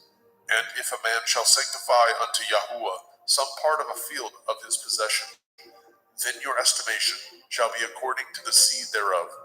A omer of barley seed shall be valued at 50 shekels of silver. If he sanctify his field from the year of Jubilee, according to your estimation, it shall stand. But if he sanctify his field after the Jubilee, then the priest shall reckon unto him the money according to the years that remain, even unto the year of Jubilee, and it shall be abated from your estimation. And if he that sanctified the field will in any wise redeem it, then he shall add the 5th part of the money of your estimation unto it, and it shall be assured to him. And if he will not redeem the field, or if he have sold the field to another man, it shall not be redeemed any more. But the field, when it goes out in the Jubilee, shall be holy unto Yahuwah. As a field devoted, the possession thereof shall be the priest's. And if a man sanctify unto Yahuwah a field which he has bought, which is not of the fields of his possession, then the priest shall reckon unto him the worth of your estimation, even unto the year of the Jubilee. And he shall give your estimation in that day as a holy thing unto Yahuwah. In the year of the Jubilee, the field shall return unto him of whom it was bought, even to him to whom the possession of the land did belong. And all your estimation shall be according to the shekel of the sanctuary. 20 gerahs shall be the shekel. Only the firstling of the beasts, which should be Yahuwah's firstling. No man shall sanctify it, whether it be ox or sheep, it is Yahuwah's. And if it be of an unclean beast, and he shall redeem it according to your estimation, and shall add a fifth part of it thereto, or if it be not redeemed, then it shall be sold according to your estimation. Notwithstanding, no devoted thing that a man shall devote unto Yahuwah of all that he has, both of man and beast, and of the field of his possession, shall be sold or redeemed. Every devoted thing is most holy unto Yahuwah. None devoted which shall be devoted of men shall be redeemed, but shall surely be put to death. And all the tithe of the land, whether of the seed of the land, or of the fruit of the tree, is Yahuwah's. It is holy unto Yahuwah. And if a man shall at all redeem aught of his tithes, he shall add thereto the fifth part thereof. And concerning the tithe of the herd, or of the flock, even of whatsoever passes under the rod, the 10th shall be holy unto Yahuwah. He shall not search whether it be good or bad, neither shall he change it. And if he change it at all, then both it and the change thereof shall be holy. It shall not be redeemed. These are the commandments which Yahuwah commanded Moshe for the children of Yisrael in Mount Sinai.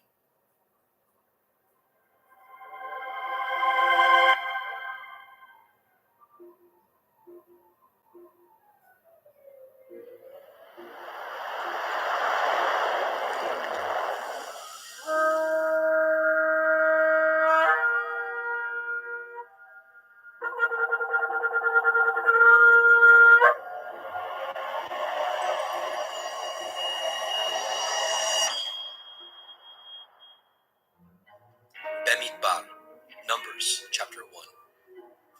And Yahuwah spoke unto Moshe in the wilderness of Sinai, in the tabernacle of the assembly, on the first day of the second month, in the second year after they were come out of the land of Mitzrayim, saying, Take ye the sum of all the assembly of the children of Yasharel, after their families, by the house of their fathers, with the number of their names, every male by their polls, from 20 years old and upward, all that are able to go forth to war in Yasharel. You and Aharon shall number them by their armies, and with you there shall be a man of every tribe, everyone head of the house of his fathers. And these are the names of the men that shall stand with you. Of the tribe of Reuben, Elitzer, the son of Shedeur; of Shimon, Shalumiel, the son of Suri Yeshidai; of Yehuda, Nachshon, the son of Aminadav; of Yissachar, Nathaniel, the son of Suar; of Zebulun, Eliav, the son of Shalom; of the children of Joseph; of Ephraim, Elishama, the son of Amihud; of Menashe, Gamliel, the son of Pedasdur; of Benjamin, Abidan, the son of Gideoni; of Dan, Achiezer, the son of Amishadai; of Asher, Pagiel, the son of Okran; of Gad, Eliasaph, the son of Deuel; of Naphtali, Ahira, the son of Enan. These were the renowned of the assembly, princes of the tribes of their fathers, heads of thousands in Yasharel. And Moshe and Aharon took these men which are expressed by their names, and they assembled all the assembly together on the first day of the second month. And they declared their pedigrees after their families, by the house of their fathers, according to the number of the names, from 20 years old and upwards by their polls. As Yahuwah commanded Moshe, so he numbered them in the wilderness of Sinai.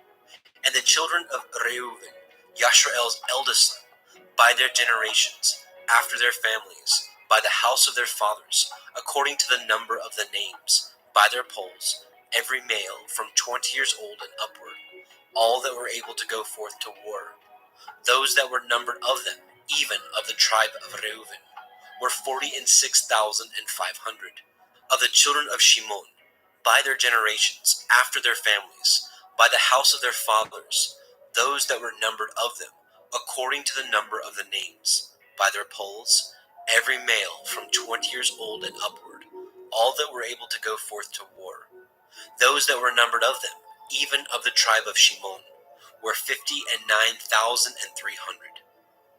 Of the children of Gad, by their generations, after their families, by the house of their fathers, according to the number of the names, from 20 years old and upward, all that were able to go forth to war. Those that were numbered of them, even of the tribe of Gad, were 45,650. Of the children of Yehudah, by their generations, after their families, by the house of their fathers, according to the number of the names, from 20 years old and upward, all that were able to go forth to war. Those that were numbered of them, even of the tribe of Yehudah, were 314,600. Of the children of Issachar, by their generations, after their families, by the house of their fathers, according to the number of the names, from 20 years old and upward, all that were able to go forth to war. Those that were numbered of them, even of the tribe of Issachar, were 54,400. Of the children of Zebulun, by their generations, after their families, by the house of their fathers, according to the number of the names, from 20 years old and upward, all that were able to go forth to war. Those that were numbered of them, even of the tribe of Zebulun, were 57,400. Of the children of Joseph, namely, of the children of Ephraim, by their generations, after their families, by the house of their fathers, according to the number of the names, from 20 years old and upward, all that were able to go forth to war. Those that were numbered of them, even of the tribe of Ephraim, were 40,500. Of the children of Manasseh, by their generations, after their families, by the house of their fathers, according to the number of the names, from 20 years old and upward, all that were able to go forth to war. Those that were numbered of them, even of the tribe of Manasseh, were 32,200. Of the children of Benjamin, by their generations, after their families, by the house of their fathers, according to the number of the names, from 20 years old and upward, all that were able to go forth to war. Those that were numbered of them, even of the tribe of Benjamin, were 35,400. Of the children of Dan, by their generations, after their families, by the house of their fathers, according to the number of the names, from 20 years old and upward, all that were able to go forth to war. Those that were numbered of them, even of the tribe of Dan, were 62,700. Of the children of Asher, by their generations, after their families, by the house of their fathers, according to the number of the names, from 20 years old and upward, all that were able to go forth to war. Those that were numbered of them, even of the tribe of Asher, were 41,500. Of the children of Naphtali, through their generations, after their families, by the house of their fathers, according to the number of the names, from 20 years old and upward, all that were able to go forth to war. Those that were numbered of them, even of the tribe of Naphtali, were 53,400. These are those that were numbered, which Moshe and Aharon numbered, and the princes of Yashrael, being 12 men, each one was for the house of his fathers.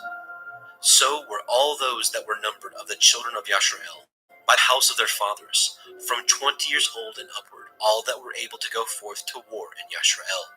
Even all they that were numbered were 600,000 and 3,550. But the Leviim, after the tribe of their fathers, were not numbered among them. For Yahweh had spoken unto Moshe, saying, Only you shall not number the tribe of Levi, neither take the sum of them among the children of Yasharel. But you shall appoint the Leviim over the tabernacle of testimony, and over all the vessels thereof, and over all things that belong to it. They shall bear the tabernacle, and all the vessels thereof, and they shall minister unto it, and shall encamp around about the tabernacle.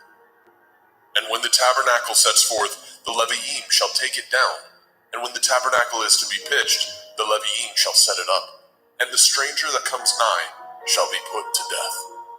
And the children of Yasharel shall pitch their tents, every man by his own camp, and every man by his own standard, throughout their hosts.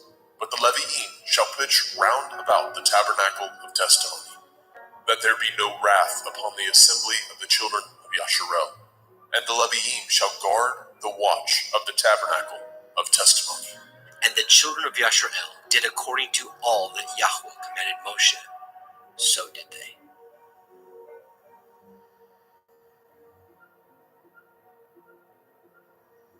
Bemidbar, Numbers chapter 2.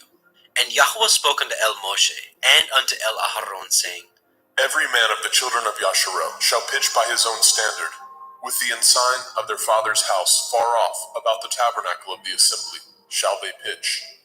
And on the east side, towards the rising of the sun, shall they of the standard of the camp of Yehudah pitch throughout their armies. And Nachshon, the son of Aminadab, shall be captain of the children of Yehudah. And his host, and those that were numbered of them, were 314,600.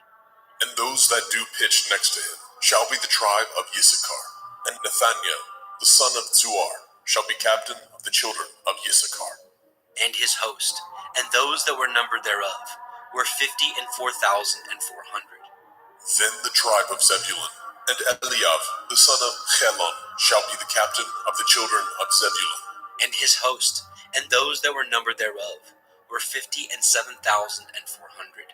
All that were numbered in the camp of Yehudah were 100,000,004,6,400 throughout their armies. These shall first set forth. On the south side shall be the standard of the camp of Reuven, according to their armies, and the captain of the children of Reuven shall be Elitzur, the son of Shedeur. And his host, and those that were numbered thereof, were 46,500. And those which pitch by him shall be the tribe of Shimon, and the captain of the children of Shimon shall be Shelumiel, the son of Surishadai. And his host, and those that were numbered of them, were 59,300.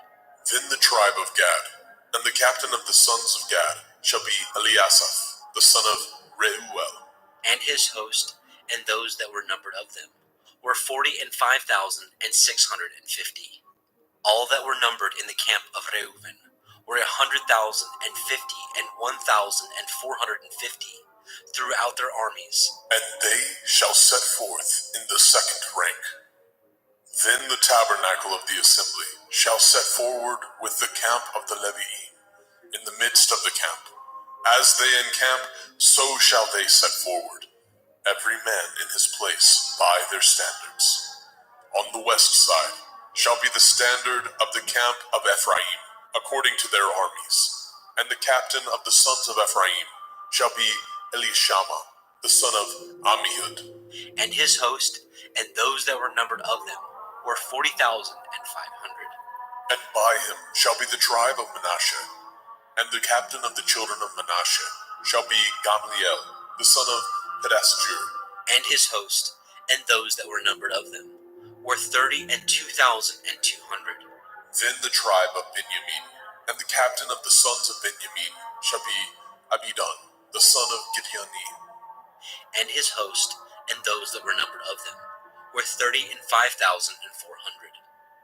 All that were numbered of the camp of Ephraim were 100,000 and 8,100 throughout their armies. And they shall go forward in the third rank. The standard of the camp of Dan shall be on the north side by their armies. And the captain of the children of Dan shall be Ahiezer, the son of Ammishaddai. And his host, and those that were numbered of them, were 62,700. And those that encamp by him shall be the tribe of Asher, and the captain of the children of Asher shall be Pagiel, the son of Okran. And his host, and those that were numbered of them, were 41,500. Then the tribe of Naphtali, and the captain of the children of Naphtali shall be Ahira, the son of Enan. And his host, and those that were numbered of them, were 53,400. All they that were numbered in the camp of Dan were 100,050 and 7,600. They shall go hindmost with their standards. These are those which were numbered of the children of Yasharel, by the house of their fathers, All those that were numbered of the camps throughout their host were 600,000 and 3,550. But the Levi'im were not numbered among the children of Yashrael, as Yahweh commanded Moshe. And the children of Yashrael did according to all that Yahweh commanded Moshe. So they pitched by their standards, and so they set forward, everyone after their families, according to the house of their fathers. Bemidbar, Numbers chapter 3.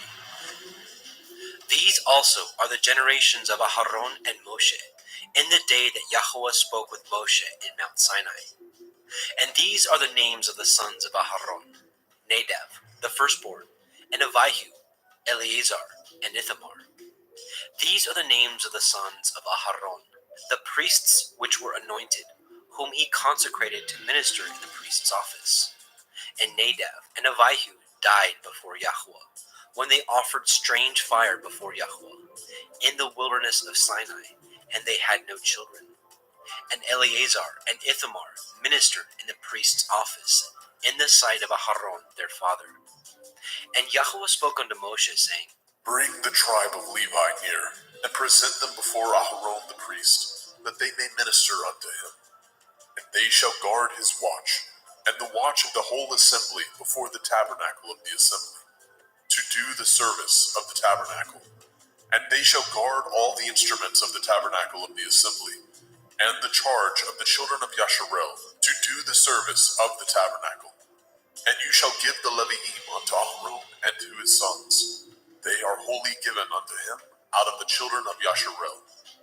And you shall appoint Aharon and his sons, and they shall guard their priest's office, and the stranger that comes nigh shall be put to death. And Yahweh spoke unto Moshe, saying, And I, behold, I have taken the Levi'im from among the children of Yasharel, instead of all the firstborn that opens the womb among the children of Yasharel. Therefore the Levi'im shall be mine, because all the firstborn are mine. For on the day that I smote all the firstborn in the land of Mitzrayim, I hallowed unto me all the firstborn in Yasharel, both man and beast. Mine shall they be. I am Yahweh.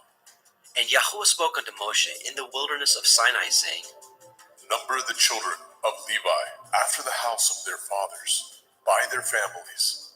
Every male from a month old and upward shall you number them. And Moshe numbered them according to the word of Yahweh, as he was commanded. And these were the sons of Levi by their names, Gershon, and Kohath, and Merari. And these are the names of the sons of Gershon by their families, Livni, and Shimei.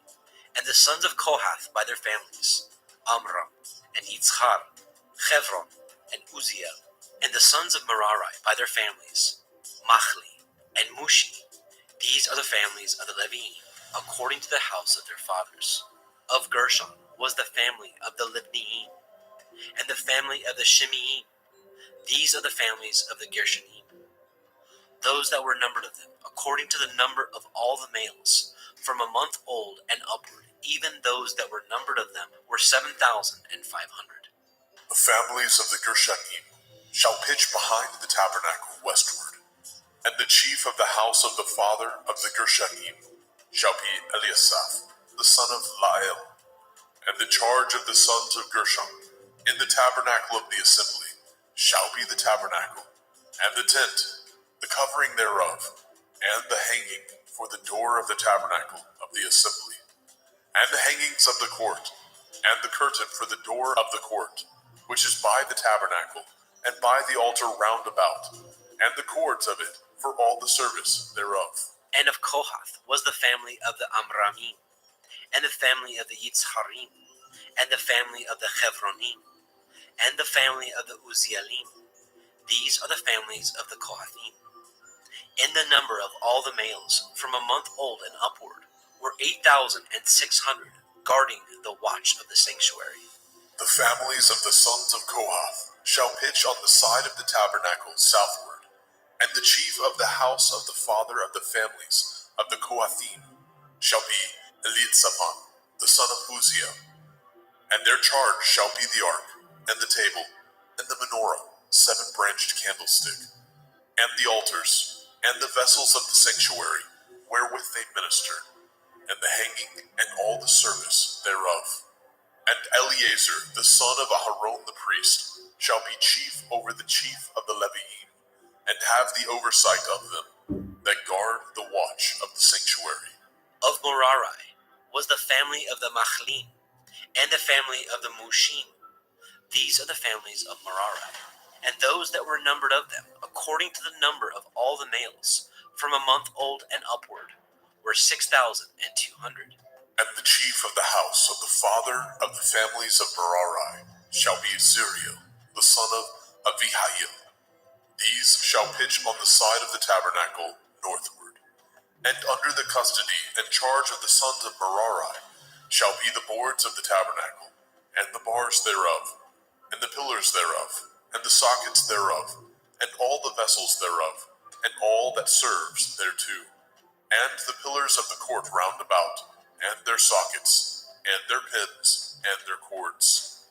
But those that encamp before the tabernacle towards the east, even before the tabernacle of the assembly, eastward, shall be Moshe, and Aharon, and his sons, guarding the watch of the sanctuary, for the watch of the children of Yasharel, and the stranger that comes nigh shall be put to death. And all that were numbered of the Leviim, which Moshe and Aharon numbered at the commandment of Yahweh, throughout their families, all the males from a month old and upward, were 22,000.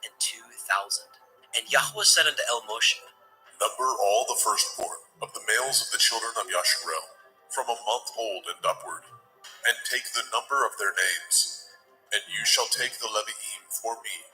I am Yahweh, instead of all the firstborn among the children of Yasharel, and the cattle of the Leviim, instead of all the firstlings among the cattle of the children of Yasharel. And Moshe numbered, as Yahweh commanded him, all the firstborn among the children of Yasharel, and all the firstborn males by the number of names, from a month old and upward, of those that were numbered of them, were 22,213. And Yahweh spoke unto El Moshe, saying, Take the Leviim, instead of all the firstborn among the children of Yasharel, and the cattle of the Leviim, instead of their cattle, and the Leviim shall be mine. I am Yahweh. And for those that are to be redeemed of the 213 of the firstborn of the children of Yasharel, which are more than the Leviim, you shall even take 5 shekels apiece by the pole. After the shekel of the sanctuary shall you take them, and you shall give the money wherewith the odd number of them is to be redeemed unto Aharon and to his sons. And Moshe took the redemption money of them that were over and above them that were redeemed by the Leviim. Of the firstborn of the children of Yasharel took he the money, 1,365 shekels, after the shekel of the sanctuary. And Moshe gave the money of them that were redeemed unto Aharon and to his sons, according to the word of Yahweh, as Yahweh commanded Moshe.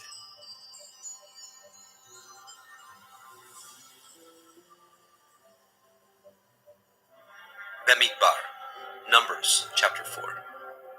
And Yahweh spoke unto El Moshe and unto El Aharon, saying, Take the sum of the sons of Kohath from among the sons of Levi, after their families, by the house of their fathers, from 30 years old and upward, even until 50 years old, all that enter into the host, to do the work in the tabernacle of the assembly.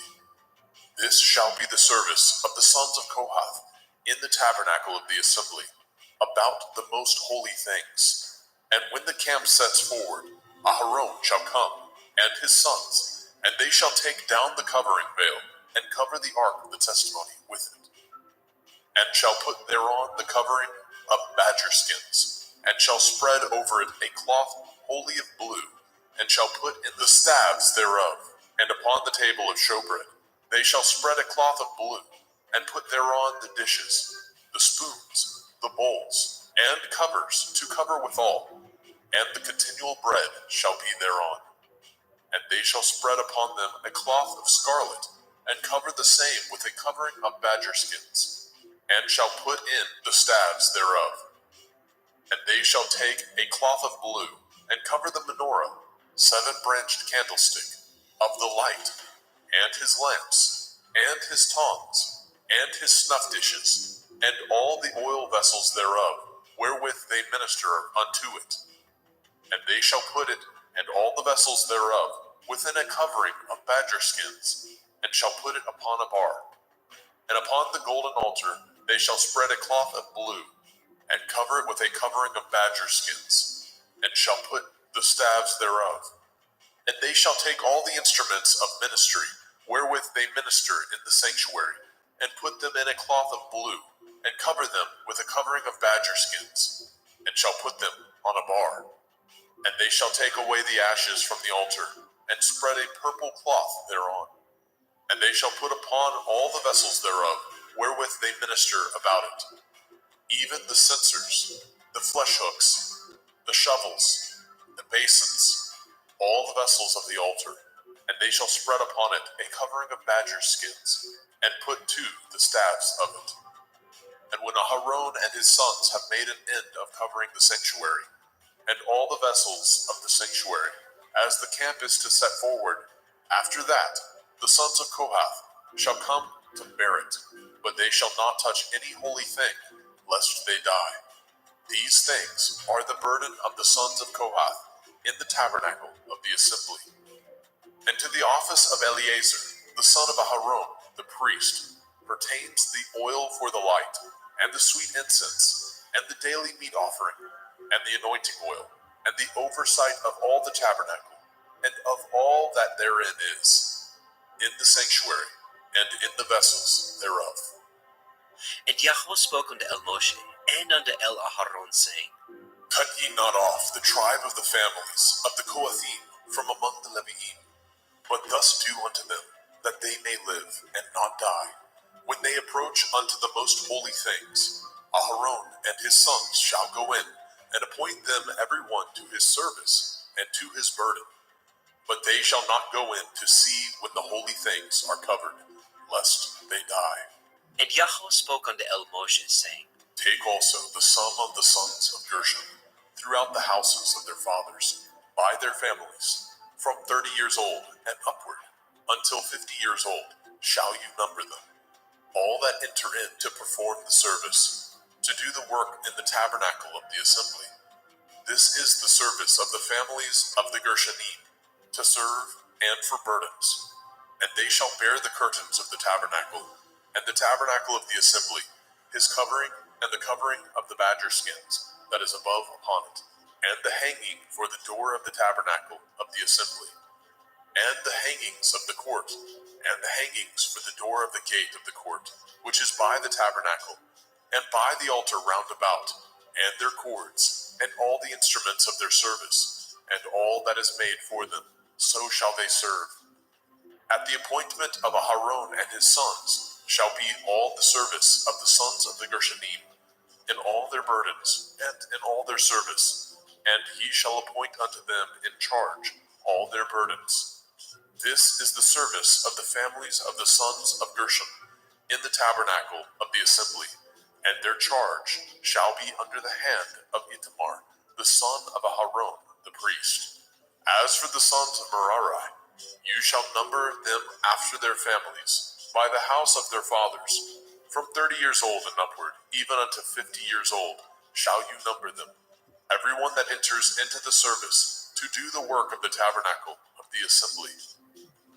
And this is the charge of their burden, according to all their service in the tabernacle of the assembly, the boards of the tabernacle, and the bars thereof, and the pillars thereof, and sockets thereof, and the pillars of the court round about, and their sockets, and their pins, and their cords, with all their instruments, and with all their service, and by name ye shall reckon the instruments of the charge of their burden.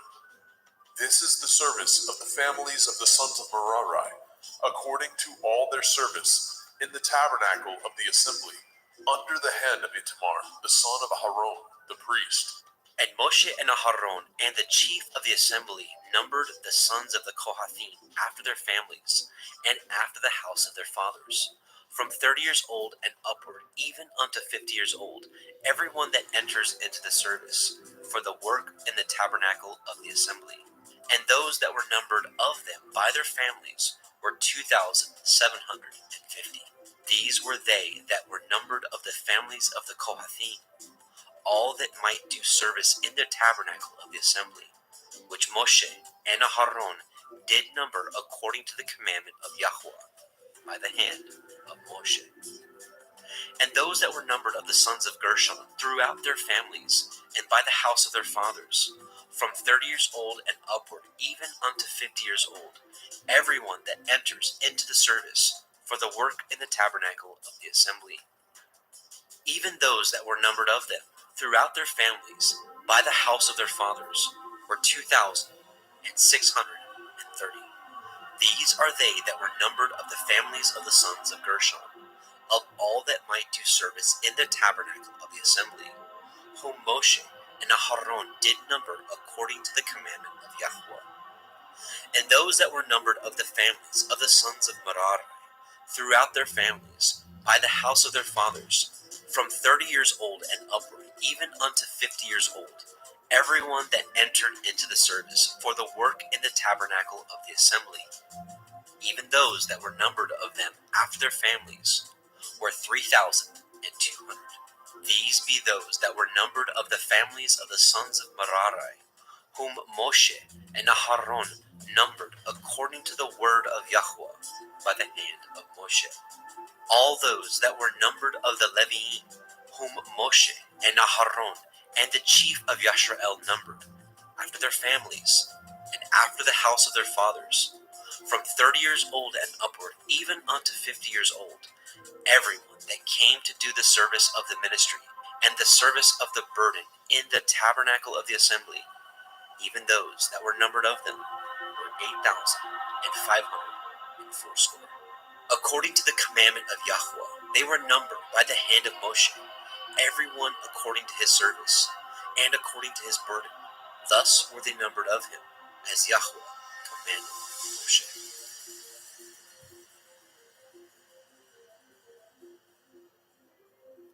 Bemidbar, Numbers, chapter 5.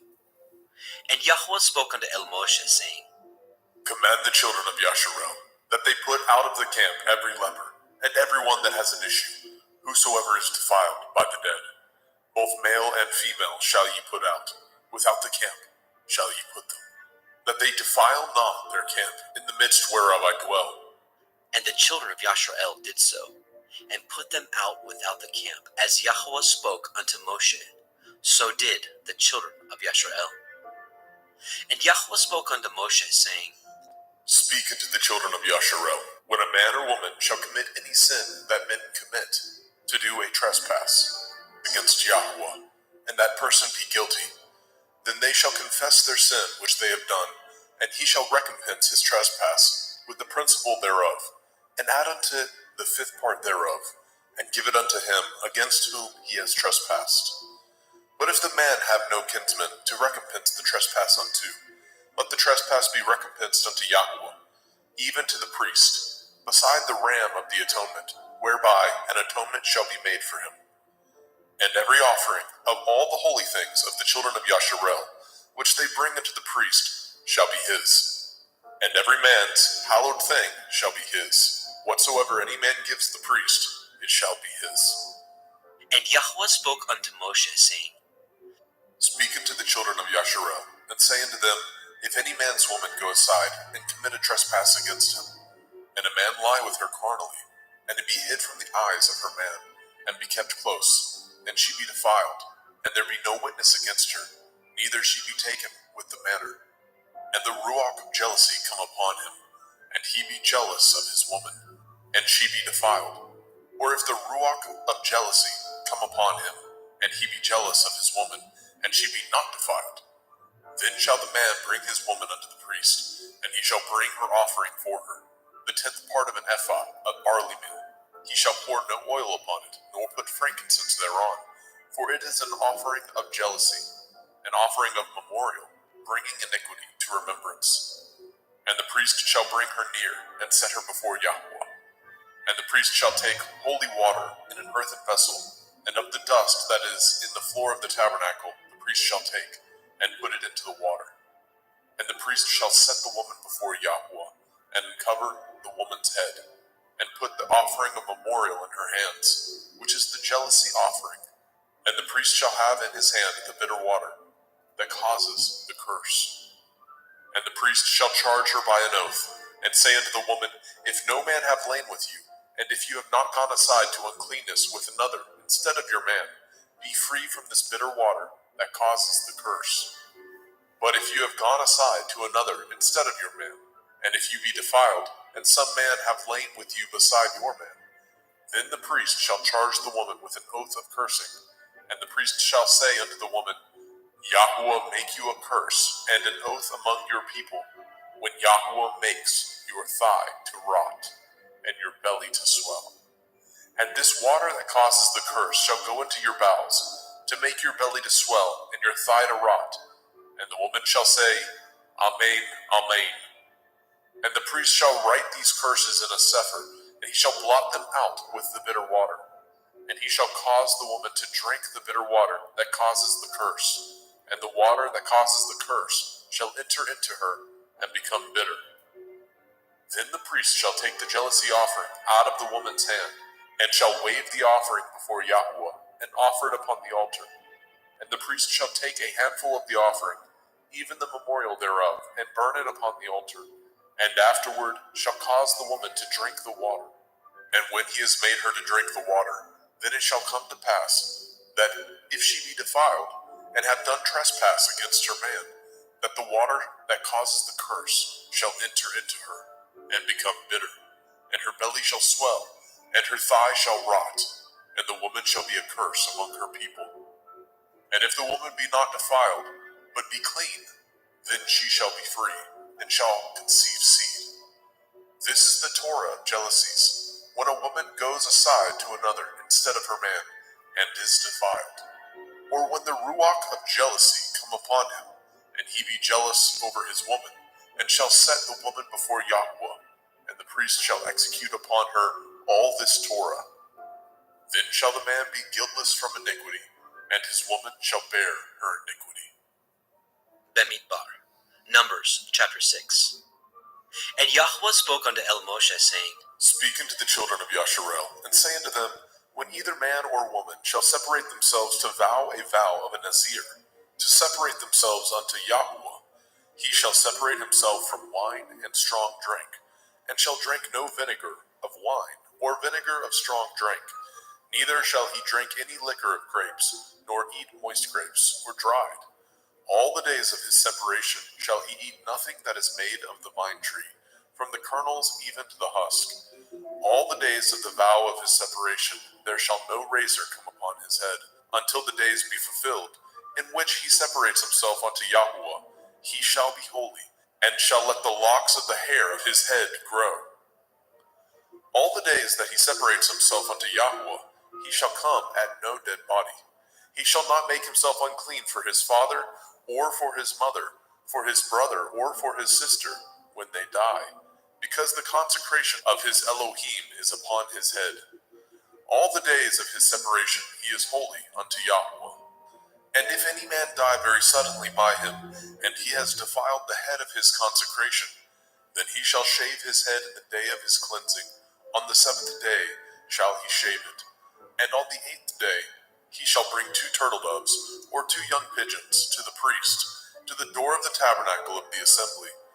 And the priest shall offer the one for his sin offering, and the other for a burnt offering, and make an atonement for him, for that he sinned by the dead, and shall hallow his head that same day. And he shall consecrate unto Yahweh the days of his separation, and shall bring a lamb of the first year for a trespass offering. But the days that were before shall be lost, because his separation was defiled. And this is the Torah of the Nazir. When the days of his separation are fulfilled, he shall be brought unto the door of the tabernacle of the assembly. And he shall offer his offering unto Yahweh, 1 he-lamb of the first year, without blemish, for a burnt offering, and 1 ewe lamb of the first year, without blemish, for a sin offering. and 1 ram without blemish for peace offerings, and a basket of matzah, unleavened bread, cakes of fine flour mingled with oil, and wafers of matzah anointed with oil, and their meat offering, and their drink offerings. And the priest shall bring them before Yahuwah, and shall offer his sin offering, and his burnt offering. And he shall offer the ram for a sacrifice of peace offerings unto Yahuwah, with the basket of matzah. The priest shall offer also his meat offering, and his drink offering. And the Nazir shall shave the head of his separation at the door of the tabernacle of the assembly, and shall take the hair of the head of his separation, and put it in the fire which is under the sacrifice of the peace offerings. And the priest shall take the sodden shoulder of the ram, and 1 matzah cake out of the basket, and 1 matzah wafer, and shall put them upon the hands of the Nazir, after the hair of his separation is shaven. And the priest shall wave them for a wave offering before Yahuwah. This is holy for the priest, with the wave breast and heave shoulder, and after that the Nazir may drink wine. This is the Torah of the Nazir, who has vowed, and of his offering unto Yahuwah for his separation, beside that his hand shall get, according to the vow which he vowed, so he must do after the Torah of his separation. And Yahuwah spoke unto Moshe, saying, Speak unto Aaron and unto his sons, saying, On this wise ye shall bless the children of Yasharel, saying unto them, Yahuwah bless you and guard you. Yahuwah make his face shine upon you and be gracious unto you. Yahuwah lift up his countenance upon you and give you peace. And they shall put my name upon the children of Yasharel, and I will bless them.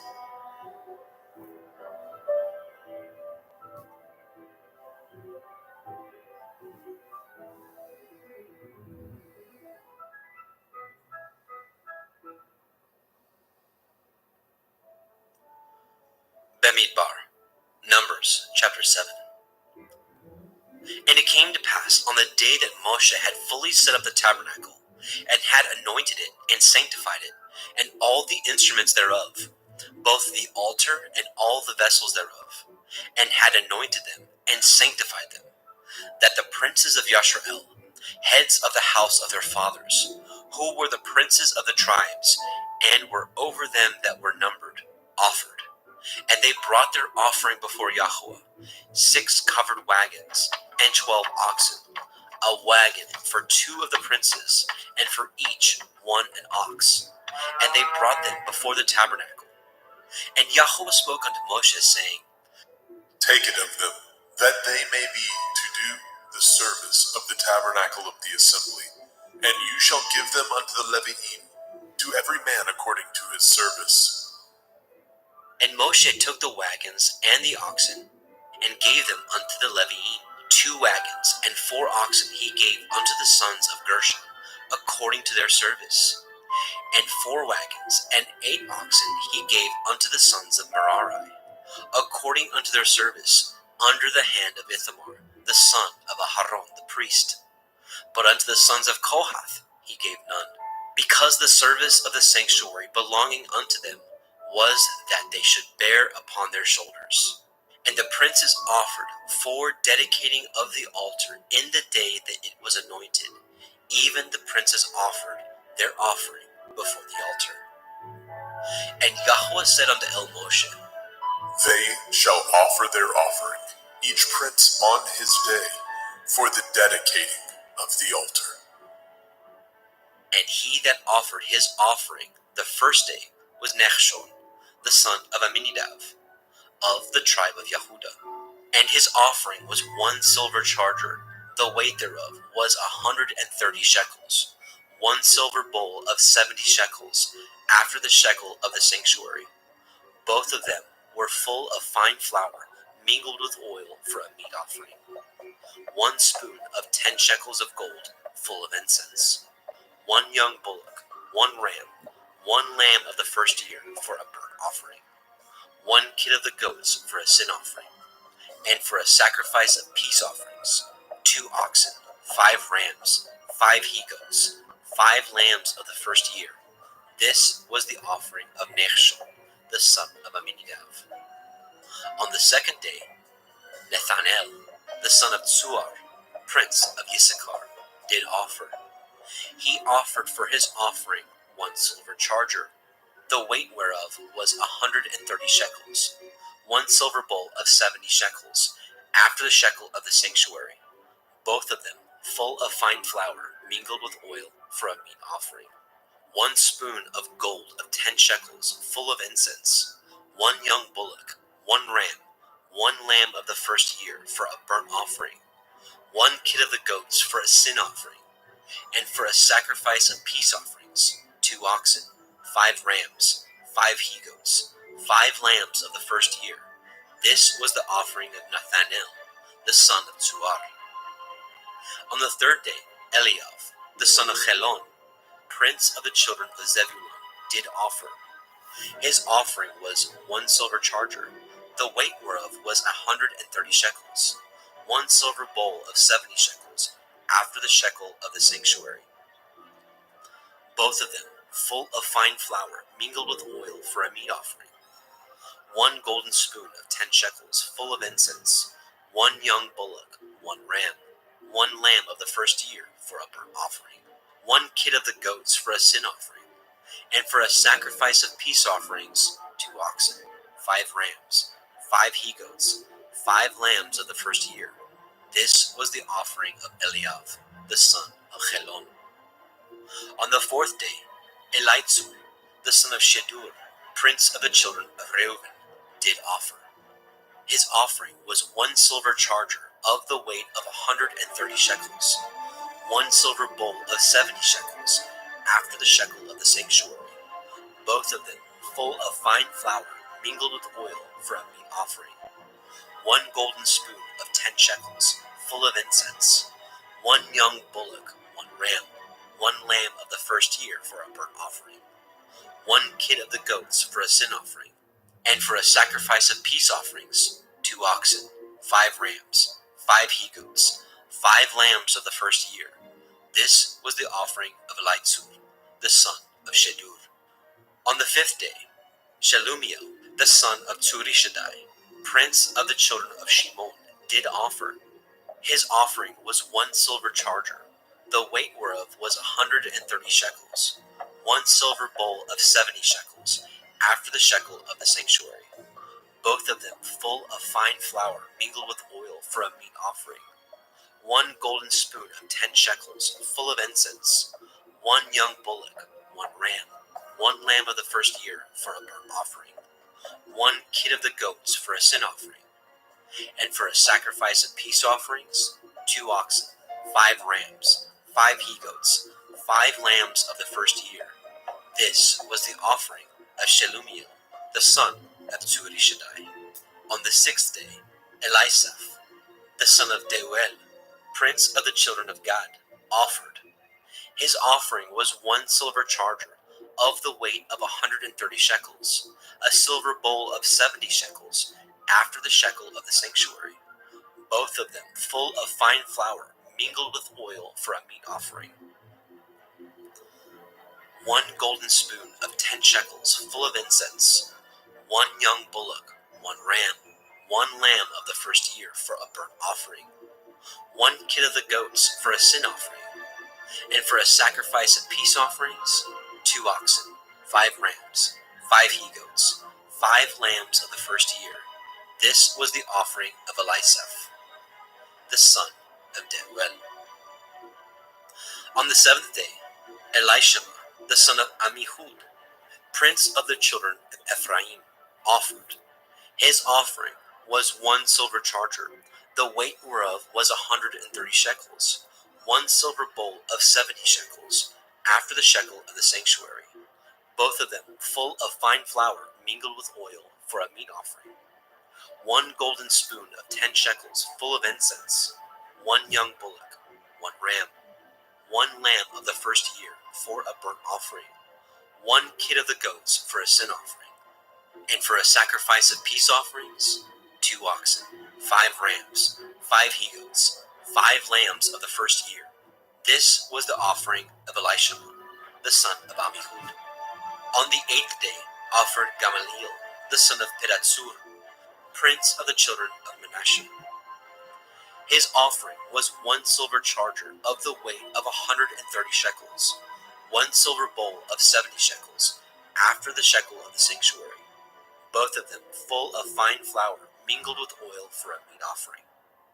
1 golden spoon of 10 shekels full of incense, 1 young bullock, 1 ram, 1 lamb of the first year for a burnt offering, 1 kid of the goats for a sin offering, and for a sacrifice of peace offerings, 2 oxen, 5 rams, 5 he-goats, 5 lambs of the first year.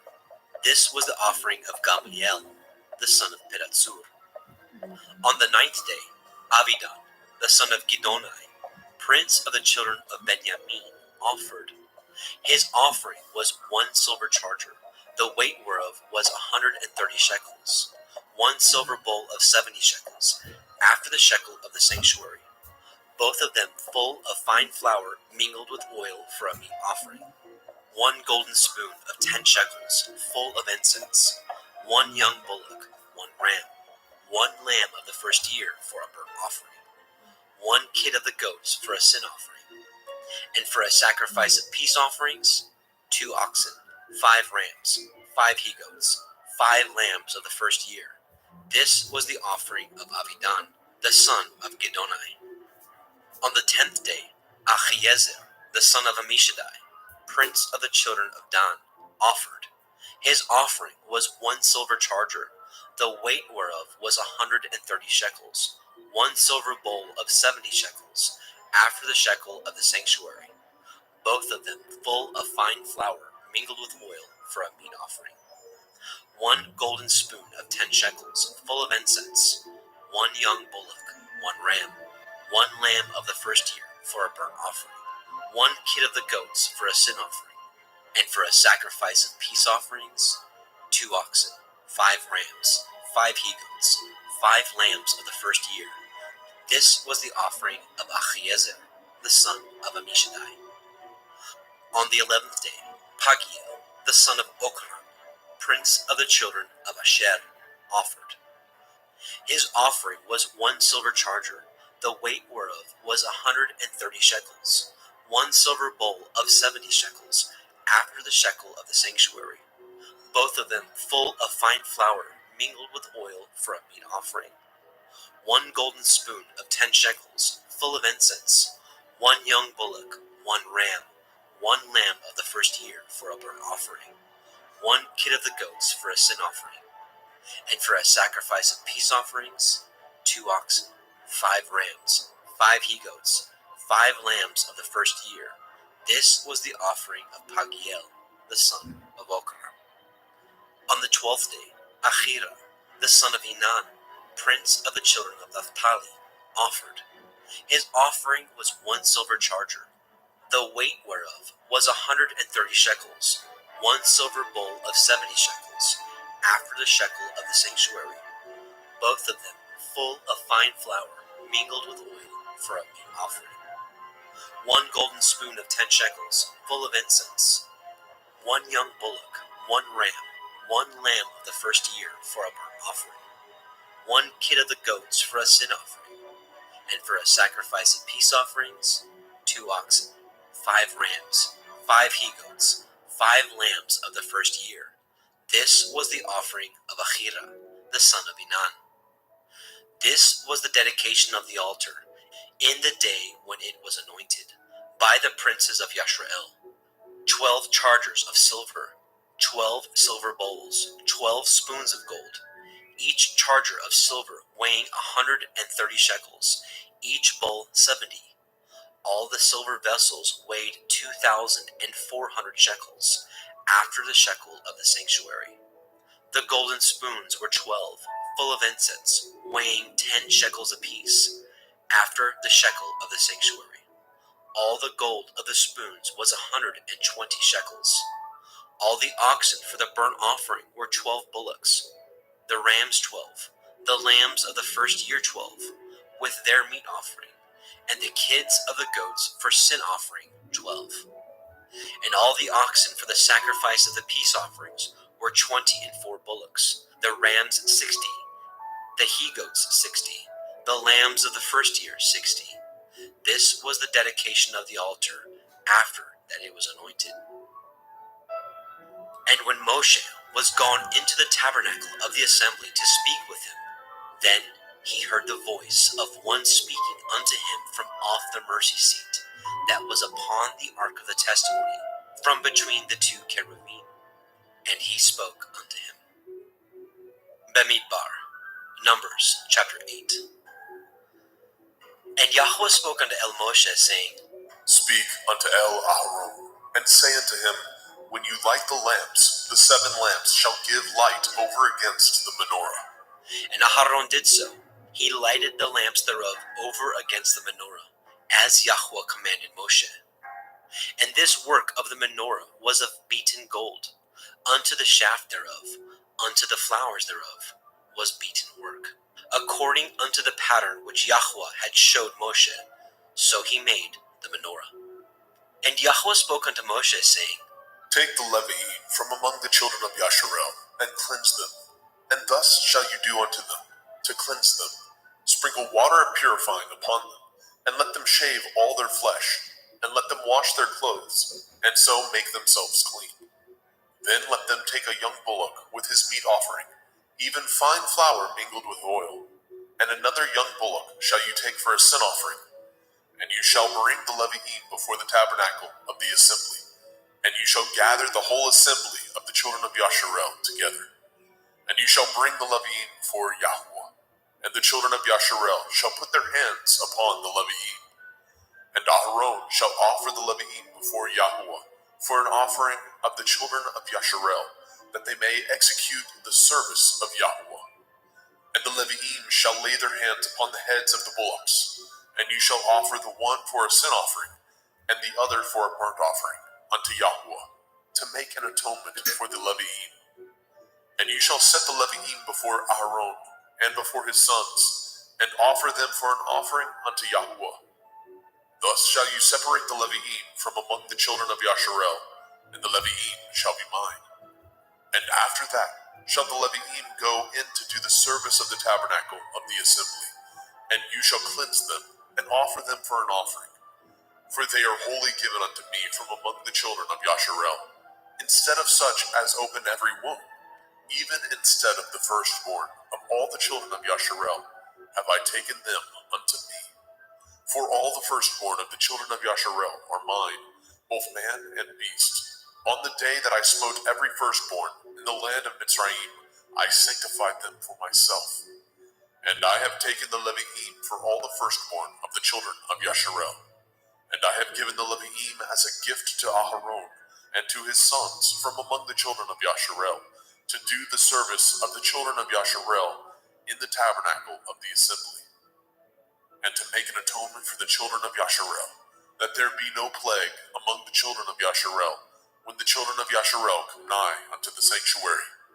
And Moshe and Aharon and all the assembly of the children of Yasharel did to the Levi'im according unto all that Yahweh commanded Moshe concerning the Levi'im. So did the children of Yasharel unto them. And the Levi'im were purified, and they washed their clothes. And Aharon offered them as an offering before Yahweh. And Aharon made an atonement for them to cleanse them. And after that went the Levi'im in to do their service in the tabernacle of the assembly before Aharon, and before his sons, as Yahweh had commanded Moshe concerning the Levi'im, so did they unto them. And Yahweh spoke unto Moshe, saying, This is that belongs unto the Levi'im, from 25 years old and upward. They shall go in to wait upon the service of the tabernacle of the assembly. And from the age of 50 years they shall cease waiting upon the service thereof, and shall serve no more, but shall minister with their brethren in the tabernacle of the assembly, to guard the watch, and shall do no service. Thus shall you do unto the Levi'im touching their charge. Bamidbar, Numbers chapter 9. And Yahweh spoke unto El Moshe in the wilderness of Sinai, in the first month of the second year, after they were come out of the land of Mitzrayim, saying, Let the children of Yasharel also keep the Pesach at his appointed time, in the 14th day of this month at evening. Ye shall keep it in his appointed time, according to all the rites of it, and according to all the ceremonies thereof, shall ye keep it. And Moshe spoke unto the children of Yasharel that they should keep the Pesach. And they kept the Pesach on the 14th day of the first month at evening in the wilderness of Sinai, according to all that Yahweh commanded Moshe. So did the children of Yasharel. And there were certain men who were defiled by the dead body of a man, that they could not keep the Pesach on that day. And they came before Moshe and before Aharon on that day. And those men said unto him, We are defiled by the dead body of a man. Wherefore are we kept back, and we may not offer an offering of Yahuwah on his appointed season among the children of Yasharel. And Moshe said unto them, Stand still, and I will hear what Yahweh will command concerning you. And Yahweh spoke unto Moshe, saying, Speak unto the children of Yasharel, saying, If any man of you, or of your posterity, shall be unclean by reason of a dead body, or be in a journey afar off, yet he shall keep the Pesach unto Yahweh. The 14th day of the second month at evening they shall keep it, and eat it with matzah and bitter herbs. They shall leave none of it unto the morning, nor break any bone of it. According to all the ordinances of the Pesach, they shall keep it. But the man that is clean, and is not in a journey, and forbears to keep the Pesach, even the same soul shall be cut off from among his people, because he brought not the offering of Yahweh in his appointed season. That man shall bear his sin. And if a stranger shall sojourn among you, and will keep the Pesach unto Yahweh, according to the ordinance of the Pesach, and according to the manner thereof, so shall he do. Ye shall have one ordinance, both for the stranger, and for him that was born in the land. And on the day that the tabernacle was reared up, the cloud covered the tabernacle, namely, the tent of the testimony. And at evening there was upon the tabernacle, as it were, the appearance of fire, until the morning. So it was always. The cloud covered it by day, and the appearance of fire by night. And when the cloud was taken up from the tabernacle, then after that the children of Yasharel journeyed. And in the place where the cloud abode, there the children of Yasharel pitched their tents. At the commandment of Yahweh the children of Yasharel journeyed, and at the commandment of Yahweh they pitched. As long as the cloud abode upon the tabernacle, they rested in their tents. And when the cloud tarried long upon the tabernacle many days, then the children of Yasharel did guard the watch of Yahweh, and journeyed not. And so it was, when the cloud was a few days upon the tabernacle, according to the commandment of Yahweh, they abode in their tents, and according to the commandment of Yahweh they journeyed. And so it was, when the cloud abode from evening unto the morning, and that the cloud was taken up in the morning, then they journeyed. Whether it was by day or by night that the cloud was taken up, they journeyed. Or whether it were 2 days, or a month, or a year, that the cloud tarried upon the tabernacle, remaining thereon, the children of Yasharel abode in their tents, and journeyed not. But when it was taken up, they journeyed. At the commandment of Yahweh they rested in their tents, and at the commandment of Yahweh they journeyed. They guarded the watch of Yahweh at the commandment of Yahweh by the hand of Moshe.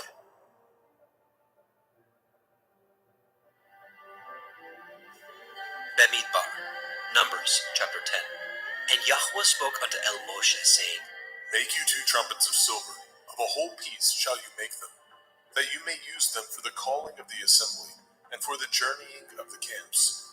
And when they shall blow them, all the assembly shall assemble themselves to you at the door of the tabernacle of the assembly. And if they blow but with 1 trumpet, then the princes, which are heads of the thousands of Yasharel, shall gather themselves unto you. When ye blow an alarm, then the camps that lie on the east part shall go forward. When ye blow an alarm the second time, Then the camps that lie on the south side shall take their journey. They shall blow an alarm for their journeys. But when the assembly is to be gathered together, ye shall blow, but ye shall not sound an alarm. And the sons of Aharon the priest shall blow with the trumpets, and they shall be to you for an ordinance forever throughout your generations. And if ye go to war in your land against the enemy that oppresses you, and ye shall blow an alarm with the trumpets, and ye shall be remembered before Yahuwah Elohim, and ye shall be saved from your enemies. Also in the day of your gladness, and in your solemn days, and in the beginnings of your months, ye shall blow with the trumpets over your burnt offerings, and over the sacrifices of your peace offerings, that they may be to you for a memorial before your Elohim. I am Yahuwah Elohim. And it came to pass on the 20th day of the second month, in the second year, that the cloud was taken up from off the tabernacle of the testimony. And the children of Yashrael took their journeys out of the wilderness of Sinai, and the cloud rested in the wilderness of Paran. And they first took their journey according to the commandment of Yahweh by the hand of Moshe. In the first place went the standard of the camp of the children of Yehudah, according to their armies, and over his host was Nachshon, the son of Amminadab. And over the host of the tribe of the children of Issachar was Nathanael, the son of Tzuar. And over the host of the tribe of the children of Zebulun was Eliav, the son of Chelon. And the tabernacle was taken down, and the sons of Gershon and the sons of Merari set forward, bearing the tabernacle. And the standard of the camp of Reuven set forward according to their armies, and over his host was Elitzur, the son of Shedur. And over the host of the tribe of the children of Shimon was Shelumiel, the son of Tzurishaddai. And over the host of the tribe of the children of Gad was Elisaph, the son of Deuel. And the Kohathim set forward, bearing the sanctuary, and the other did set up the tabernacle against they came. And the standard of the camp of the children of Ephraim set forward according to their armies, and over his host was Elishama, the son of Ammihud. And over the host of the tribe of the children of Manasseh was Gamliel, the son of Pedatsur. And over the host of the tribe of the children of Benjamin was Avidan, the son of Gidonai. And the standard of the camp of the children of Dan set forward, which was the rearward of all the camps throughout their hosts. And over his host was Achiezer, the son of Ammishaddai. And over the host of the tribe of the children of Asher was Pagiel, the son of Okran. And over the host of the tribe of the children of Naphtali was Achira, the son of Enan. Thus were the journeyings of the children of Yashrael, according to their armies, when they set forward. And Moshe said unto Chovav, the son of Reuel, the Midianite, Moshe's father-in-law, We are journeying unto the place of which Yahweh said, I will give it you. Come with us, and we will do you good. For Yahweh has spoken good concerning Yashrael. And he said unto him, I will not go, but I will depart to my own land, and to my kindred. And he said, Leave us not, I pray you, for as much as you know how we are to encamp in the wilderness, and you may be to us instead of eyes. And it shall be, if you go with us, yea, it shall be, that what goodness Yahweh shall do unto us, the same will we do unto you. And they departed from the mount of Yahweh 3 days' journey. And the ark of the covenant of Yahweh went before them in 3 days' journey, to search out a resting place for them. And the cloud of Yahweh was upon them by day, when they went out of the camp.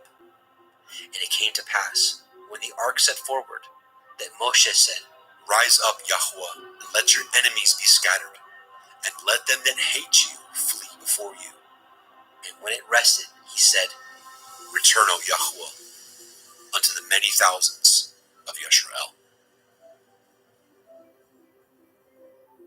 Bemidbar, Numbers chapter 11. And when the people complained, it displeased Yahweh, and Yahweh heard it, and his anger was kindled. And the fire of Yahweh burnt among them, and consumed them that were in the uttermost parts of the camp. And the people cried unto Moshe, and when Moshe prayed unto El Yahweh, the fire was quenched. And he called the name of the place Tavera, because the fire of Yahweh burnt among them. And the mixed multitude that was among them fell a-lusting. And the children of Yashrael also wept again and said, Who shall give us flesh to eat? We remember the fish, which we did eat in Mitzrayim freely, the cucumbers, and the melons, and the leeks, and the onions, and the garlic. But now our soul is dried away. There's nothing at all, because this manna before our eyes. And the manna was as coriander seed, and the color thereof as the color of delum. And the people went about and gathered it, and ground it in mills, or beat it in a mortar, and baked it in pans, and made cakes of it. And the taste of it was as the taste of fresh oil. And when the dew fell upon the camp in the night, the manna fell upon it. Then Moshe heard the people weep throughout their families, every man in the door of his tent. And the anger of Yahweh was kindled greatly.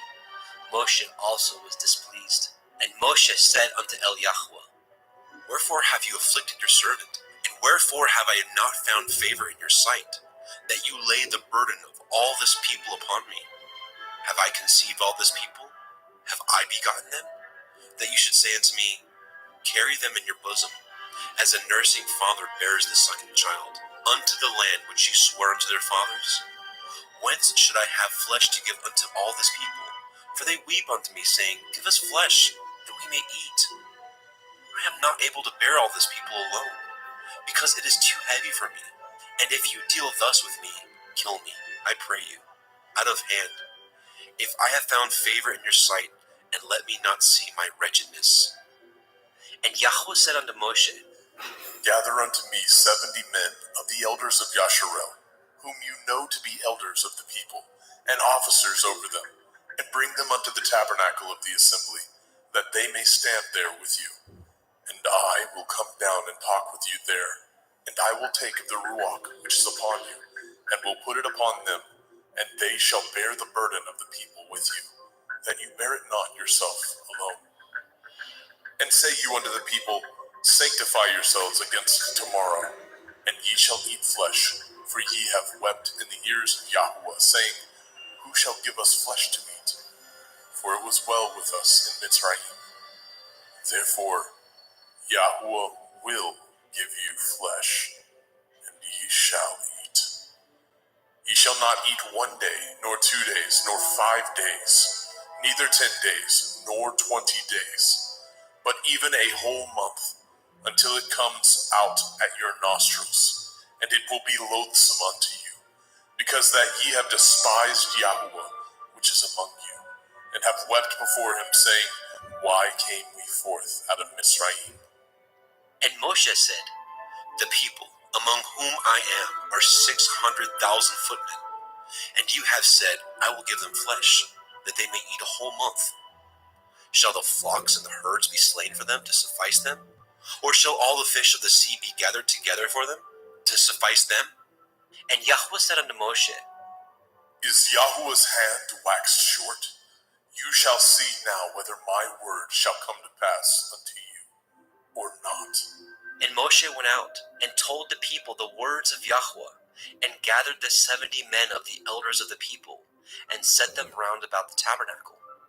And Yahweh came down in a cloud, and spoke unto him, and took of the ruach that was upon him, and gave it unto the 70 elders. And it came to pass, that when the ruach rested upon them, they prophesied, and did not cease. But there remained 2 of the men in the camp. The name of the one was Eldad, and the name of the other Medad. And the ruach rested upon them. And they were of them that were written, but went not out unto the tabernacle. And they prophesied in the camp. And there ran a young man and told Moshe, and said, Eldad and Medad do prophesy in the camp. And Yahusha, the son of Nun, the servant of Moshe, one of his young men, answered and said, My lord Moshe, forbid them. And Moshe said unto him, Envy you for my sake? Would to Elohim that all Yahweh's people were prophets, and that Yahweh would put his ruach upon them. And Moshe got him into the camp, he and the elders of Yashrael. And there went forth a wind from Yahweh, and brought the quails from the sea, and let them fall by the camp, as it were a day's journey on this side, and as it were a day's journey on the other side, round about the camp, and as it were 2 cubits high upon the face of the earth. And the people stood up all that day, and all that night, and all the next day, and they gathered the quails. He that gathered least gathered 10 homers, and they spread them all abroad for themselves round about the camp. And while the flesh was yet between their teeth, ere it was chewed, the wrath of Yahweh was kindled against the people, and Yahweh smote the people with a very great plague. And he called the name of that place Kivrot hat Ta'ava, because there they buried the people that lusted. And the people journeyed from Kivrot hat Ta'ava unto Chatzeroth, and abode at Chatzeroth. Bemidbar, Numbers chapter 12. And Miriam and Aharon spoke against Moshe because of the Cushite woman whom he had married, for he had married a Cushite woman. And they said, Has Yahweh indeed spoken only by Moshe? Has he not spoken also by us? And Yahweh heard it. Now the man Moshe was very meek, above all the men which were upon the face of the earth.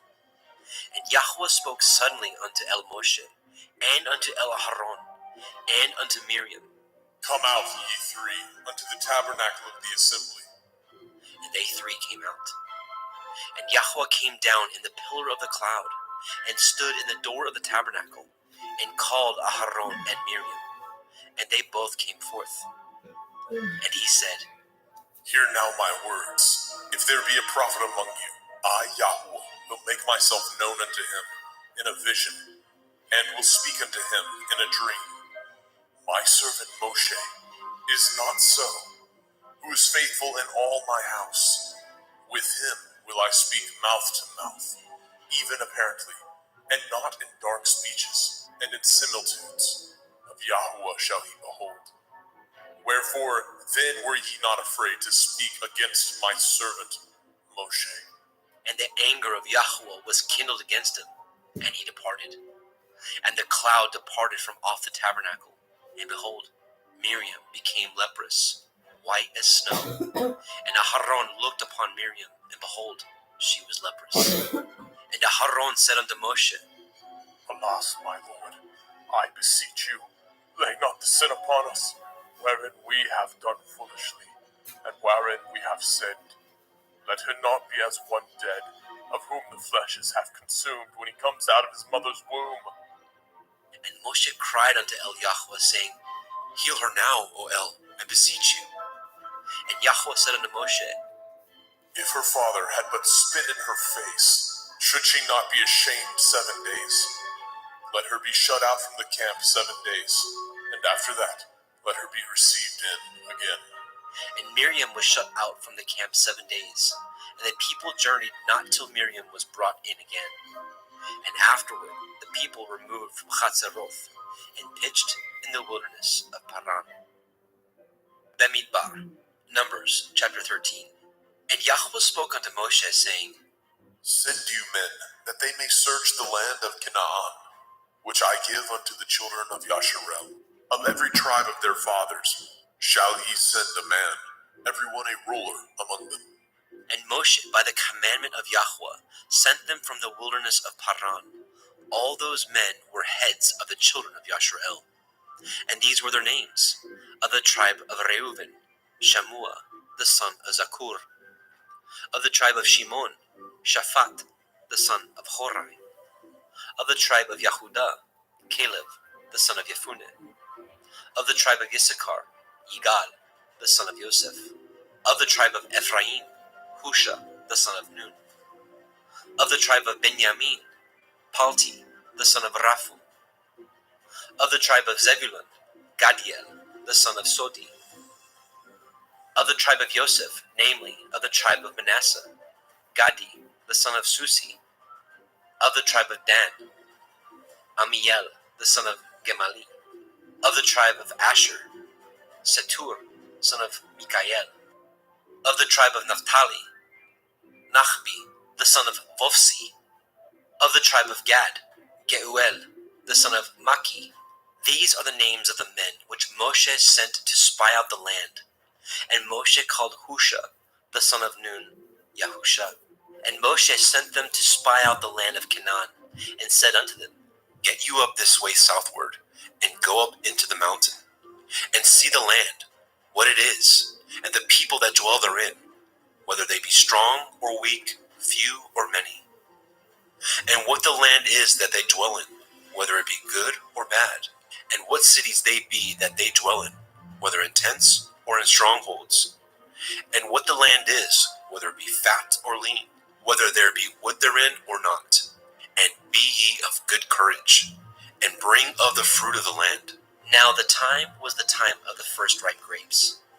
So they went up, and searched the land from the wilderness of Sin unto Rehov, as men come to Hamath. And they ascended by the Negev, and came unto Hebron, where Achiman, Shishai, and Talmai, the children of Anak, were.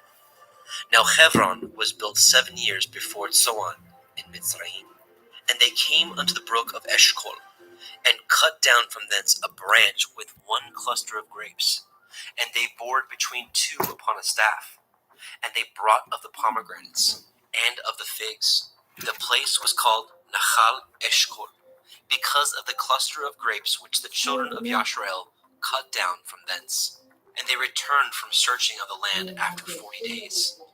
And they went and came to El Moshe, and to El Aharon, and to all the assembly of the children of Yashrael, unto the wilderness of Paran, to Kadesh, and brought back word unto them, and unto all the assembly, and showed them the fruit of the land.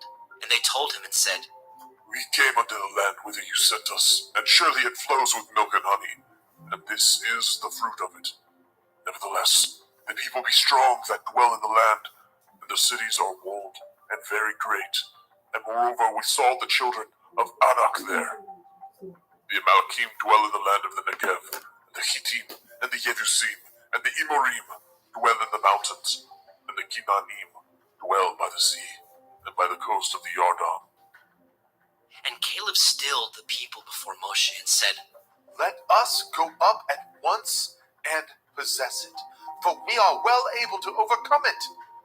But the men that went up with him said, We be not able to go up against the people, for they are stronger than we. And they brought up an evil report of the land which they had searched unto the children of Yashrael, saying, The land through which we have gone to search it is a land that eats up the inhabitants thereof, and all the people that we saw in it are men of great stature. And there we saw the Nephilim, the sons of Anak, which come of the Nephilim, and we were in our own sight as grasshoppers, and so we were in their sight. Bemidbar, Numbers chapter 14. And all the assembly lifted up their voice and cried, and the people wept that night. And all the children of Yashrael murmured against Moshe and against Aharon. And the whole assembly said unto them, Would to Elohim that we had died in the land of Mitzrayim, or would to Elohim we had died in this wilderness. And wherefore has Yahweh brought us unto this land, to fall by the sword, that our women and our children should be a prey? Were it not better for us to return into Mitzrayim? And they said one to another, Let us make her captain, and let us return into Mitzrayim. Then Moshe and Aharon fell on their faces before all the assembly of the multitude of the children of Yashrael.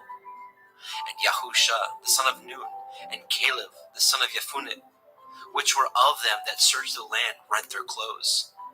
And they spoke unto all the company of the children of Yashrael, saying, The land which we passed through to search it is an exceeding good land. If Yahweh delight in us, then he will bring us into this land, and give it us, a land that flows with milk and honey. Only rebel ye not against Yahweh, neither fear ye the people of the land, for they are bread for us. Their defense is departed from them, and Yahweh is with us. Fear them not. But all the assembly bade stone them with stones. And the glory of Yahweh appeared in the tabernacle of the assembly before all the children of Yashrael. And Yahweh said unto Moshe, How long will this people provoke me? And how long will it be ere they believe me? For all the signs which I have shown among them, I will smite them with the pestilence, and disinherit them, and will make of you a greater nation, and mightier than they.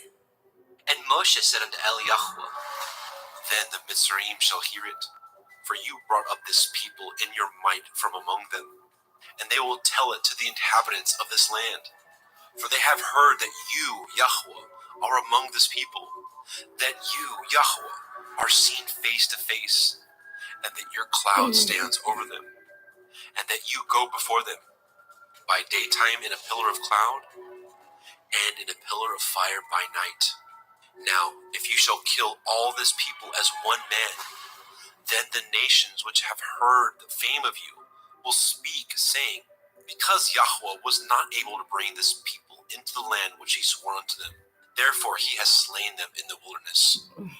And now, I beseech you, let the power of my Adonai be great, according as you have spoken, saying, Yahweh is long-suffering and of great mercy, forgiving iniquity